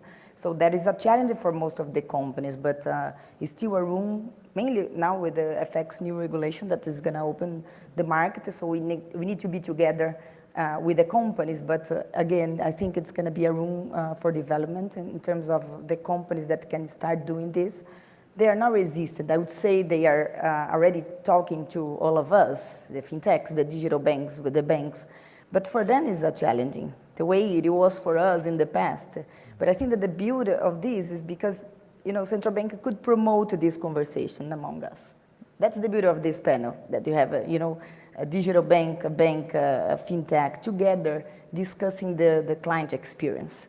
When we talk to Open Finance, we are still part of this forum that we are part of discussing the client experience for corporate companies, not only for personals, which is different, right? So when we talk about corporations and they have their own challenges, and we need to give a solution that is also good for corporate, not only good for individuals.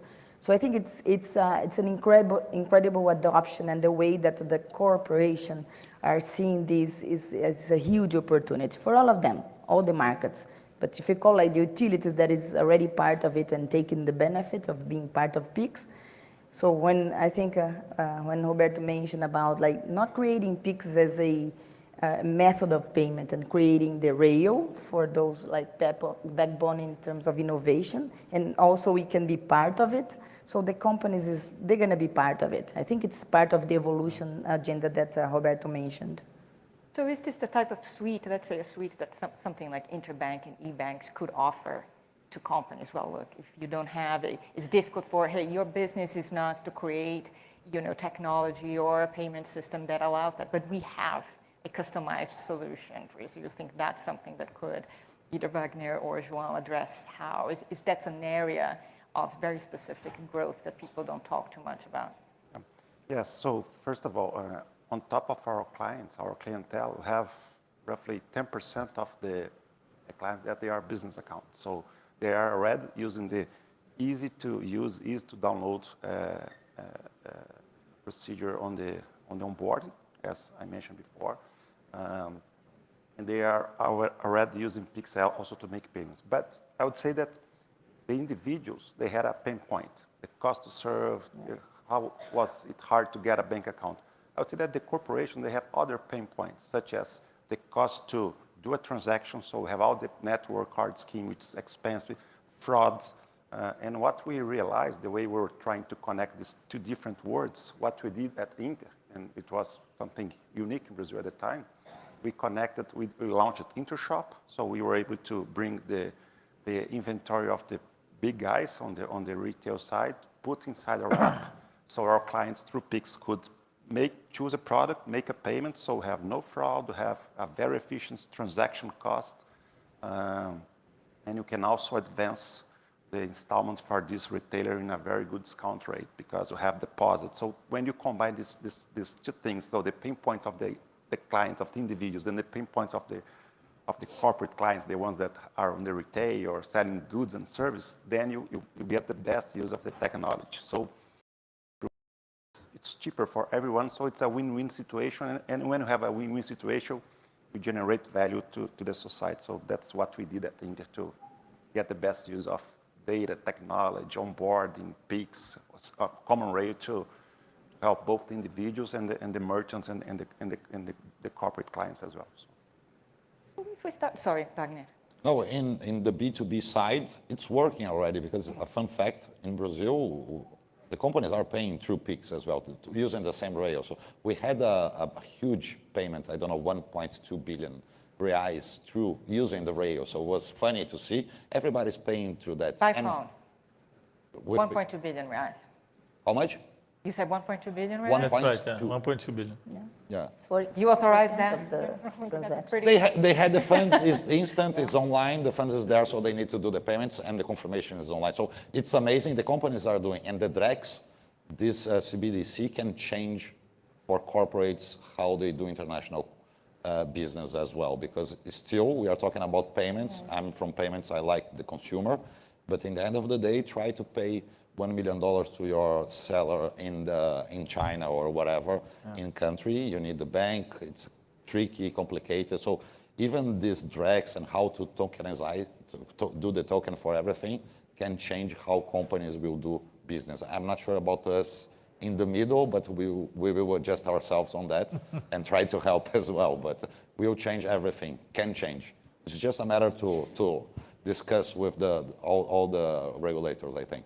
So is that where we go from here? I mean, is that what's on the central bank agenda for that? When you think, look, I mean, I do really would like to take where we are one step forward. You mentioned in the start of the conversation, tokenization, digital currencies. I wonder if security is an issue here, how to really integrate, is it the future of banking and open banking? I mean, it's a lot, but I wonder what do you, in this area specifically, what are you looking at? So I guess the question is the things that I see being done in the future. I would probably say that there are more things that I haven't been able to do, that we haven't been able to do, than things that we have done. So I would probably take an hour of an answer to tell you everything that we thought that we should have done, and we were not able to do it as of now. So for example, I think we should have offline wallets. So people would transfer to an offline, small amounts of money, and they could use that without having the signal. But the banks have not, contrary to what I expected, banks have not developed that. We need to do PICs in a less number of clicks than today. Today you need to use your face, then do 3 or 4 clicks. We need to have digital wallets. So there are 2 companies that are working on that for us. It's basically everything that you do, once you integrate all your financial data, all the transaction, everything that you do is going to be stored in a digital wallet. And then you're going to be able to monetize your digital wallet by tokenizing the data in exchange for DREX. So that's something that we wanted to do also. We wanted to have more solutions on the cross-border, and we want to add a lot more features on PICs. So the idea is PICs is programmable. So the opportunities are endless. You can do a lot of things when you have a programmable system. So the programmability of money will allow you to do things like automatic payment, program payment, exchange against DVP, and so on and so forth. I think that the credit card of the future was just going to be programmable money. You're not going to have a card anymore. You're not going to be paying the big credit card companies the amount of money that you pay today, because you're going to be able to do that in a much easier and faster way. I would say that in Brazil, I think the credit card environment will change a lot in the next 3 to 4 years. I guess I can go on and on, but there's so many things that we haven't done that that's easier to talk about that. But one thing that I see the system going, and I think that's not, it's irreversible, it's very difficult to reverse, is that I think we are going to a more tokenized system. So people will try to find a digital representation of assets and exchange into a platform that is more transparent, that's safer, that's faster, and you can actually manage it better with the visibility. You can use the collateral better. So I think that is something that I don't think we'll go back from that. And for the countries that have not been able to have systems that are programmable and digital, they're going to lag behind a lot once these things take place. And I think it's already happening. Does anyone does right now? Is there any experience that you look? I mean, I think Brazil has a lot to do. As we said, this experience of Brazil is very successful. But is there, and this goes to anyone in the panel, is that, I mean, India obviously has been a very active. I mean, Africa is one area where everybody does, really bypass the banking system to a certain degree. But I think we learn from each other a lot in the central banking community. I think the Indian system was created with a different purpose. They wanted to have a digital ID. So they also wanted to have a dimension to provide better public services for people. We didn't have that dimension in PIX. That was not one of the goals of designing it. So that's probably explains why it's a little bit different. Then you go to the Scandinavian systems, and you have systems that are actually more advanced, but they are not as scalable as we wanted to. And then you look at some of the systems in Asia and the connections that are developing, and you have the Nexus project, which connects Singapore to India. I looked at last week at 2 weeks of batch of 2 weeks of data from payment. This is very, very efficient, so it's happening. So I think we kind of learn from each other. There is no system that's better. It just depends on your reality. But I think that some of the countries that have too many regulators and too much bureaucracy on the decision making from creating this public good, which is a good, they will probably lag behind more and more. this is probably here, right? I mean, like every city, every state, 12 Fed districts. I mean, it's kind of a very difficult environment to operate. So how to overcome these type of challenges? Viviane, just stepping back a little bit, what Roberto mentioned about the tokenization. We're talking here on this panel for payments, transactions, and the fees associated, but also one of the biggest burden for the families and individuals is the debt service. And it's amazing because a few years ago, one of the investors of Inter was in Brazil and said, oh, I'm amazed how rich the Brazilian families are. And he asked why? They have so much equity on their homes, on their house. And today, if you want to get a home equity because you have a real asset that it's annoying. It's like a 30, 45 days to get a loan on top of that, right, Roberto? Although we are improving the home equity product in Brazil. But imagine if you could get a loan against your house, your home, whatever asset you have, investment, pension plan. So this will help to do things fast and to reduce a lot the debt service, not only in Brazil, but all over the world. So but this would mean people having access to all your financial data. Yes. Right? I mean, so all the potential all your lenders. assets that you have. It might be financial assets, non-financial assets. So I agree that PIX was the starting point, but putting all of this in a tokenized with a good access in your smartphone, so you'll be able to, within, 5 seconds, like you do a PIX, you could borrow a good money with a good debt service on your house. So this could bring a lot of richness to the countries and to the society. So I think João made a very, very important comment. One of the dimensions that we tried to push very hard was to create the reverse home equity, and we simplified the rules. And the point that he made is very important because there is a concept that people use that's called average equity ownership, which basically means how much on society level, how much of people have paid off their own houses. So US system at some point in time before 2008 was very leveraged. So this number was around 27, 28%. Most countries in Europe are between 50 and 60. Brazil was 96, and now I think it's 91. So the leverage in the real estate system is very low, which means that it's probably suboptimal, which means that people could be using their assets to take loans at a cheaper rate, but they're not. And I think the point that he made is very important because one of the brainstorms that we did once was how can we put more money in the economy without generating fiscal? And the ability to extract equity from your house in terms of loans at cheaper rate is probably one of the good things, that the very important things that we can do. And we're like João said, still, the bureaucracy is still very big. I mean, because security comes to the forefront, and I would have a question for Anavi or Wagner. I mean, security, fraud, at the moment that you open your financial data to everybody in the world, I mean, how do you protect that data? And I think we had the general speaking earlier here about security issues at a global scale, but this is very core to, identity fraud, for example, is something that people really worried about. So I suspect this is a challenge to an even faster and more integrated, adoption of digitalization of payments. I mean, and I would say how to address it, It has always been, like since, 80s when we standardized the collection.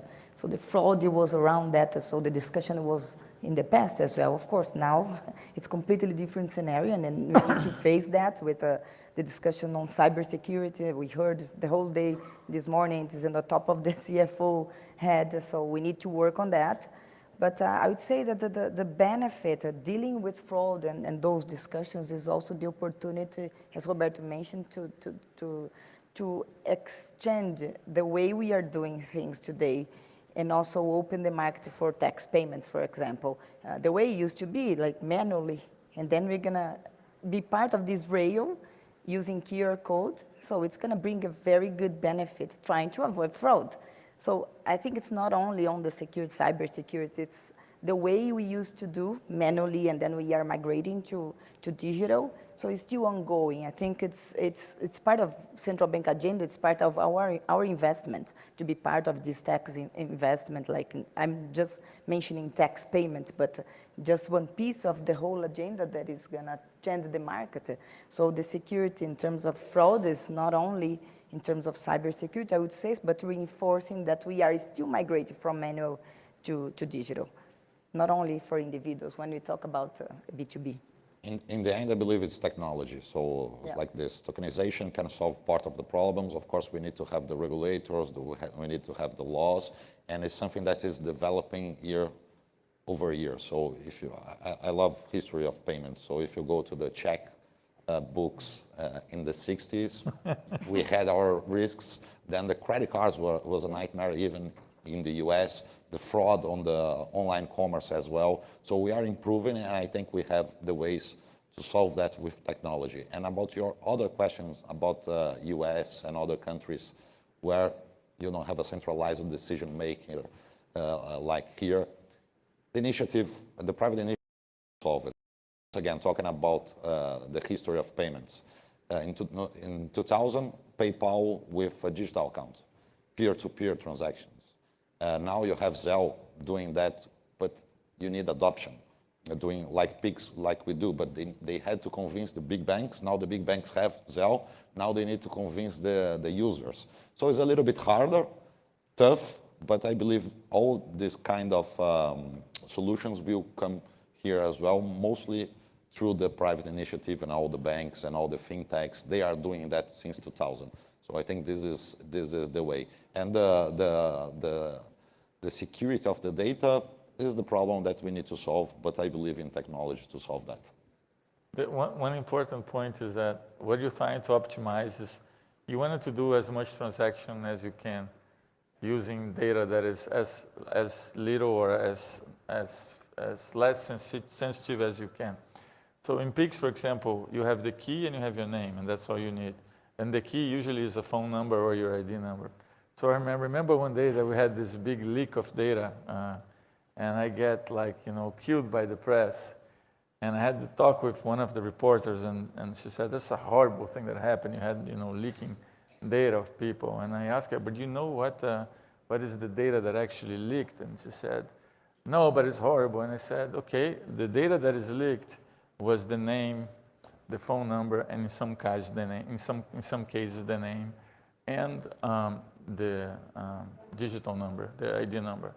And I said, by the way, do you have a checkbook in your wallet? And she said, no. I said, by the way, I have one here.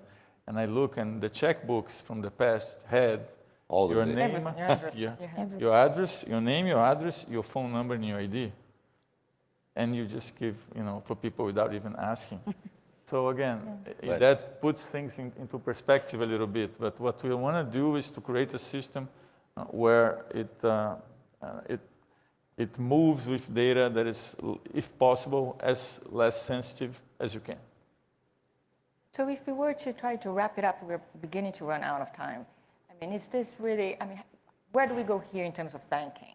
I mean, we're seeing the beginning of, say, the end of banking as we know it. I mean, we're used to having and going to an agency and to dealing with that and to having managers. I mean, also there's a lot of fee structure built into banking, some of these transferences in payments. So a lot of banks still rely on this as part of their business model. I mean, but is this 5 years from now or 10 years from now, would we have a complete different landscape? For me? Anyone who ventures, who's bold enough to answer, you know, to predict the future here? Yeah. Well, it's very hard to predict the future because when we started Pix, it had 4 clicks plus the recognition, the facial recognition. I thought that would be more for bigger tickets than for smaller. And what happened was exactly the opposite. So I was very wrong on that. The average ticket started and very little and actually increased a lot. As he said, we had a $1 billion reais transaction the other day. So it's hard to predict, but I would probably predict that you would fight a lot for the channel because the data is open, the products are comparable, and you have portability, then the channel becomes very important. So if I build an aggregator or a channel in which people will go through my channel to do all his financial transactions, that channel has an advantage. So it's a bit like Google and Yahoo. So if people will choose one aggregator or one way of getting to as a portal or like a gateway to his financial world, that would have a lot of value. So I think today the financial companies don't fight for channels because everyone has their own channel. And I think that's about to end. I think people fight for channels, and I think everything is going to be more integrated, yeah. Looking forward to it. I really want to take the panel. I mean, I've learned a lot with all of you. I genuinely did. So Wagner, João, Annalie, and obviously Roberto, thanks so much. And, thank you. I have one final question for you. I promise I wouldn't ask about interest rates, and I won't. But here's a question. Can I use Pix? I asked someone, if you have a question for the central banker, and they asked, can I pay the tickets to Messi? It's $800 using Pix, or do I need to use Zelle? Someone just actually had it. Someone just approached me, said that there is a system built in the US in which you can use Pix and then you convert and get the money, get the financial transaction on the next day. Someone that was here that hand out this. It was probably the same person. Yeah, so I think I've heard the other day that if you go to Orlando on the outlets, in Orlando you can already use Pix. If you go to Uruguay, you can use Pix. If you go to Chile, you can use Pix. Argentina, the other day, even the guys from the central bank were actually calling me saying too many people are using Pix, so is there anything we can do? So I think it's already happening, and I think you're going to connect different systems. I just wanted to connect the systems faster. I mean, that's probably something that we haven't been able to do. There is a project called Fusser, which is a project from UBI, from the BIS, which is a container solution that's going to be very cheap for everybody to connect their systems in there. And we're working on that right now. Thank you. Thank you, everybody. Thanks. Thank you.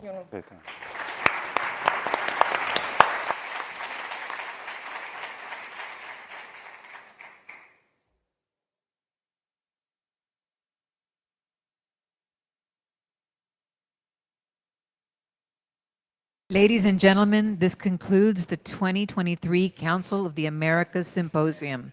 Please join us for lunch in the auditorium or breezeway. Thank you for joining us today, and we hope to see you again next year.